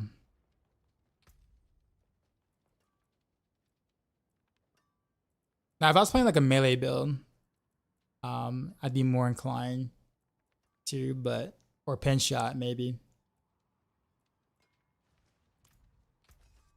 I can't salvage that. You can-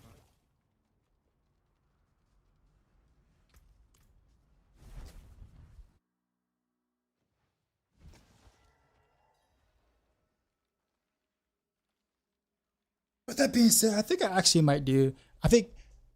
I wasn't running Crown on the original Barrage set, but I think I actually might do Shaker there. No, actually, no. I kind of can't though. No, I can't.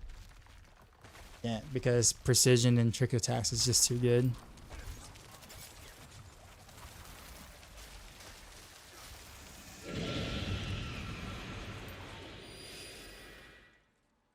I'm not ready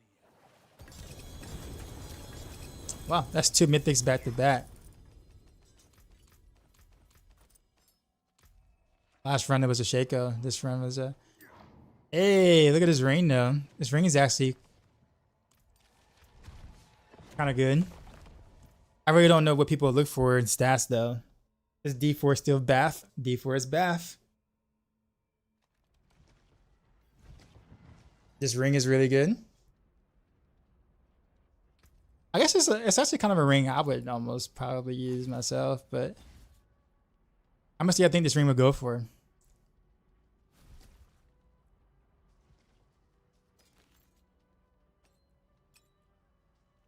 I'd rather just take the gold and like do giveaways, honestly. So I want that ring. I think if I was playing like probably what Andario's Barrage, I'd probably want that, right? Like that's something I would want.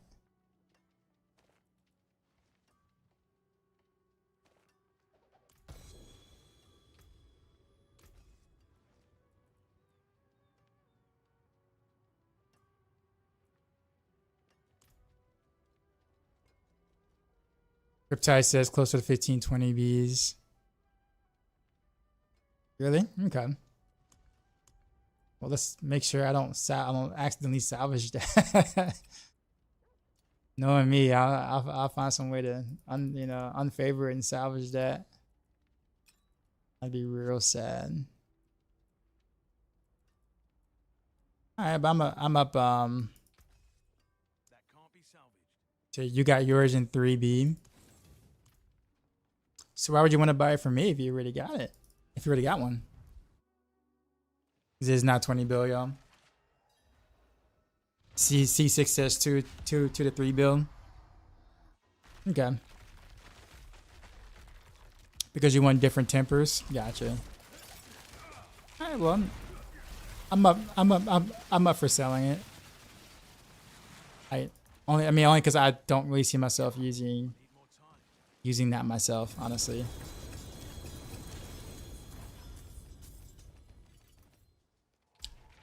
For the builds that I know that I'm gonna play, I'll put it that way. For the builds that I know that I'm gonna play, I don't see myself using something that good. For what I'm doing, I'd actually want slightly different stats.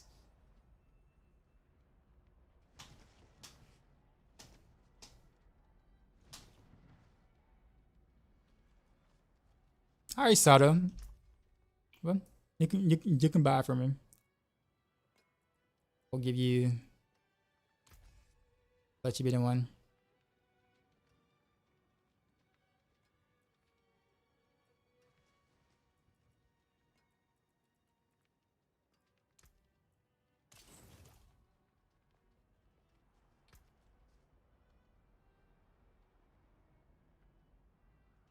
Oof, Dark Shroud cooldown reduction. Well, I guess I don't know. Is that what you wanted, or was that just, or was that the brick? Like, were you doing like? Oh, okay, so you're doing Shroud, Kandarash, right? So, like I said, it depends on who sees it.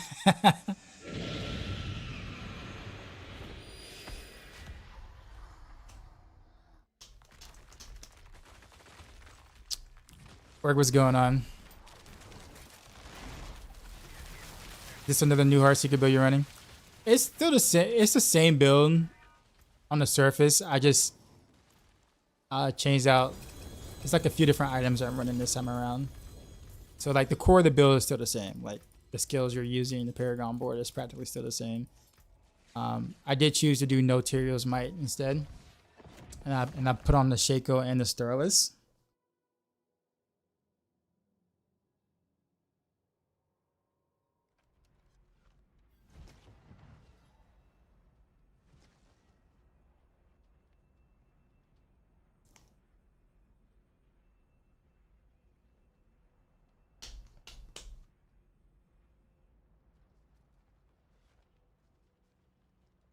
If you pay 10 million, then take it.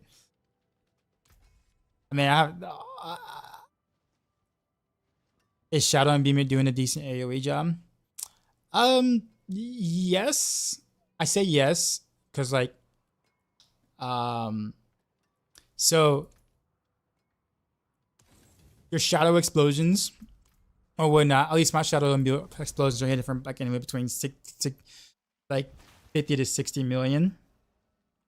Which doesn't sound like a lot, but when there's two scenarios. One, if there's like 10 or 15 trash mobs that are stacked that got shadow and imbued and you're like mollywhopping them all at the same time, that damage does stack up on like the big targets or whatever. So it's kind of nice to have that when that happens. Two, it also kind of helps kill trash further away whenever your Pangorgers proc and the Pangorgers and the other enemy is shadow imbued or whatever to cause chain reactions or whatever to help clear like the low small trash.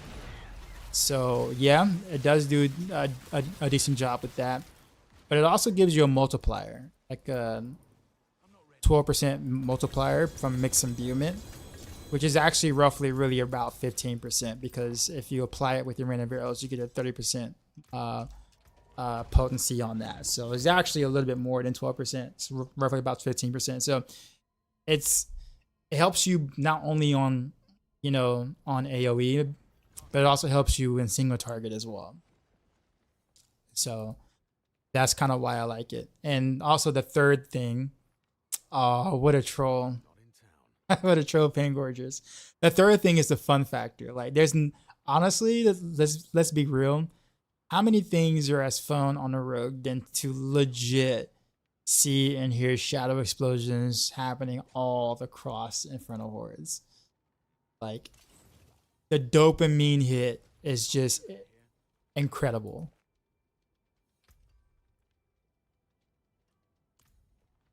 It is like, I think that's another thing to really think about too when you're playing the build or something. Is like, what's gonna make you want to play it more? Because I put it this way, you can legit do about the same damage if you just went Eldritch Bounty Legendary node and you just put on Cold Imbuement instead on the bar instead of Shadow Imbuement. Like, you'll still do the same amount of like single target damage or like just on hit damage, or roughly close to, based on how the Paragon board. So like you get the same result if you just went with Cold Imbuement instead. Your clearing will be a little weaker, right?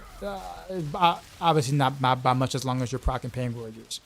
But the dopamine hit will be way less, because there's honestly nothing exciting about Cold Imbuement on Heartseeker.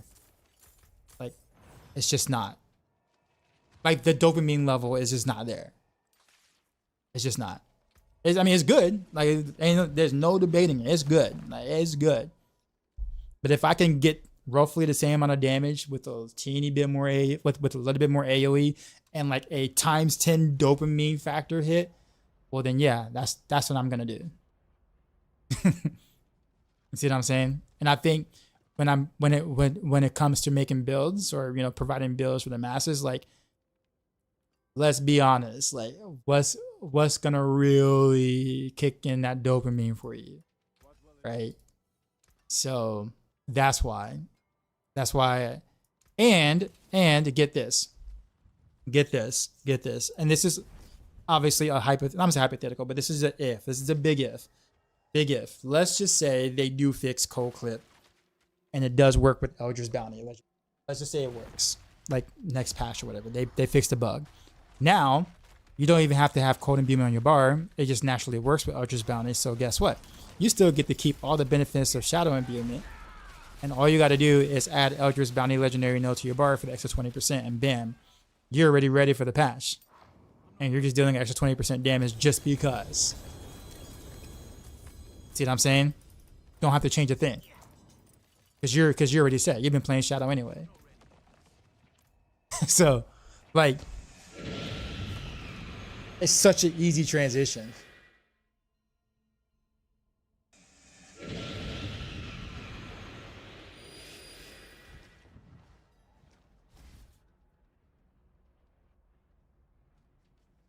The poor man's Endurio without having an Endurio.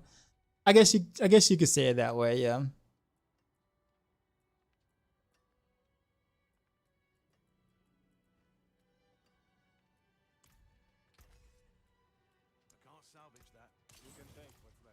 I've been doing pretty decent on the historic lightning spear, better than any rogue.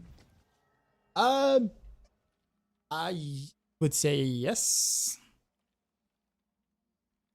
I would say lightning spear is probably the best build in the game at the moment. Did it follow?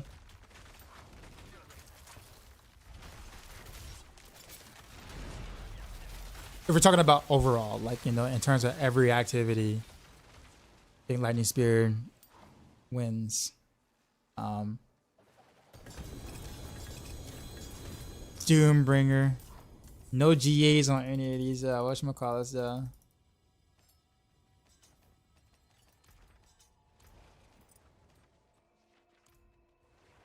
So can swap Cold Imbue for Shadow Imbue without any other changes?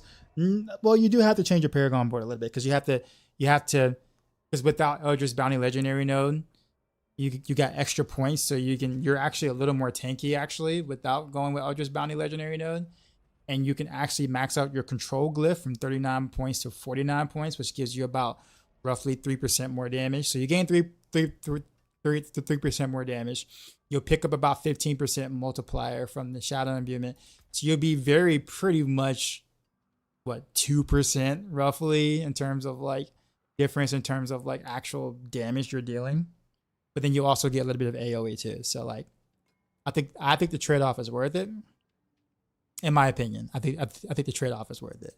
But you do gotta make sure that you imbue your Raymond arrows though, like it has to be Shadow Imbued every time you cast it. So there might be a little bit more, making sure you have that imbued, because without it, you're kind of losing the point of having Shadow Imbuement. So, see the amulet's pretty. Oh, which one? The what was it? Movement speed, max health, GA. Is that what it was? Say thanks for the info. Yeah, man, you're welcome.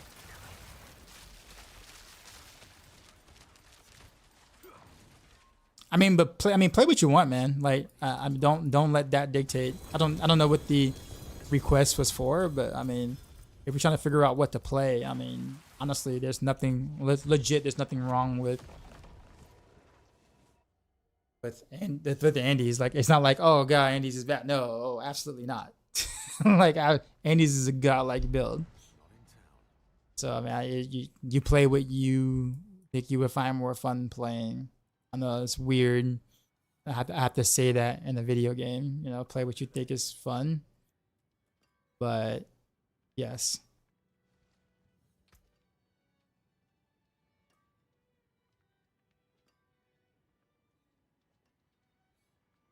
That's pretty awful. That can't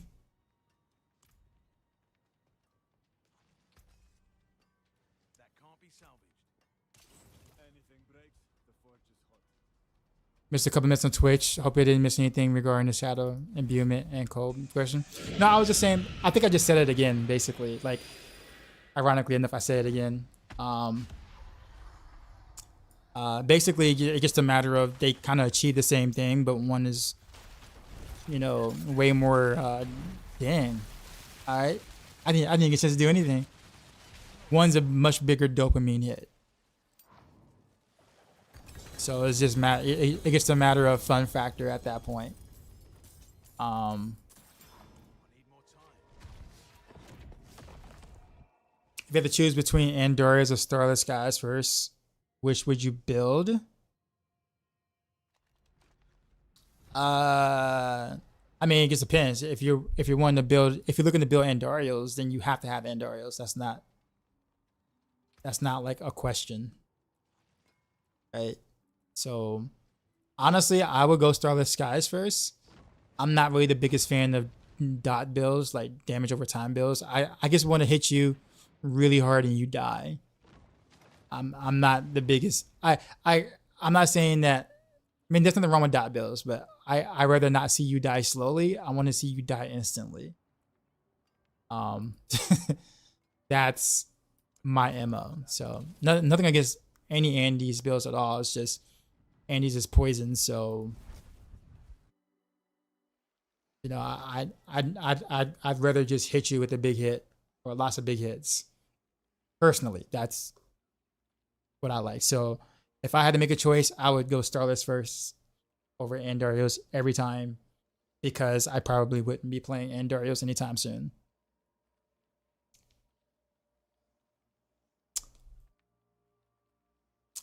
AKM just said, why Harlequin over Cal? Is it optional? Well, I made some changes to the guide today. So if you want to check out the Maxroll guide, Maxroll Heartseeker guide, you can kind of look over the changes. I would look at the change log, by the way. I always tell you what changes in the change log. And it kind of like goes over why I chose to do Shaco now over Cal. Most of it has to do with two things. The biggest feedback I've gotten about the Heartseeker stuff that I was doing before was two things. One, people were really struggling with energy. That was a big feedback. And then people were saying that they felt kind of glassy, even though I don't think I built it glassy. Like, I don't think I did, but it's not how I feel about it, but it's how the players feel about it. So people who were feeling like it was glassy, even though like on paper it's like, no, this is about roughly what you would kind of expect out of a build. Then it's like, well, let me see if I can kind of fix that problem. So adding a Shaco and then going Starless kind of fixes two different problems, without you losing much Heartseeker damage and being able to keep up your barrier the entire time. So like that's why I made the changes. Now on my personal build, I removed Tyraels Might, because after making those changes, or after thinking about putting that together, I was like, I wonder if I would want to do something like this myself. Like can I do this and like figure out a way to like squeeze in even a little bit more damage. I'm like, well, the only thing I can do is really get rid of the Tyraels Might. So I did, and finagled around my resistances and threw an extra multiplier in there, threw some Penitent Greaves on, and I was like, bam, this works. Dang, this is good. So now this is my new setup. But that's what happened. I could choose either one. I have Tyraels and Melted Heart, so I'm gonna get the stone from it and build Andy or the ring. Well, whichever one you think you're gonna have fun playing with. If your goal is Andy's, then obviously definitely do Andy's first. But that's on you. Your Barrage endgame build on Maxroll still viable? Yeah. I need more It's still viable. It works. It works well. I actually got quite a few compliments on it in the recent, especially like the rework of it in like the past week or whatever. People tend to be really happy with it. Surprised it still gets a lot of like clicks considering that you have Andy's Barrage, but people are really liking the original Barrage. So it's like cool. You run Heartseeker right now? Oh, okay. Need something forged? So I guess what do you want to play? Do you like Heartseeker? Are you looking to switch to Andy's, or you want to keep playing Heartseeker?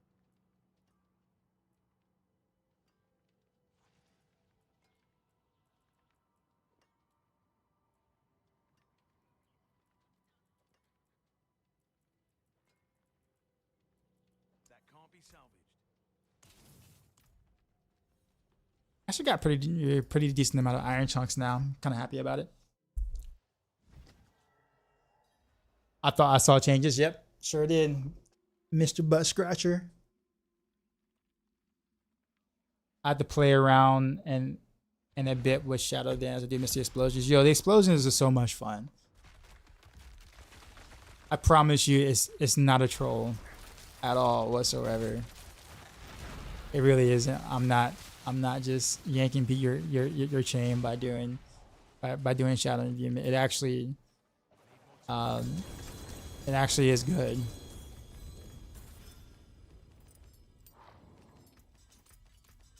It's not a necessity by any means, but like it does what Cole would have done anyway, but with a much higher fun factor.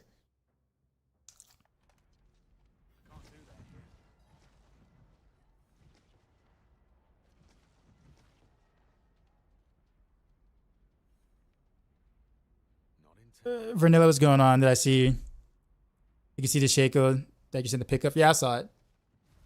Very, very, very nice, man. I've never run Andy's, never had the helm, but Andy's is fun. Sounds like I should just get the ring. Well, I mean, if you never ran Andy's and you think it sounds fun, then get the helm. Although I guess you would want the ring eventually for Andy's anyway, so you'll still probably be a little ways away of being able to really play Andy's the way you want. So it's kind of up to you. I don't know like which version of Heartseeker you're playing, Trey, but I did make some updates to Heartseeker on a Maxroll website, and this one actually does include Starless guys this time around. So if you are following that guide, then the Starless guys might be the play for you in terms of what you should craft next. But that's on you though. Like it just depends on what you are trying to do next. Any plans to make pin shot without Andy can at least be A tier. I mean,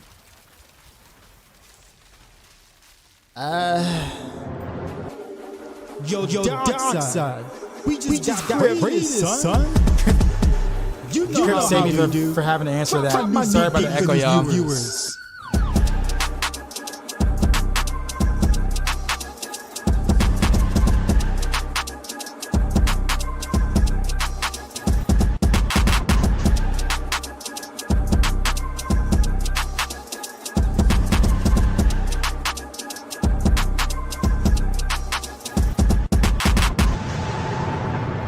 It's like the She's echo. easy. Ow. Yeah, the echo is there. I had Raided my stream with 37 trying views. to figure out how to get rid of it. But Crip, what's going on, man? Long time. I'll say long time no see. You were here before, but earlier. But what's up, man? Hope everything is hope everything's good. Do you know how hard it is to be in sync with the echo? Because I have no idea which echo to dance to, because they're like overlapping. So I'm like kind of guessing. So, hope it wasn't that bad. So about the pin shot stuff. I mean, honestly, you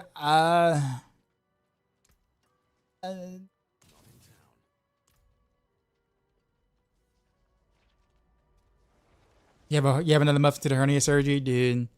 I am like 4 months. 4 months in post-op after my double hernia surgery, and like the hernia itself, I felt like healed, but I'm dealing with like chronic nerve damage due to the surgery. So like that's been the bad part for me. Not everybody gets it, or not everybody has that, but like the chronic nerve pain has caused me to kind of be out of work. So that's, and it's a much longer problem, quality of life problem. So like, yeah, I'm not trying to scare you or nothing, but I think had I had the chance to do it all over again, like the surgery or not, if I would have known the possible complications of you know, chronic nerve injury or whatever, I probably would have said no. But I think in my situation, while I had 2 hernias, they were both small. So I think I probably could have just dealt with, per se. But at least I could do stuff back then, even if it was uncomfortable, and you know, now it's like hard to do anything. But I will say good luck on the surgery. I'm probably not the answer, probably not what you want to hear, Crip. But hopefully yours goes pretty well. Do you like what kind of surgery? What kind of hernia surgery are you getting? Is it not what kind, but like where is your hernia at? Like is it growing? Is it like lower stomach? Is it? Because like that matters too.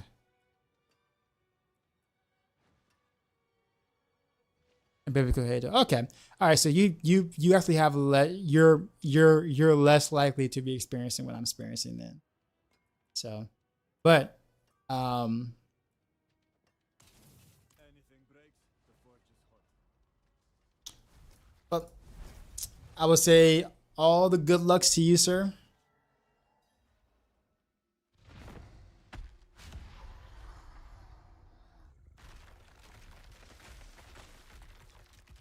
Echo kind of goes hard so far.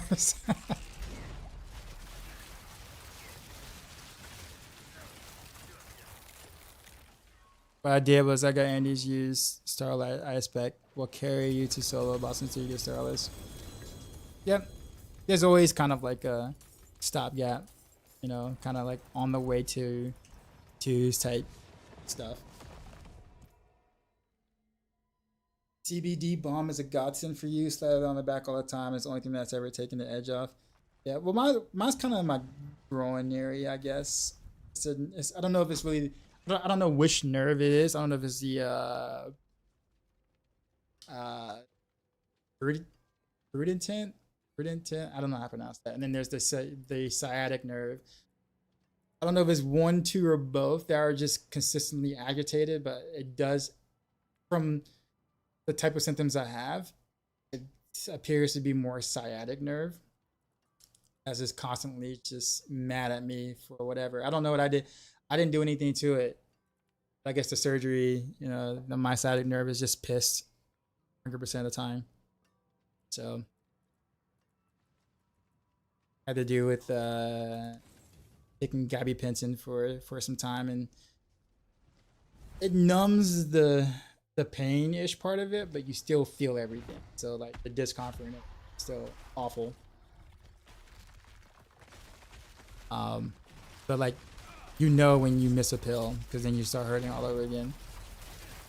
I think that's kind of my concern. I'm hoping not to get addicted to these pills, but I don't know if I have any other alternatives at the moment.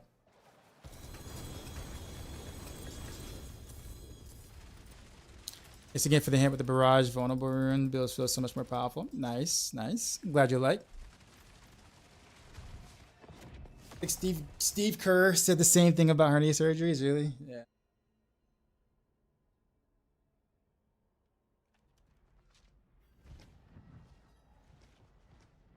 Hey, bro, I find that sitting in a computer chairs for hours really affects my sciatic nerve. Usually that would be the case for me too, but I have my computer chair really rigged to where I'm not sitting completely straight up, but I'm not sitting at an angle either. Like I can sit where I'm like in the chair that I rigged for pretty decent amount of time. But if I sit anywhere else, like my couch or something like that, different story. I gotta be at like an incline. But I can't take my computer chair everywhere to sit. You know what I'm saying? Like it's like, you know, it'd be nice if my computer chair can come with me.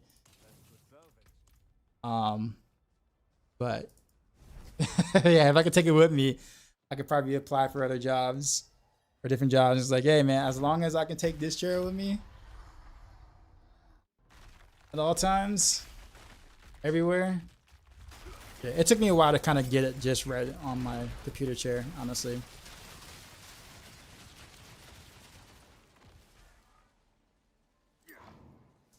I didn't get on with gabapentin or pregabalin at all. I ended up with phenadol patches and 80 milligram instant release oxycodone. Oh yeah, they weren't gonna put me on oxycodone. Stuck on those for life for now, unfortunately. Oof. Yeah, see, I'm trying. I don't know what to. I don't know what the next chapter of this trying to deal with the quality of life thing is. I have no idea.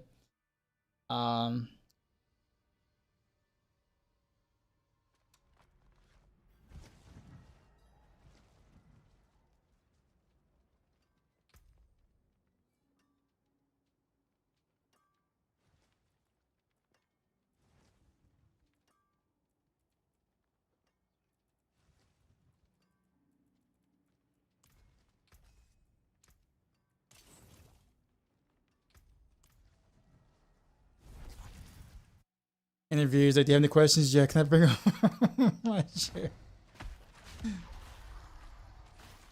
Try much gentle yoga or stretching. I've been looking at like sciatic nerve stretches.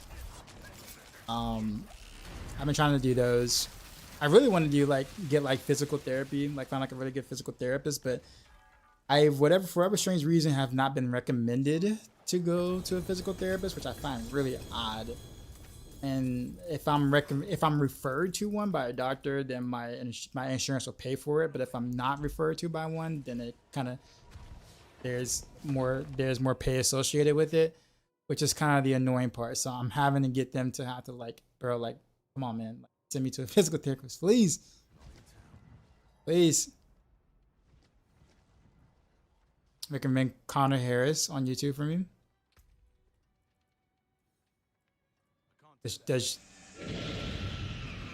Who's that by chance? Just curious. Is that for like stretches, like sciatic nerve stretches, or?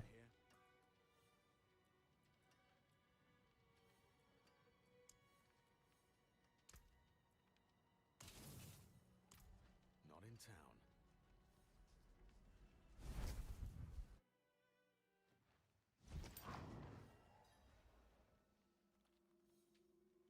I'm not ready yet. Yeah, let's take a look at my mass again. Okay, so I can craft 3 shakeups. And see if one gets like a GA on it, I guess. Probably definitely want to avoid chiropractors. I wonder if it's because PC certifications are sketchy. I wonder. I don't know. It's just really interesting that people were asking me. It's like, hey, have you got any PT? I'm like, no. And he's like, what? I don't know. Am I supposed to get recommended? He's like, yes. I'm like, oh, okay. Well, yeah. No, they didn't. You know, physiotherapists who specialize on people with sciatic arteries on YouTube. Okay, cool. Well, thanks. I will definitely Is it tougher? I think I started off with 3.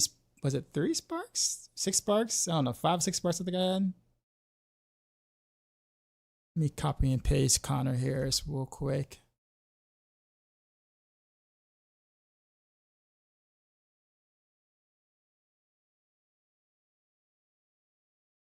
Let's see. YouTube.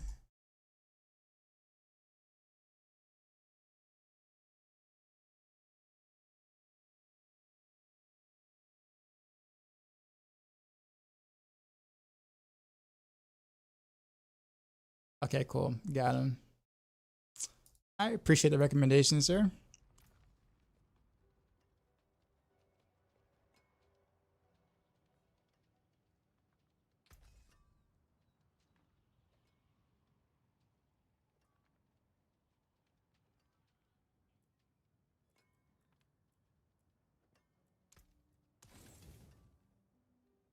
I had a car accident that almost killed me 7 years ago. I was bedridden in the hospital for 4 months and lost sciatica. During yoga, getting standing adjustable desks and one of the small walking treadmills to use while standing at the desk was a godsend while gaming. Yeah. I legit literally bought this computer desk like the end of last year. I'm thinking about trying to get me like a standing, sitting, variant of some sort.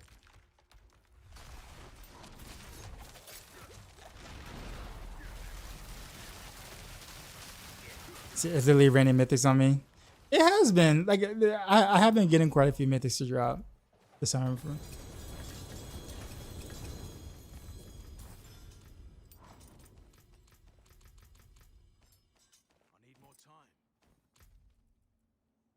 Yeah, I got a triple GA something somewhere. Okay, this dagger.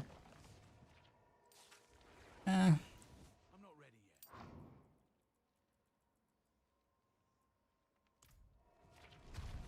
Hello, man. First, greetings for everything you do on YouTube is awesome. Sorry for bad English. All good. Second, I'm doing power leveling for a while, and sciatica is common in your sport. In French, we do something that really relieves a lot of people, including me, is taking 10,000 steps a day or more. I could talk about the benefits of walking for an hour. I suggest you recap on walking or just go for a walk. It's life-changing. I would say that I actually used to try to do like get out and like walk a bit more. I think it's been a lot harder in the past 2.5 weeks because of all the the beginning of the season and having to create content and make videos and update Maxroll guys, and obviously streaming the longer hours because it's the beginning of the season and this is really the only way I can really make any money at the moment because I can't work my normal job at the moment. So but yeah, I do need to go back to getting out and like being more mobile, moving a bit more. The treadmill standing desk was cool. Am I gonna dabble in PoE 2 at all? Yeah, well, I didn't get into the beta by any means, but like when it comes out, I'll play it. I've been doing a lot of walking. That goblin. Yeah, 100,000 in-game steps. Right, Helltide steps.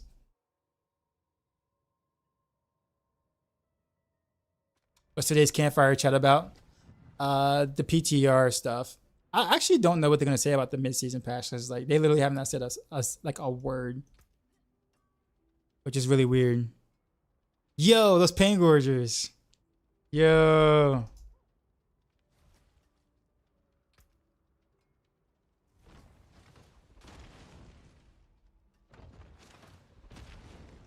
I mean, what you want from, sir?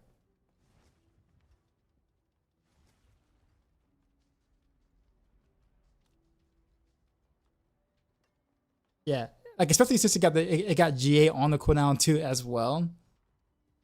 I mean, yeah, sir. Can we make a deal? Can we make a deal? I can't salvage that.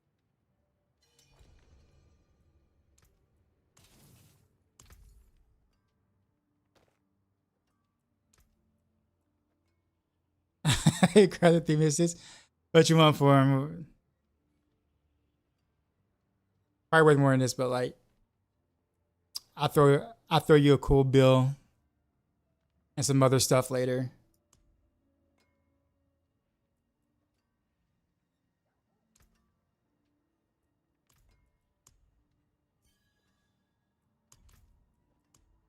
Give me money, whatever. Yo, this is an upgrade. Now, of course, I got to master working correctly, but we'll get to that part later.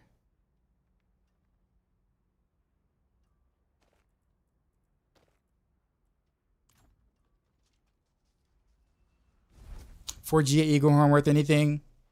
Probably not. what works for one person may not work for another, but it's always good to look at, consider all any options. Well, yeah, that's what I'm looking at. Like I'm taking in everything that everybody's saying that they had to do, because I feel like it's generally, I won't say better advice per se, but like it sure as hell beats like having to call up the doctors and they give me the same like Band-Aid. Well, sorry with Band-Aid, but like they give me the same sort of, you know, are you taking your pills? How long has this been for, you know, since your surgery? Kind of sort of state an answers and really not really seemingly like I'm getting anywhere.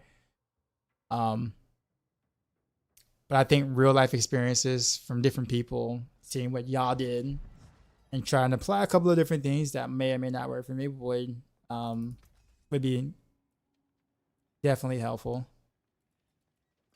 Cause I'll try anything at this point, man. It just sucks. It sucks so bad. Anything breaks, the forge is hot.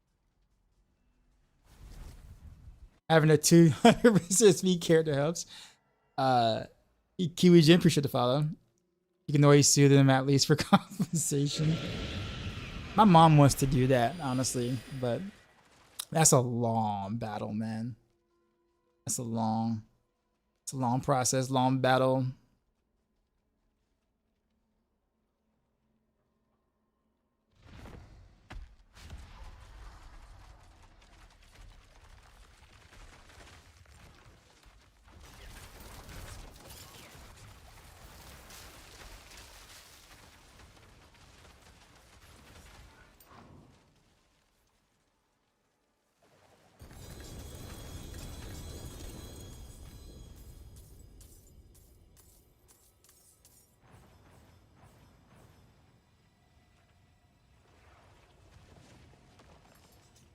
You're hyped for the tempering scroll, bricked an unbelievable amount of godly items.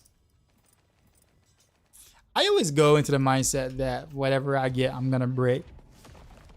But I think the fact that since uniques are actually useful now, like uniques and mythic uniques are, you know, have been a little bit more useful this season, that you have less to brick.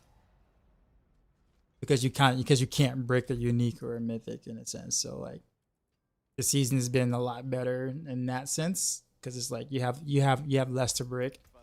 Because yeah, so like I'm not saying that bricking ain't, you know, like it's been like better. I mean, I guess the extra temper per GA helps a little bit, but I guess it also helps the fact that, you know, having items that you can't brick naturally also helps. She's a brick house.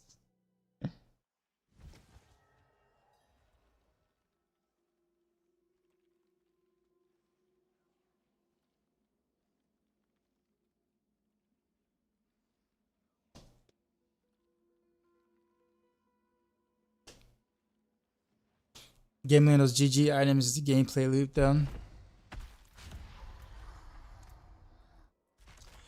We'll see what they do in the expansion. I'm actually just interested to see how much of a rework to the game itself that they plan on doing. Did they recommend any vitamin B supports to help with the nerve damage? No, they just put me on gabapentin, and I ended up getting a nerve block shot, which sucked so bad. That nerve block shot was not cool. Dude lied to me. He was like, "Oh, it'll be quick. It's a real tiny needle. It'll be quick. You know, just like one of those like regular shots. It'll be quick." Lies. Dude was sitting there digging for freaking 45 seconds, poking at the nerve, putting whatever steroid on the nerve, and then whatever else he put, numbing agent on the nerve, while asking me about my experience on like the Panthers percussion drum line. And it's like, yo, did you? Because I did Panthers percussion in 2015 and 16. He's like, yo, so how was Greg Olson? Like, was he a cool guy? Like, he was asking all these questions while like poking me the freaking needle, and you freaking telling me it was gonna be quick. He was a big Panthers fan, by the way, if you couldn't tell. Yeah, that was awful, man. Like, man, I'm like, and then I get done, and like I go to the front office, right, the front desk, and she asked me, she's like, "So when's your next appointment?" And I'm like, "What do you mean next appointment?" It's like, "Yeah, you know, like next month, like, you know, when are you coming back next month?" for a shot. I'm like, first off, this is supposed to be just a consultation. I was sent here, I was referred here to his pain specialist to talk about my pain. That was the whole point initially. He talked me into getting a nerve block shot after hearing my experiences. Like he just wanted to just be like, uh-huh. He was like, uh-huh, uh-huh, uh-huh, uh-huh. All right, well, I can give you a nerve block. And I was like, what's that? And he's like, well, you know, we basically, you know, numb the nerve or block the nerve, you know, by literally, you know, with the needle and stuff. I'm like, oh, okay. And he's like, yeah, we can do it today. And I'm like now? He's like, yeah. I was just like, I'm not mentally prepared for something like that. Because I was just there just to be, you know, for a consultation. He's like, yeah, but it'll be quick. And it was just like, okay. And then so I go from going there as a consultation to, hey, so when are you coming back regularly for your nerve block shots? I'm like, that was not the discussion. That was not the plan. That was not the discussion. None of this was on the table when I first got here. Okay. Needless to say, I am not doing monthly appointments of that. No. No. Regularly, no, not doing it. I think I might have would have considered it if I felt like it did a lot, but honestly, like, I think because I got recommended to take the gabapentin, like a day before I got the nerve block shot. So I don't even know which one was actually working. I think it was kind of weird. I mean, I even told him I was taking gabapentin, or I got prescribed gabapentin like the day before. So like, I don't even know that I even should have gotten a nerve block shot until I felt what that did first. I mean, like, so like, I don't even know what's doing what. And then for the experience I had with that nerve block shot, I don't know. I don't know.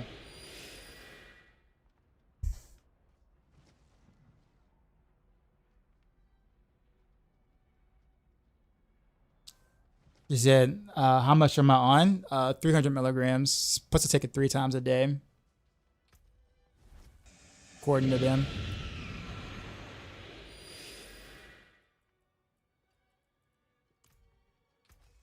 That can't be salvaged. That's the cell. Anything breaks, the forge is hot.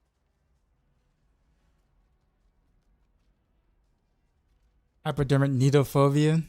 I don't like needles either. I don't know if I have a phobia, but I get pretty antsy about needles too.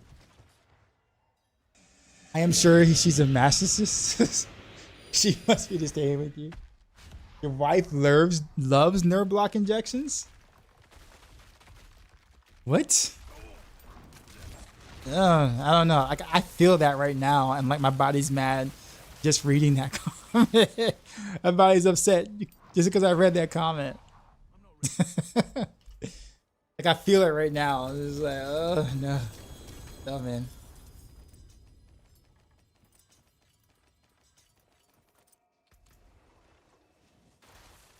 That's a hefty dose.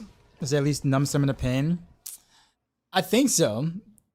I know that probably sounds weird to say. I mean, I think so. I can definitely tell when I'm not taking it anymore, but I don't know if it's gotten like a lot better or just a little bit better since before taking it. It's kind of hard to say. But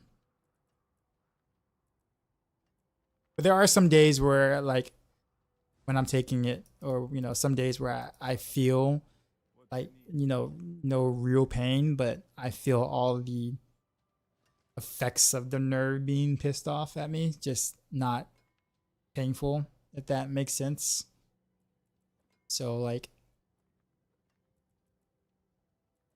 I can't salvage that. Come back if you need work.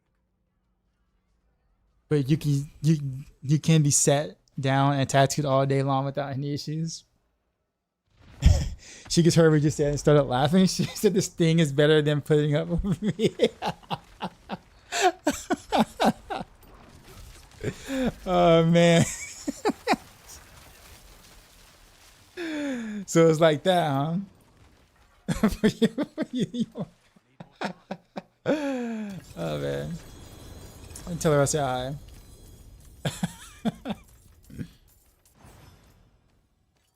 What is she getting nerve block shots for though? If you don't mind me asking. You did say she's a masochist, so you know it might just be one of those like hobby things. Right? It's just like, you know what? I'm bored. I'm gonna go give me a nerve block shot. Or maybe the person who's applying it's like really hot or something. She's like, man. Obviously she's not gonna do anything, but it's like, you know, it's like, hey, I don't want to see that doctor again. Let me schedule an appointment. Go to the doctor, just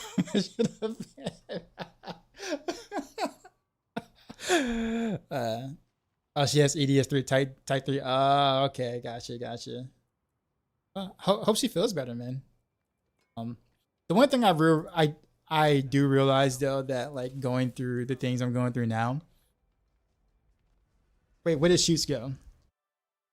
Makes me realize how many people are actually going through their own things. Like, you know, people are going through things, but it's not until like you like start talking about your thing that everyone else chimes in on their thing that they're going through, and it's like, oh man, you too?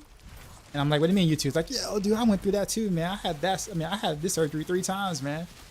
And then like somebody else in chat is like, oh man, you know, I had a friend that went through such and such, or and then someone chimes in and says, oh, it's like, yo, I'm taking those meds too. Like, it's interesting, like to like, I don't say interesting, but it's like it probably sounds really weird, but it's like oftentimes you just, when you're going through a lot and things like affect you mentally and like you just feel like you don't really have any like anywhere to go to, like someone to talk to sometimes, like you kind of feel like you're the only one, even though you know you're not the only one. Like, you know, obviously other people's scenarios are like way worse, but your mental, because of how it affects you, makes you feel like you're going through this like on the corner of the globe where no one cares, you know what I mean?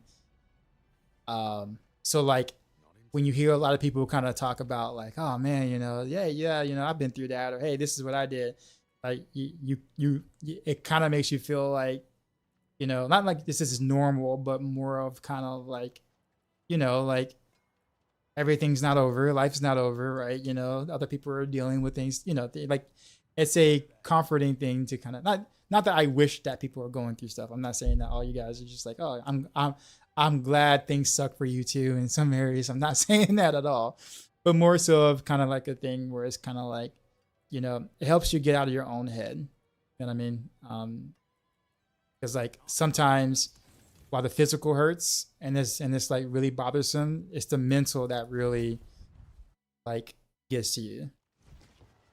Like, honestly, if it wasn't for the stream, honestly, throughout the past 4 months, like I have no idea where my mental state would have been, because my mental state usually sucks when I'm not streaming.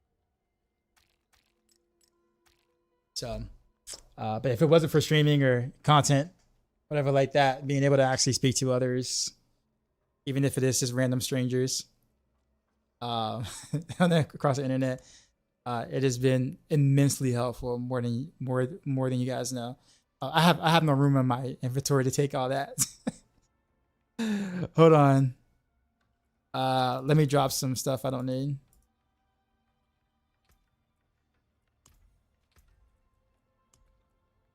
That's me, my brother. Okay, cool. Well, thank you. I will let him know. But let me drop some stuff I don't need right now. I know I'm never gonna use. All right, request trade again.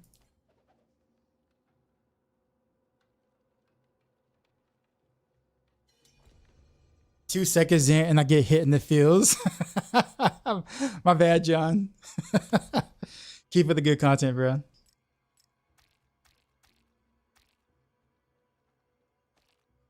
Nick Toto says I have prefer automatic, and I can't even pronounce half the things you just said, but neuropathy, okay.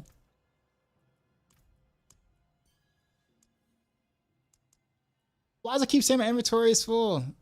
I don't like drop like a jillion things. Hold on. Okay. That should do it. Cool. All right, well, I'll let him know tomorrow so we can hit up some runs. So I know the feel is permanently. Hope it gets better for you soon. Thanks, man. I appreciate it.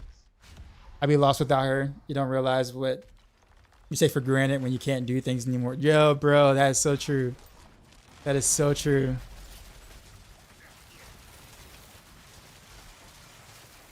Do I have stones? Yeah, I have plenty of stones. I'm not ready yet. So all I do is Inferno Hordes, basically.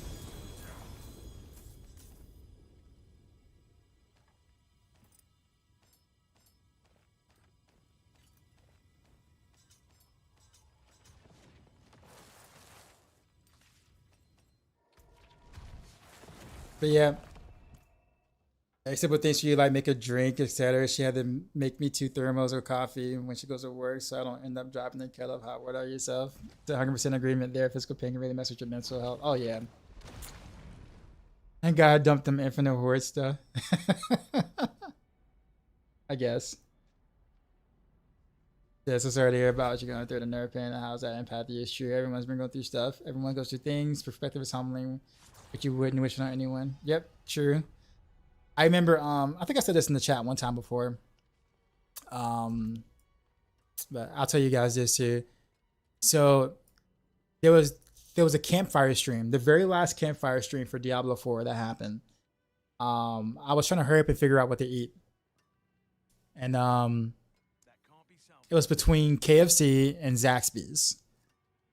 And I've been eating a lot of Zaxby's in the recent, so I'm like, I kind of want KFC, but KFC was further away, and I'm like, dang, the Campfire stream is getting ready to happen pretty soon.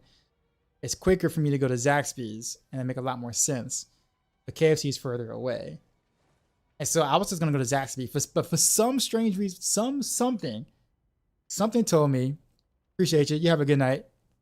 Something told me to go to KFC, like just some weird inclination or whatever. I don't know, but it's like go to KFC.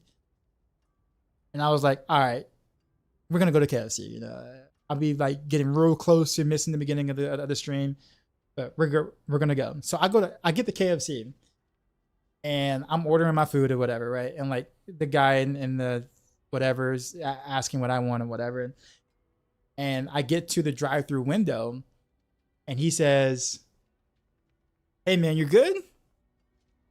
And I was like, I mean, I'm all right. Like, just, dealing with some post, surgery stuff kind of thing. And he was just like, yo, man, don't worry about it, man. Like, you seem like a good dude. I was wearing like Superman pants at the time, and like, pajamas. So it's like, yo, you got Superman pants on. You'll be good, man. Don't worry. You seem like a nice guy, man. You'll get past it. I got issues with like this foot, I have, and I had surgery in the foot, and I can't really walk the same, but I saw this other guy in a wheelchair who doesn't even have a leg at all. And, I'm just grateful that my foot hurts compared to the guy who's in the wheelchair, man, but like, things happen, man. And, you're going to get through it, and, it's going to be all good, brother. It's going to all be good. And I'm just like, am I getting therapy advice? In the KFC drive-thru of all places. Like, it was cool because it's like, it was totally unexpected. I was like, how did he even know that I was like not, doing, like, he just knew. And I'm like, well, damn, this is why I was supposed to go to KFC today. I was supposed to go to KFC because I was supposed to meet that guy, and he was supposed to give me that advice so I can keep my head up. That's exactly what it was. And it's funny. Here's the weird thing. I go to that KFC all the time, and the customer service is usually dog shit there. Like, usually I'm missing something, have to repeat my order 4 or 5 different times. It's usually pretty bad. I just happened to catch the one good dude that was there at that time when I was supposed to really have gone to Zaxby's instead. And that happened. And I was just like, yo, that is what I needed to hear that day. Like, it totally was what I needed to hear. And I was so glad I went to KFC that day. something told me to go, and I went, and I was just like, I'm gonna go. I don't know why I'm going, but I'm gonna go. Got a spare Tyraels Starless. You can't trade Mythic Uniques, so even if I had a spare Tyraels or Starless, I can't like give it to you. The game won't let me. Yo, the famous bows are good though. The chicken bows, the mashed potato bows like that, those are really good at KFC. Yeah, ain't gonna lie.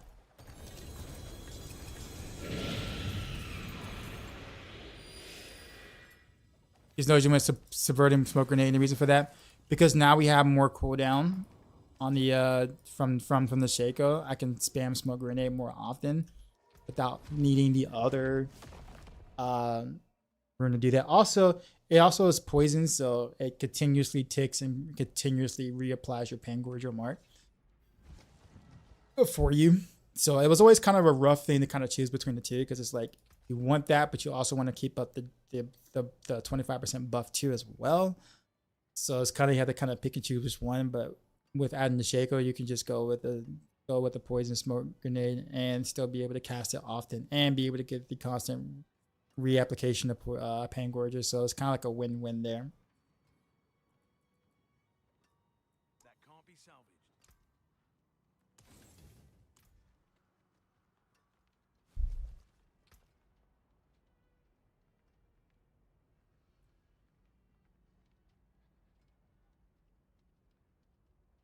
Did you just get that, Grumpy Monk? Very nice ring. Sometimes people remind you that most people are good. True. But it's always kind of like hidden, like, and I don't want to say it because I'm not trying to open up a can of worms or anything like that here, but like, I feel like all that good that's done is usually just gets hidden, like, or buried beneath, like, religion or politics or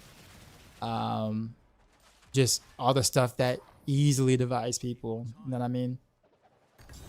Like, when those things aren't involved, you realize that people are, in general, are, generally speaking, most people are good. Most people actually want to see people succeed and, be happy with what they're doing and stuff. You have your bad apples, obviously, but most people don't suck. They like, most people don't naturally just suck just for the sake of it.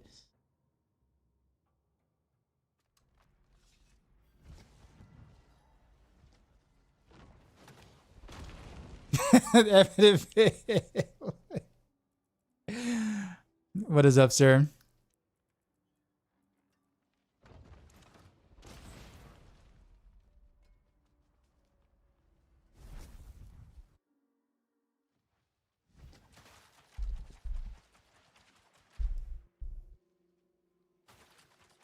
Two more. I'm gonna head out. Okay, that's cool.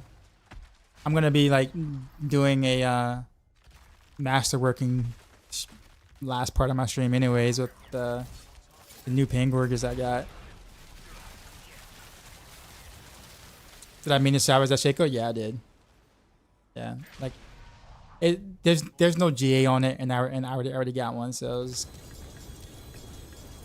the moment, the spark is more. It's more impressive. I salvaged like a ton of mythics this stream. Like, not a single mythic has rolled with a GA on it. Yo, I don't understand the Barrage build. Why you don't focus crit chance and why do I focus alchemist damage on weapon? Well, because you crit all the time, basically, on Barrage. If you look at your precision key passive, you basically crit whenever you proc precision. And then you pretty much have a pretty innate high crit chance already, thanks to Starless Skies and amongst a couple of other things. So like, you don't really need to add any crit chance at all in that build. Ultimate Gems is due to the No Witness legendary node on the Paragon board. Yo, dark side. It gives you more damage. Crazy, son. Sorry, Ghost, for the echo. How we do. Drop my new beat for these new viewers. What's going on, man?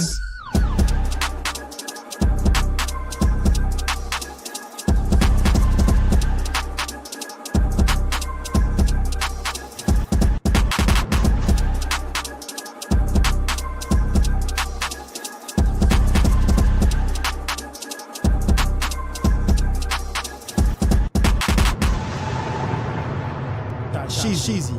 Out. BPM next to. Ghost rated my appreciate stream you, Ghost. How's it with going? 21 views. How you doing, man? Thanks, man. Spare Tyraels or Starless? Oh no, you already said that. You prioritize one of the first. Tyraels or Starless? Definitely Tyraels. But yeah, on the Barrage build, we take the ultimate gems because of the no witness legendary note, and since we cast an ultimate often, we get that juicy 39% damage buff because of the ultimate stuff that we take. Should be listed in the guide in terms of why we take it. How's the stream going? Pretty good. I got a question for you, Ghost. Since I know it's your stream, do you happen to use the ATOM multi-stream app by chance? Because ever since I actually used that plugin on OBS, I have not been able to get rid of the echo, and I haven't done anything different. Like nothing different. Like not a single thing has changed on my end. And now I have an echo, and so now I got to go through all my audio channel stuff and figure out why that echo is happening, but I don't quite get it. Yeah, so it's been like this for the past 2 days with all my alerts and stuff, but I got an Andorials. Still no GA, but it's an Andorials.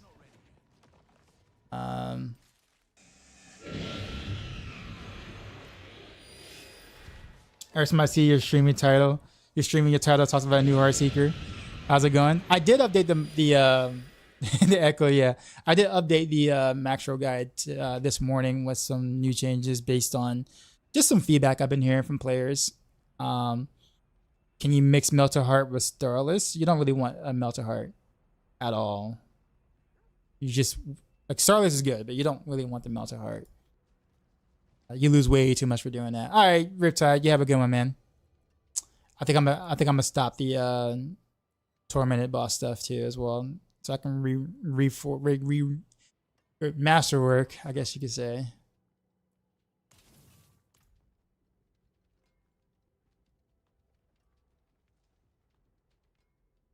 Answer me, please. What's going on, man? All right, so I have how many sparks now? 15. Okay, so actually, if I could salvage one more piece of gear, I can have 4 chances. 4 chances for a Shaco in terms of craft is concerned.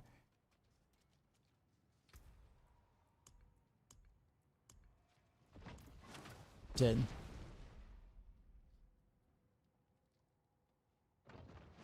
Yeah, Shaco with G on CD. Joe, I would love that so much right now. Almost sounds like a remix. That's what I heard. You want to do a T8? Is that what you said?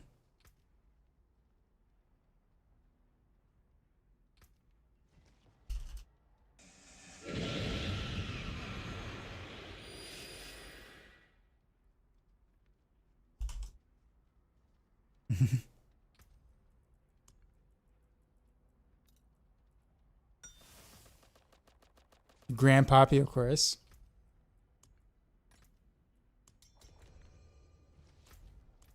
Just one though, sir. Just one.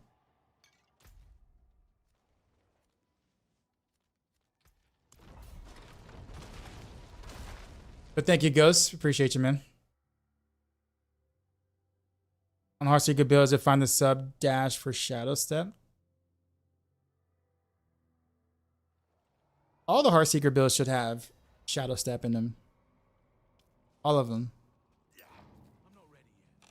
So you shouldn't have to sub that for it. It should already have them. Unless you're meant the other way around.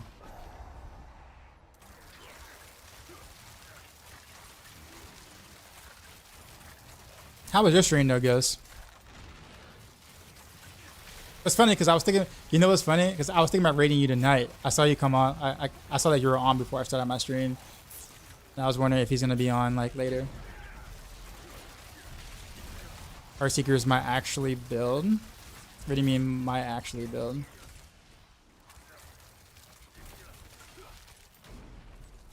I mean like, do I claim it? Is it mine? Like mine? I just let other people play it. Is that what you're suggesting? Oh, okay. Yeah, I mean, I play Heartseeker. I think I probably spent more time on Heartseeker than any other rogue builds so far, I think, this season. But I played basically almost every rogue build. You have to be 100 to try Heartseeker? No, you do not. But you do want the prerequisites listed on the site, though, if you want to do well with it. If you have another character, like if you've leveled another character to 100 already, then you'll probably already have Moonrise and Adaptability. And if you have both of those, you can literally level with Heartseeker on your second character, but not your first character.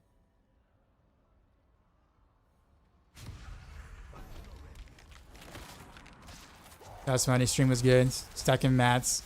Your music broke, so I called it early in the night. Oh man.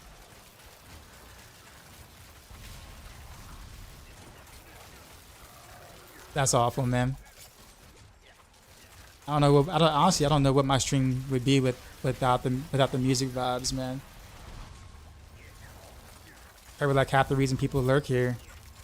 If my music broke, man, I'd have like -3 viewers. Pretty certain.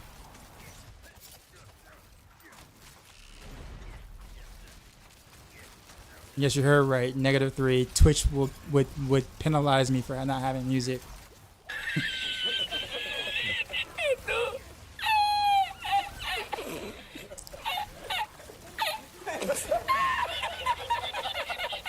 You mean like, is it okay to use dash instead of shadow step?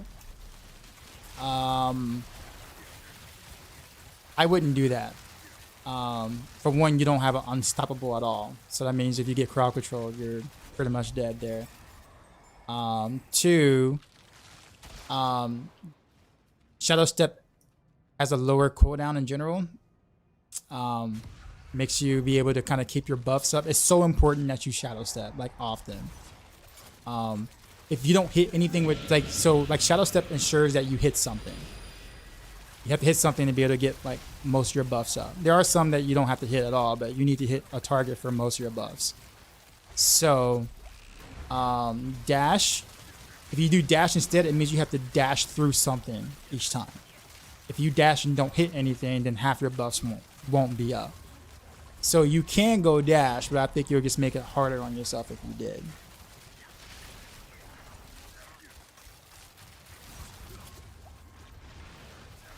Versus not having shadow step, I put it that way.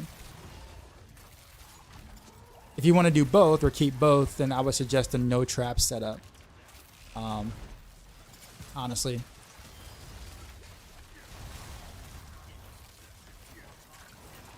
Oh, Pickle, by the way, can you do me a favor? If you can, after this wave. I don't know if you hear me.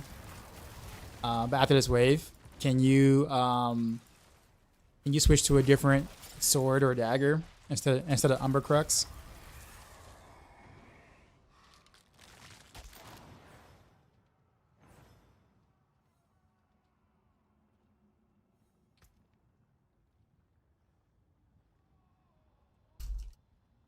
Hold on.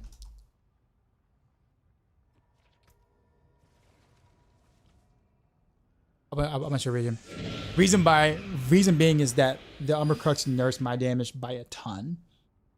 Because my ricochets ricochet to your totem, and there's no benefit from me hitting the totem at all whatsoever. 0. And so my damage kind of plummets a lot.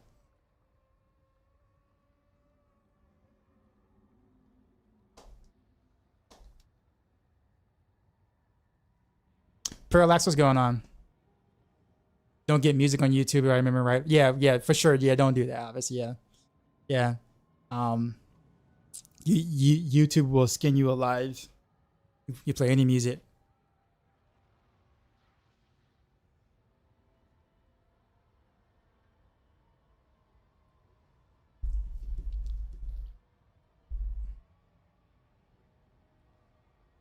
I am chill. Just bought some stuff to repair some customers' bikes today.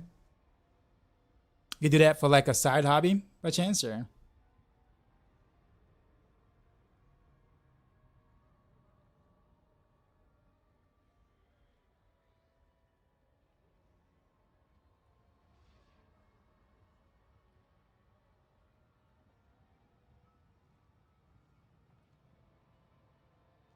Your bike maker? Oh, okay. All right. Cool. Cool.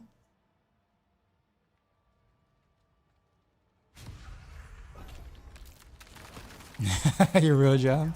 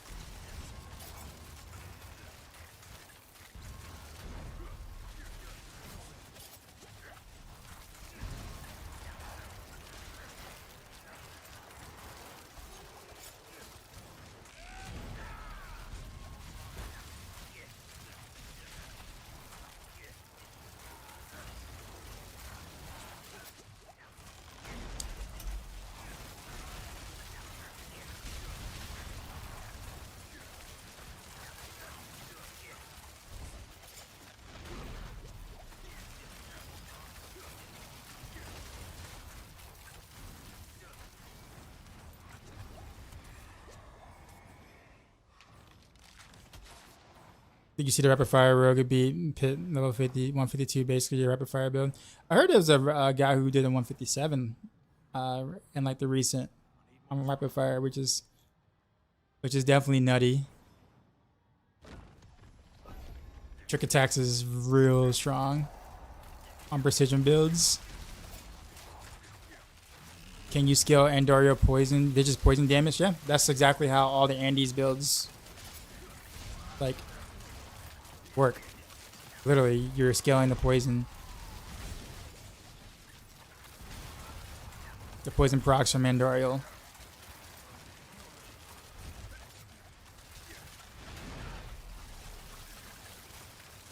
Yep. You're welcome.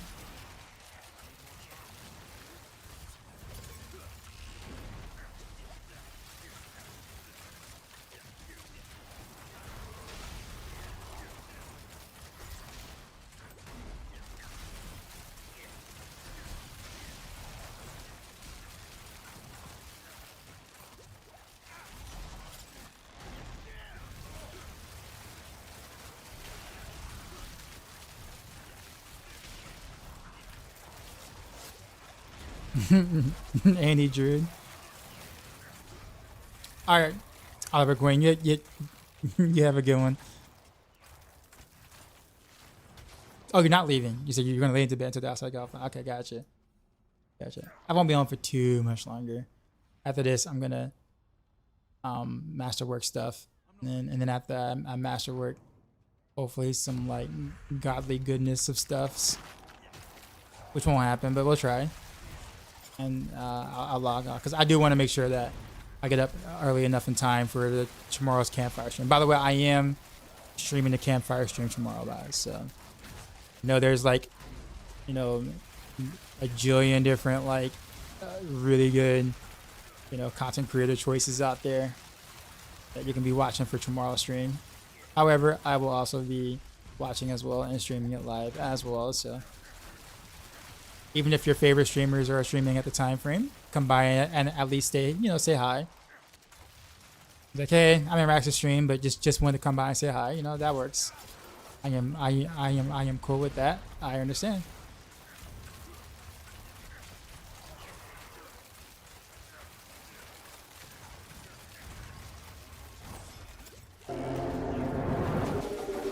Yo, Donald's playing with the raid. We just got raided, son. You know how we do. My alerts are still echoing. I'm sorry.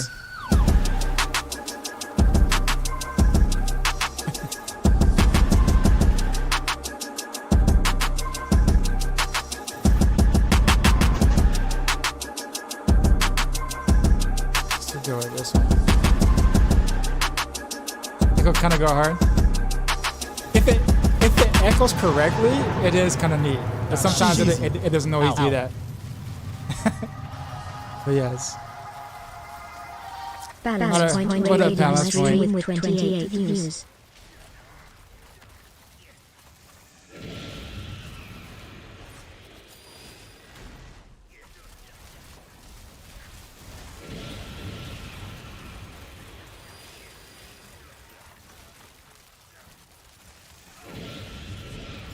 Yeah, I wish I could figure out what the echo is happening. Or why the echo is happening. Because it's only on the alerts, not like anything else. Not the music, not the voice or whatnot. It only happened when I installed the multi streaming app from Atom or whatever to make streaming to YouTube as well easier. And yeah, ever since then it's just messed up my my audio in a weird sense. So did they say there'll be a mid-season patch? Yeah, they did, but they haven't like talked about it since they said it, like, you know, literally like the Campfire before the season started. That they'll have a mid-season patch to talk about like more in front of horror tiers and other stuff. So like, do I use Streamlabs or Stream Elements? Stream Elements. I mean, I use like regular OBS, but I do use Stream Elements for my alerts. But yeah, I don't think it's really from Stream Elements in though. It shouldn't be. But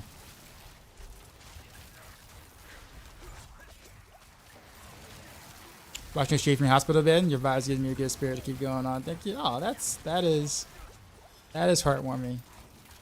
Hope everything's well with you. We were talking about this kind of stuff earlier on. I don't know if you were here for it.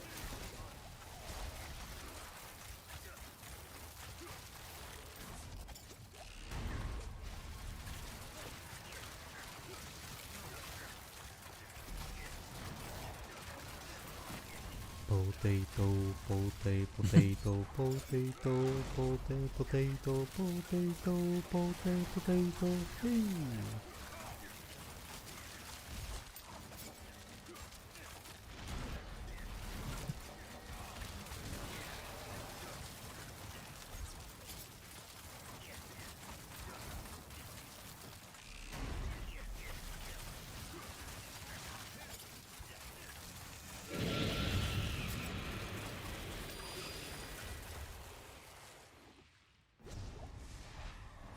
Has to be a reverb setting hidden somewhere. Has to be some. I mean, something. Like it's really weird because like I haven't had any issues with it. I haven't changed a single thing until the Atom app got installed or whatever. The Atom plugin got installed. So, King David, what's going on?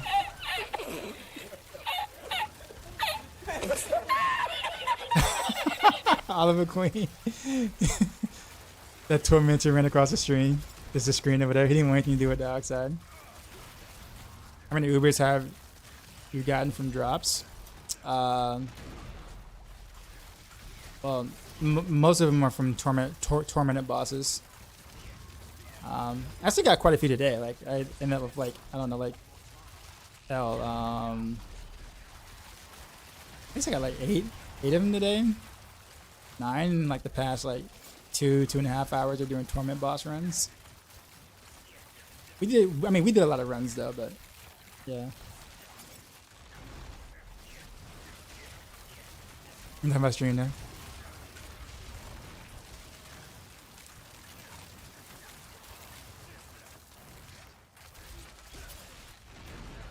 To use restream over Atom. I don't know, man. Atom's free though. Like Restream is like a cloud service you have to kind of pay for, whereas Atom is free, and Atom's been godlike with their vertical plugin.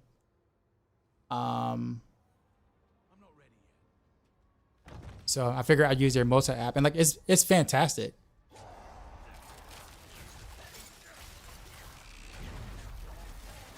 It's free to stream to multiple platforms on Restream. I mean, I don't have any issues with Atom multi-stream in general. Just all of a sudden, my audio kind of got out of sync the moment that I started using the app. So I'm wondering what conflict happened, but I've been very happy with Atom in general. I actually used to use Restream back in the day, like when I first started streaming. I would use Restream.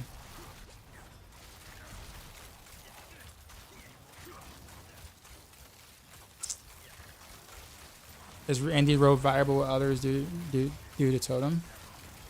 Some builds and stuff can help take advantage of the totem.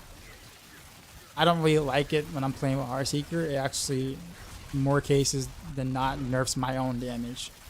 Because then my Heartseeker tends to ricochet to the totem. And so instead of the ricochet doing 75% damage to a mob that could pop praying gorgers and stuff like that, I'm hitting the totem, which is doing 20% damage. And that's if it, you know, hits in the ICD or whatever. So it's like, it ends up being worse for me in a group significantly.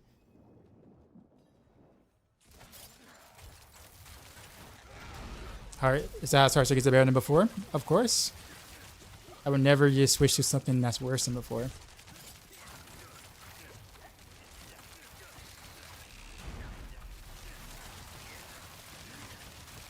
I wouldn't like go to like the website and be like, yo, look how I made this build worse. You guys should totally check it out. Right? The idea is to upgrade usually.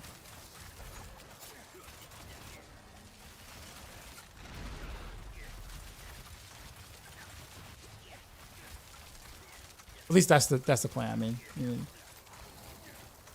probably could make some YouTube content on like how to make S tier builds, F tier builds. I don't think anyone's doing that. Could probably corner that market.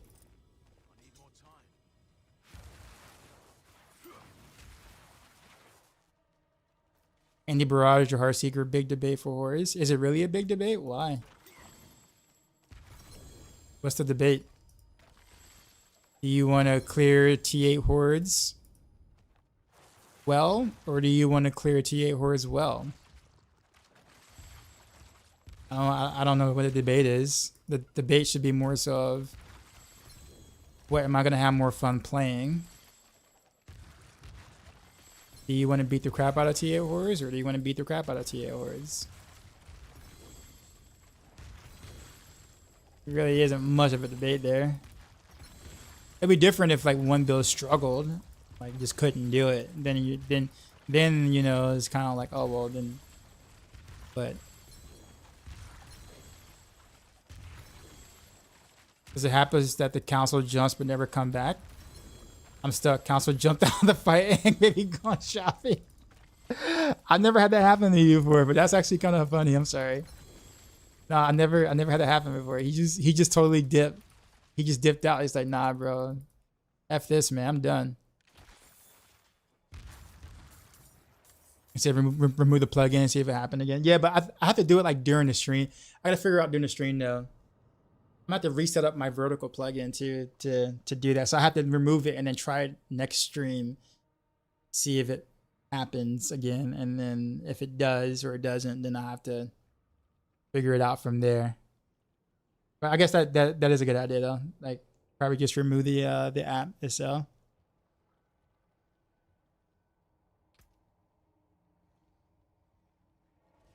Or I keep on the app, but basically a plugin. That's what I like about Racks and Docs streams. You get easy to understand the explanations to the answers rather than yes or no. I mean, I'm all about. I do remember that we do play games for fun.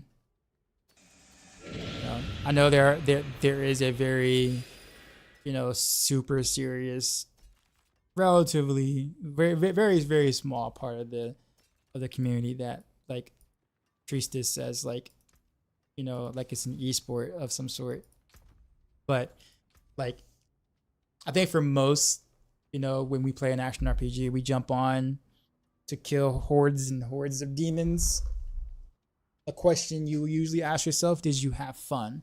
If the answer is yes, you log off, do it again the next day or whenever you have some free time.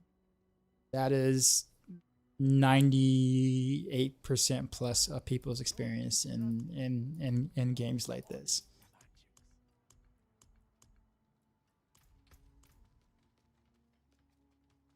When mom took it to take out chicken, you forgot. Fair.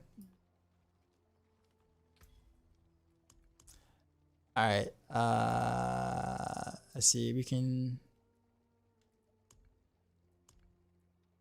craft. is it semi? No, transmute sparks. Here we go. All right, so if I guess I guess whenever I salvage the abomination, I can just have another one. So I guess I have 4 tries for Shaco then. All right, so try number 1. Rip. So let's just go ahead and just salvage this now.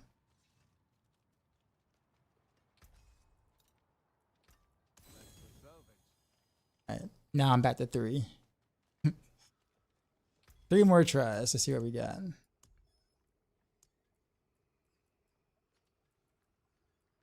Where is it? Oh, Hard Conquest. Here we go. Here we go. Okay, the G. It's on cooldown. Very nice. We did it. We have won the internet, y'all.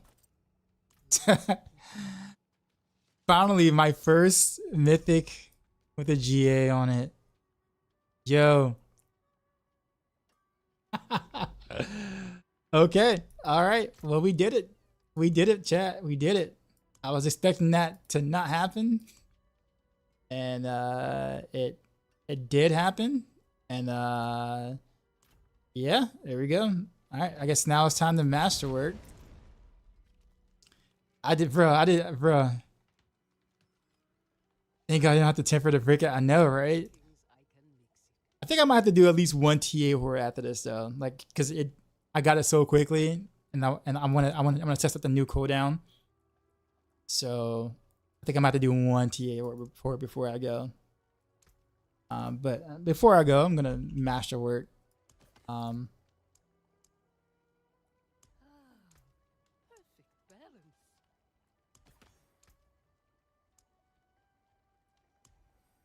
Blessings. Blizzard Devs are watching this stream. If so, can you can you tell them to fix cold clip and crown while you're at it? All right, so I guess we'll masterwork the helm first. Yeah. But I have so many mats. I play a lot.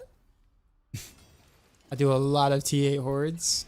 A lot of T8 hordes. Did I say I do a lot of T8 hordes? Because I do a lot of T8 hordes. Okay, reroll on cooldown. Nice. Get cooldown again. Maximum resource.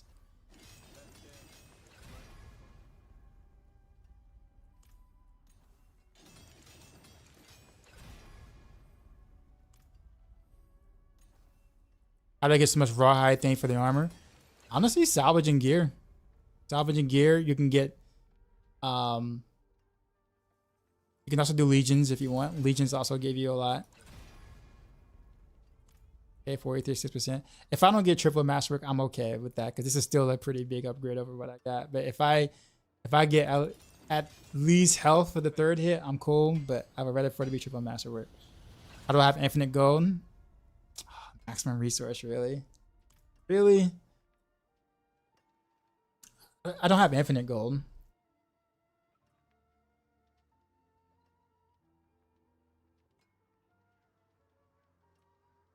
We go again.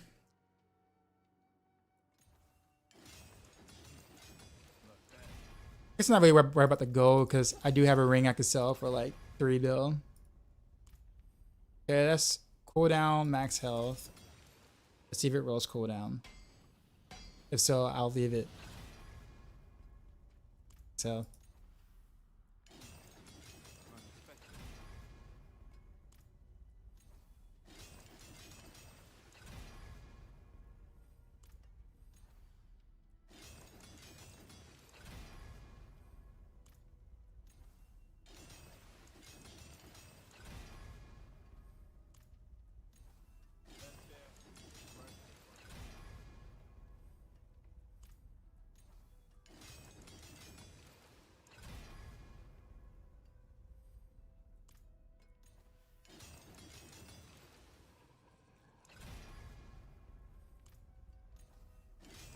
Cooldown.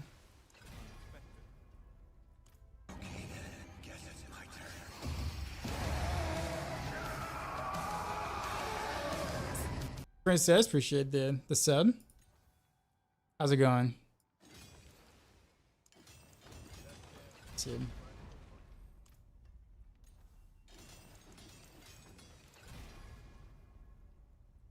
I can't even get to hit cooldown anymore.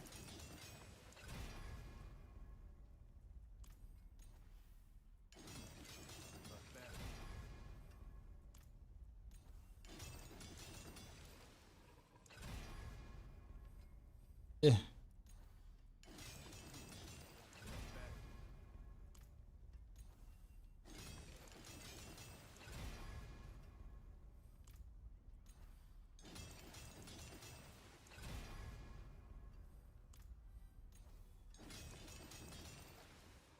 You playing trash clear Heartseeker on hardcore for a challenge? So when you say trash clear, are you talking about like victimized Heartseeker?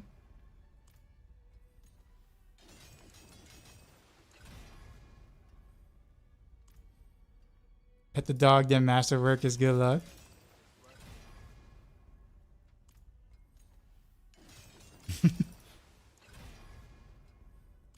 Yeah, I can't even get the cooldown reduction anymore. These won't even hit.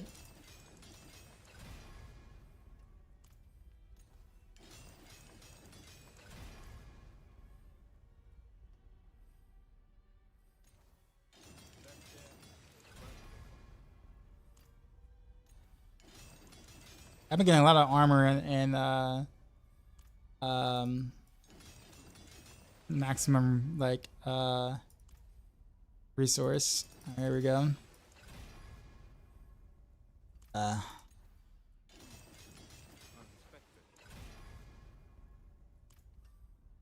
You change blacksmiths?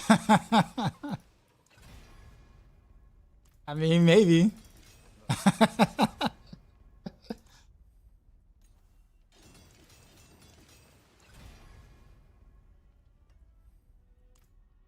Like, this is the reason why I don't really go for any triple master works, because it's hard enough for me to get a double master work with what I want.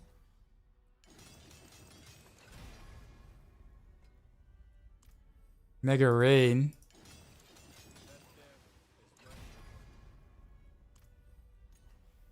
Who's coming? With my echoing alerts at the moment.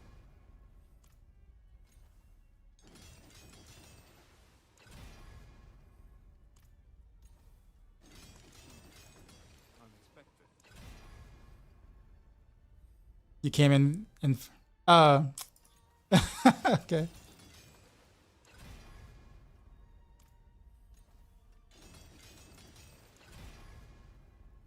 Bro, it's been hard to even get the roll on the cooldown. Like once. There we go. Armor. He's up on my cooldown look, probably.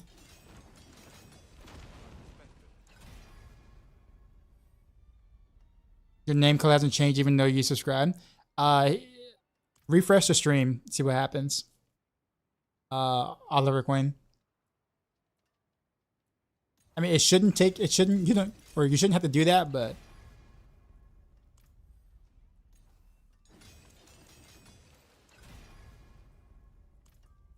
I've already spent 300 million so far.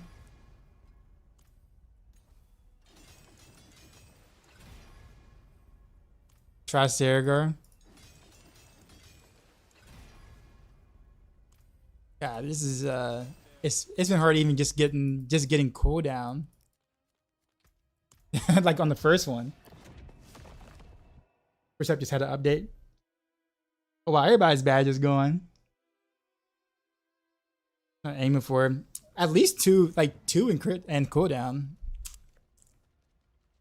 I had 2 cooldown and then it rolled like max resource. Probably should have kept that, but I was like, eh. If it's just like 2 cooldown, 1 health or whatever, I'm cool with that. Like the one I have right now. But I'm not even trying to go for perfect. I'm just trying to like go for like decent. Alright, there we go. Saragar looking good so far. Saragar looking good so far. All right, let it cook. Come on. Come on with it. Okay, I'll take it. I'll take it. I'll take it. I'll take it. All it took was changing the blacksmith. All it took was changing the blacksmith to get a decent.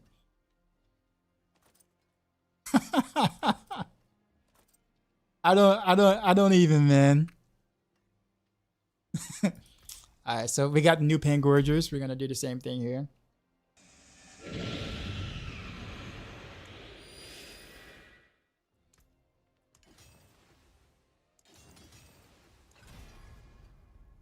Kilbashire Blacksmith sucks. I know now.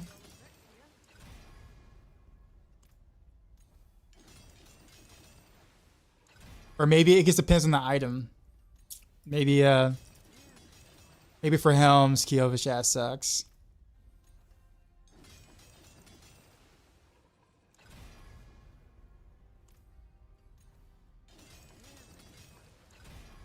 You'll try one time at Kmart.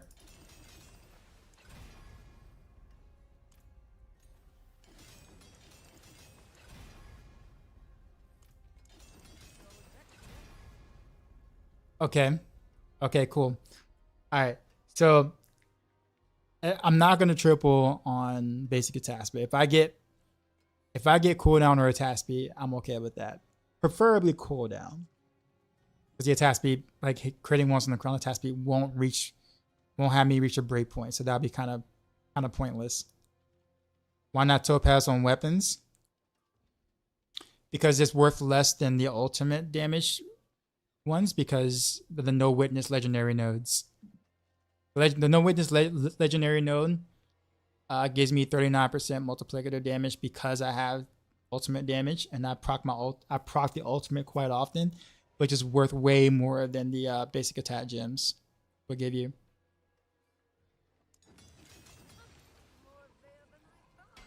No gem on Andy, not yet. Let me masterwork. It went attack speed. That's alright. That's fine. It's still an upgrade because of that GA on cooldown, so I will take it. We'll take it. So basically, I got the same Masterworks as my old pieces, ironically, but I got an additional GA on like stuff. So the cooldown here and the cooldown here. It makes a relatively big difference. Guess we'll salvage the old stuff.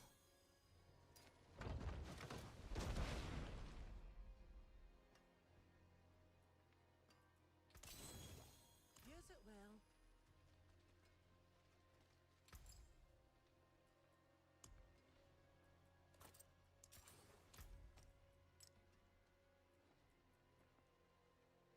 Yeah.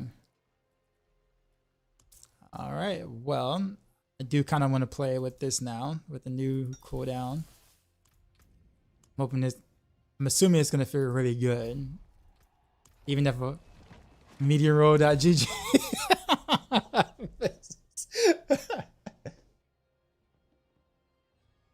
Even Stream Elements lost the badge.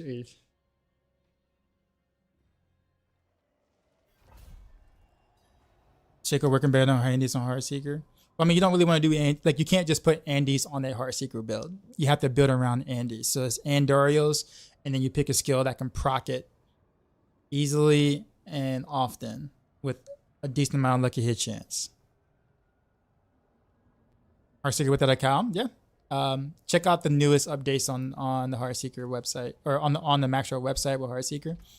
And this is the deoxized version with no Tyraels might, if you see here.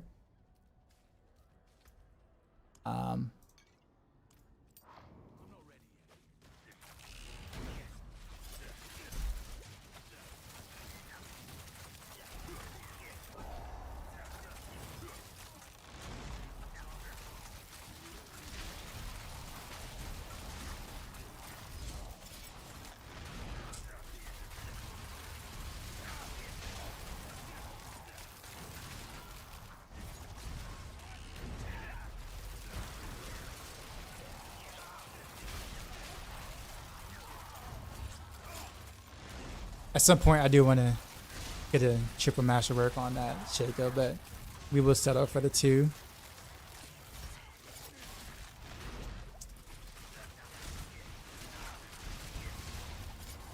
Definitely feels better than before.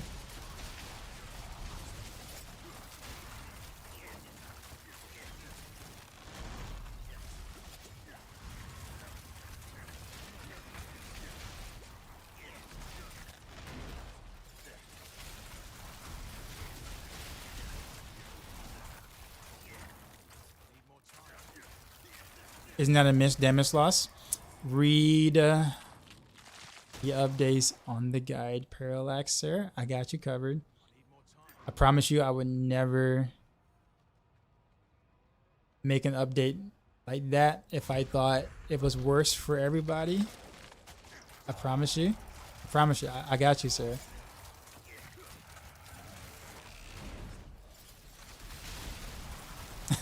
No, you're fine. You're fine.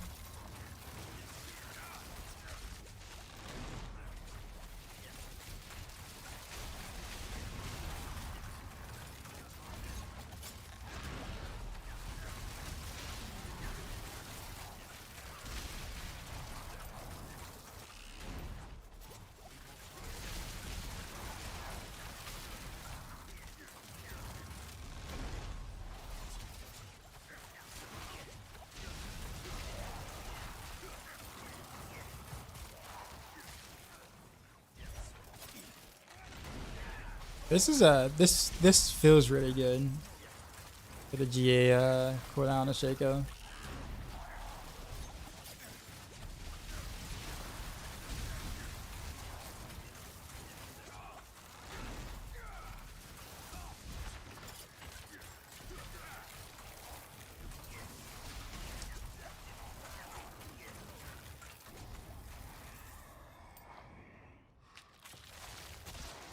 So back to go on the chat. Yeah, that is Twitch bugging right now.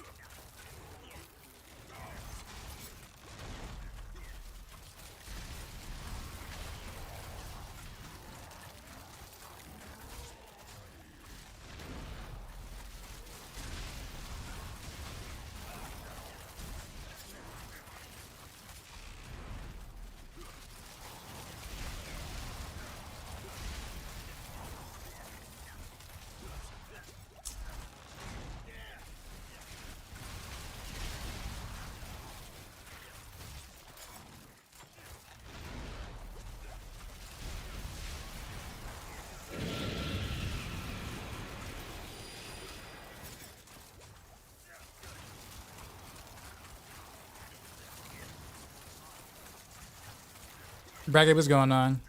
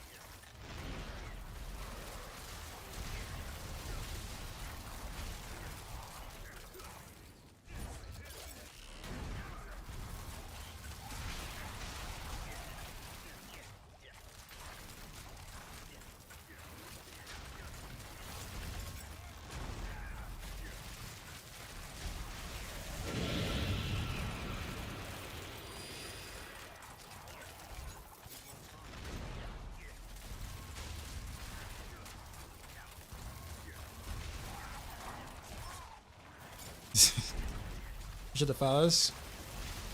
Yeah. Having my shadow step on off cooldown faster too also helps a ton for when I'm like in shitty situations.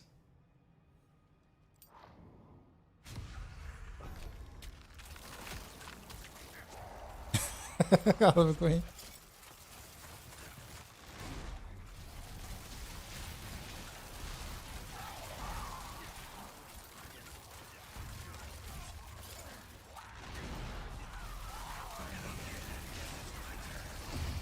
Braggy with the sub, appreciate you, man.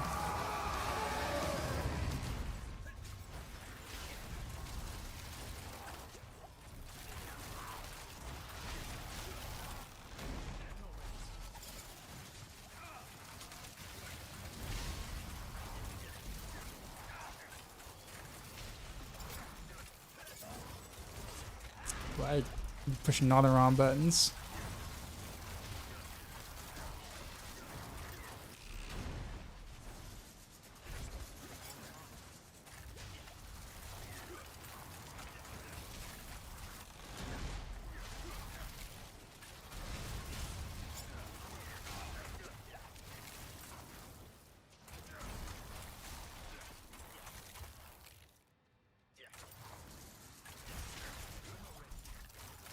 Do I know whether the damage of a shard of Raptor is multiplicative? It's definitely multiplicative. We would not be using it if it wasn't.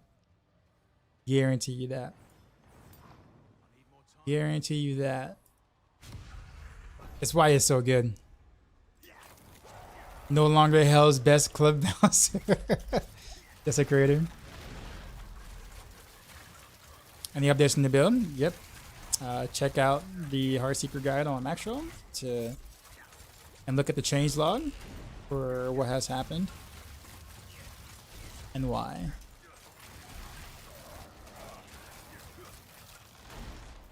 I did take 8th of Glories, didn't I? Yo, Dark Side. We just got Butterfly with the raid. Sorry about the echo. You know how we do. Drop my new beat for these new viewers.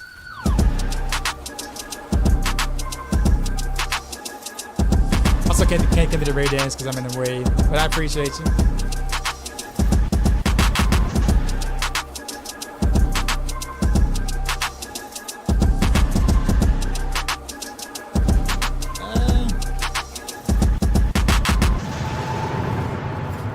Cheesy.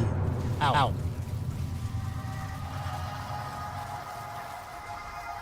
Butterfly 0917 rated my stream with 4 viewers. I appreciate you. Thank you very much. As soon as I reset into the skill stuff, I have no resist cap anymore. You should, because you should still have your Tyraels might. Unless you're trying to do the try-hard version, which obviously you have to look at the rest of the build. How's it going?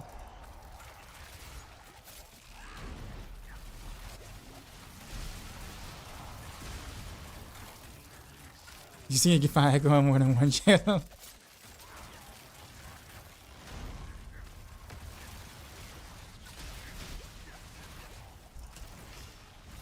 Jeez, that poison. I'm alive though still.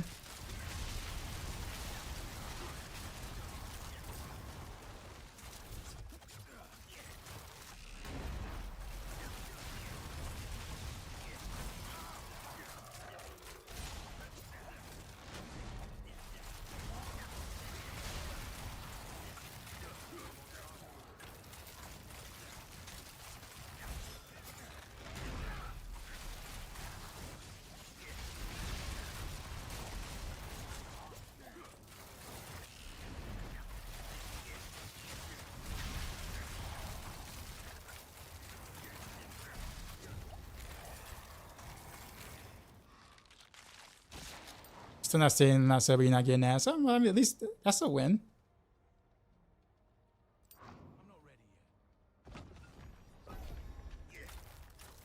don't know if you answered this, but what percent all damage should you be looking at on the Heartseeker builds? Is it all percent?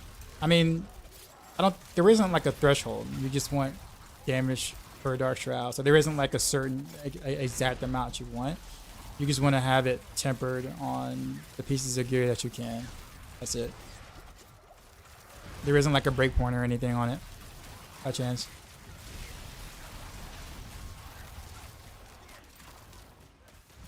Like you won't go from like doing terrible damage to amazing damage if you reach like a certain number, but if that makes sense. You just kind of at the mercy of RNG.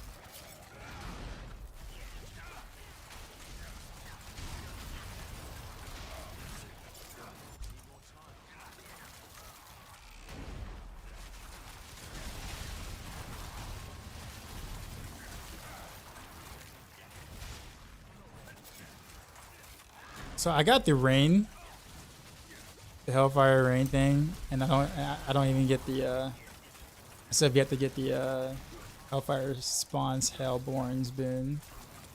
I took the rain pretty early.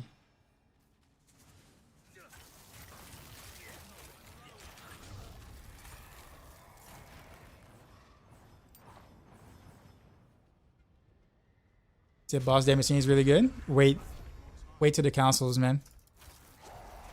Marina, what's going on?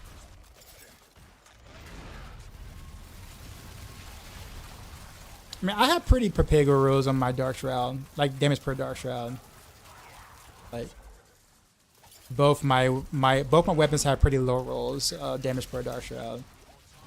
So just to kind of put it into perspective from what you're seeing right now on the screen, I don't have high rolls. I don't have GG rolls.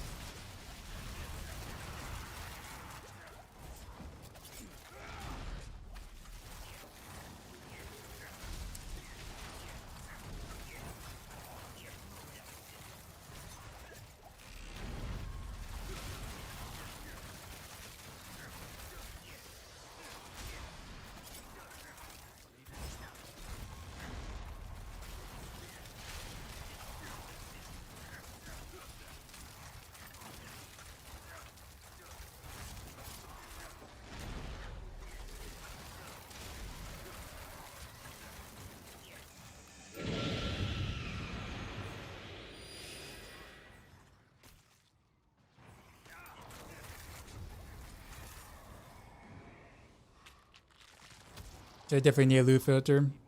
Yeah, they said they weren't gonna do that. Or they didn't have any plans for it in the expansion, so I don't know. Maybe the expansion loot, or the way the loot drops might be better in expansions. I don't know.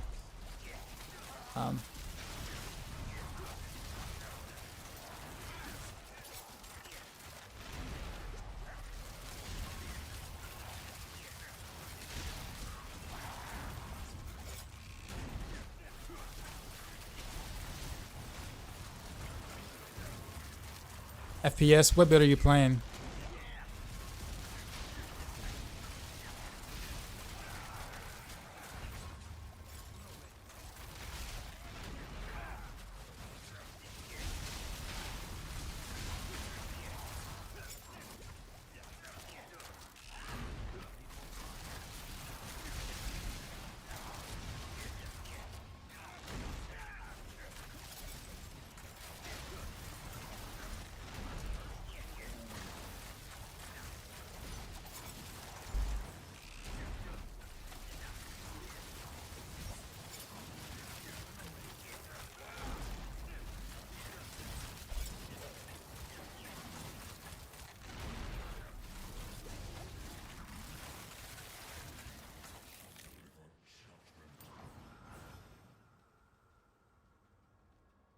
I thought some Word of a Con, not worth.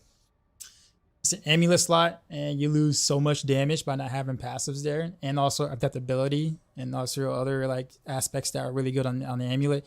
That Word of a Con doesn't give you anything remotely worth it in return, like nothing, unfortunately. Also, Renovaros doesn't do any damage, so it's just not a good slot for Word of a Con to be on. To be honest with you.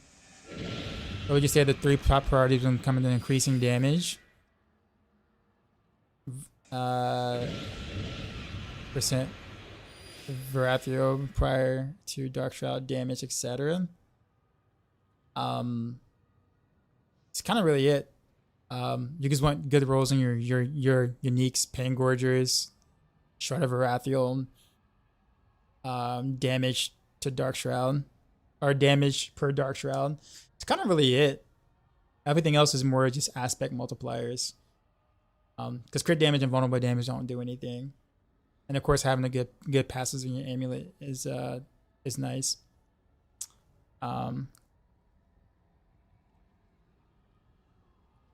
So badges are back there. Take it for granted that pair lifts and temperance point.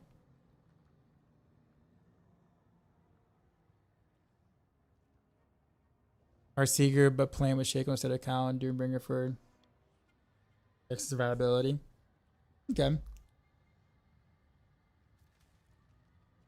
Could just be getting better rolls, I guess, for you, or making sure you hit your rotations for sure. Like to keep your buffs up. That's also very important. Do you still shade grass or shadow equal emotional damage? It is. It is. It absolutely is. They both spawned up top. Not good. That's what you want for like Andy's rogue, not Heartseeker rogue.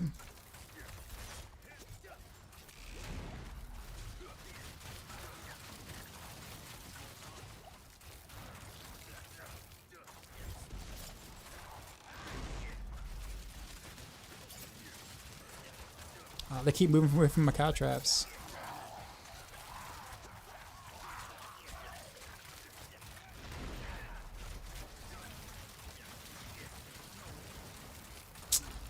Close enough. Good enough.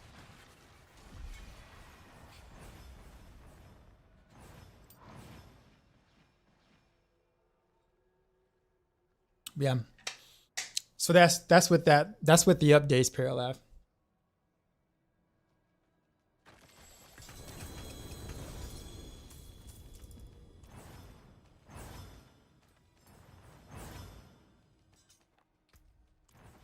Your friend found aggressive shadow. That's unfortunate. Is the victimized key passive still bug? Yes, it is. If it wasn't, we will be using the victimized key passive. Trust me, we would much rather use the victimized key passive. If it was working correctly, we'd be doing even considerably more damage, believe it or not. Crazy.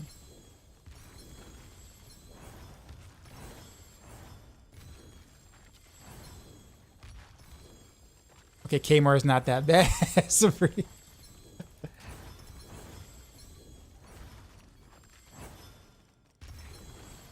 Yeah, Morgan Wallen, W, yeah.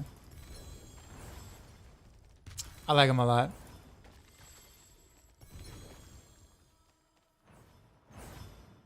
As an artist. Alright guys, we're gonna call it here. Wait. I thought I guess we'll take the rest in gold, sure.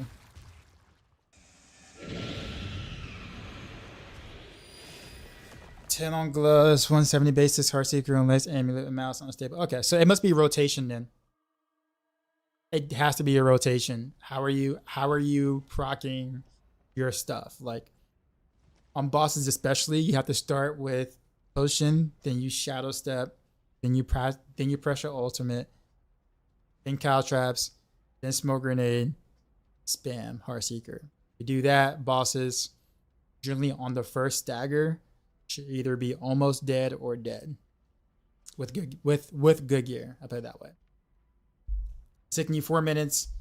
Definitely either something's very wrong with the rotation or you're missing an aspect or two somewhere. Like maybe you switched out a piece of gear or something on accident and you're missing like adaptability or you're missing Moonrise. Trust me, it's happened before multiple times to me where I would upgrade a piece of gear and it's like, whoops, I forgot to to switch out the aspect or whatever. That's happened to me multiple times. Great live, much appreciated. I mean, you're welcome. Is 110% on Pain Gorgeous enough? Nah. 110% is like min roll. Like the min roll.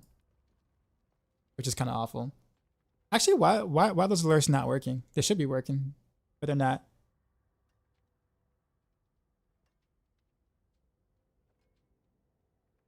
Okay, do you think it's worth to have a 200 passive on a sword or a GA the basic skills? Well, you want to get as much of both as you can, but I would prioritize the unique affix, the 200% over the basic skills, honestly, on the Shard of Varathiel.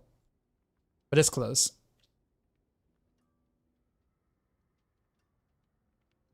But yeah, it is like on Heartseeker, it is about making sure you hit your rotations correctly on the bosses. And if you do, the bosses melt. If you don't, it takes a bit.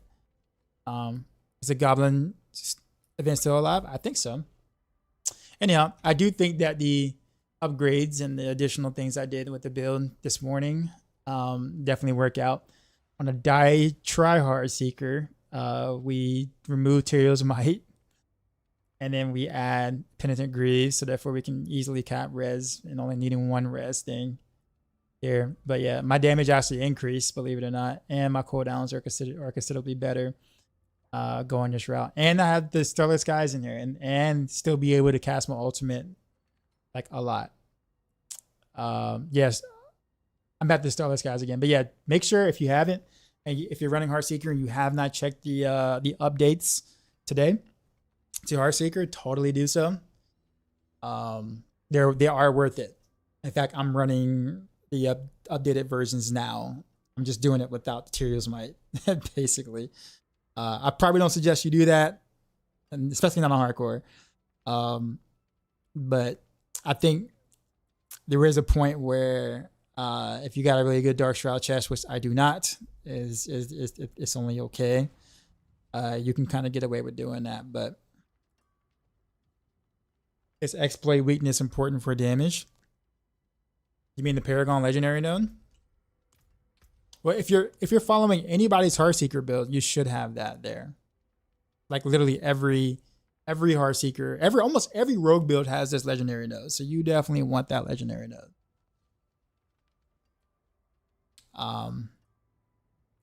There's really not a reason to not have it.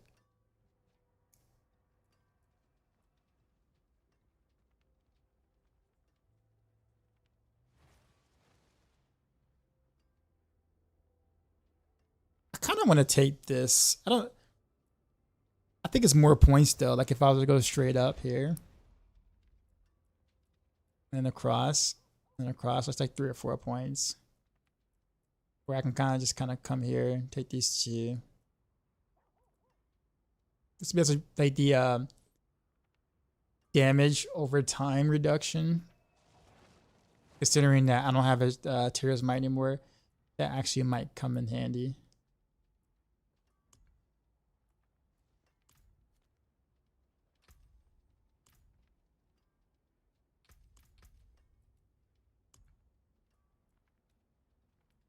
I do like the in general damage reduction from the from this too. This is also good. So I don't really want to remove that.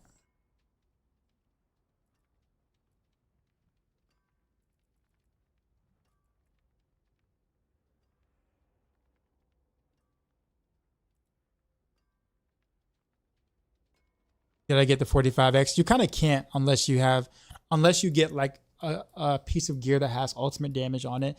You can only really get 39%. So you get 39% by taking these two things here for the ultimate damage, and then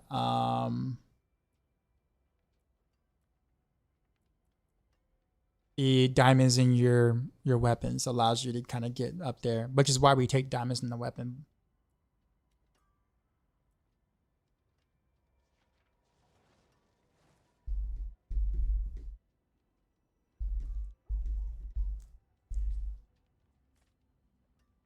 Do I think Heartseeker Rogue is better than Andariel's Barrage? At what exactly? When people say better than, like, there are multiple activities in the game, so it's kind of hard to like if I'm tormented bossing or whatever, I absolutely would do Heartseeker. I feel like Heartseeker just quicker, for instance. T7, T8 clearing. Oh, well, T7, well, you're not going to be in Andariel's Barrage in terms of AoE. Like, just not. Like, not even close. However, Heartseeker is better at the councils in the majority of the cases. Because Heartseeker is just really good single target. It's absolutely amazing single target. But it doesn't clear nearly as well like in T7, T8 as Endar as Barrage. Honestly, when people ask that question, most people are kind of wondering what to play. And in reality, honestly, whatever one you find the most fun. Flyak, what's going on? I mean, they both crush all content. So it's a matter of which playstyle do you think you would enjoy playing on your Rogue? Rogue has a lot of good builds. So, I mean, you have many options.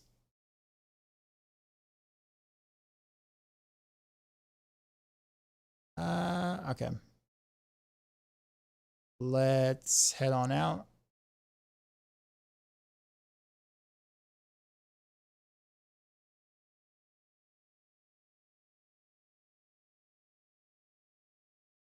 Why not the new unique armor give Dark Shroud level? Because I'm also missing a multiplier. I want the 25% more damage. I don't really care about the unique affix on the Shroud of Kandari's. At least not on Heartseeker. I don't care about it. So I don't want to just lose 25% damage for no reason. Yes.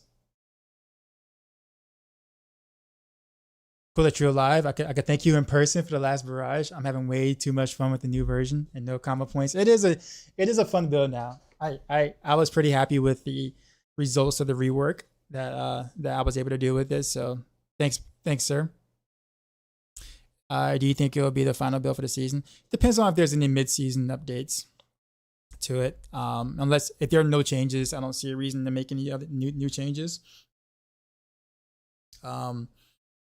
But if I find anything out, of course, I will definitely have it updated there. But I don't see there being much else, honestly.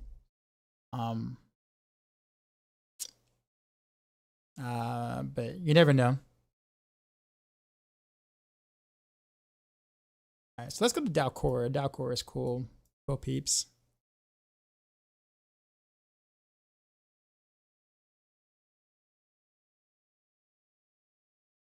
Thank you for your time and work, man. It's all been good. Is it a great time to play around with Shadow and be over cold? Is it worth leaving? Well, yeah. You have to have cold clip because otherwise you won't be able to get any vulnerable because you won't have cold imbuement at all. Period. Without cold clip. So you still want cold clip for cold imbuement. You still want all of that. But it is up to you whether or not you want to try the shadow. But if you're going to do shadow, you got to make sure that your rain of arrows is always shadow and imbued. And if you do, I guarantee you at the very minimum, the fun factor increases drastically. Big double you with this for the Shaco. What deserved. Thanks, man. All right. We're going off because I need to at least get some sleep so I can stream in 6 hours, I guess. Be back in 6 hours to stream the Campfire stream. So like I said, I will be doing the Campfire stream live, so I will be streaming that live. So in case you're wondering if I'm going to be here in the daytime like I normally don't do, I will be here for that. So anyhow, enjoy Dalcora. Let me try to wind down, get a little bit of sleep before the next stream. As always, till next time.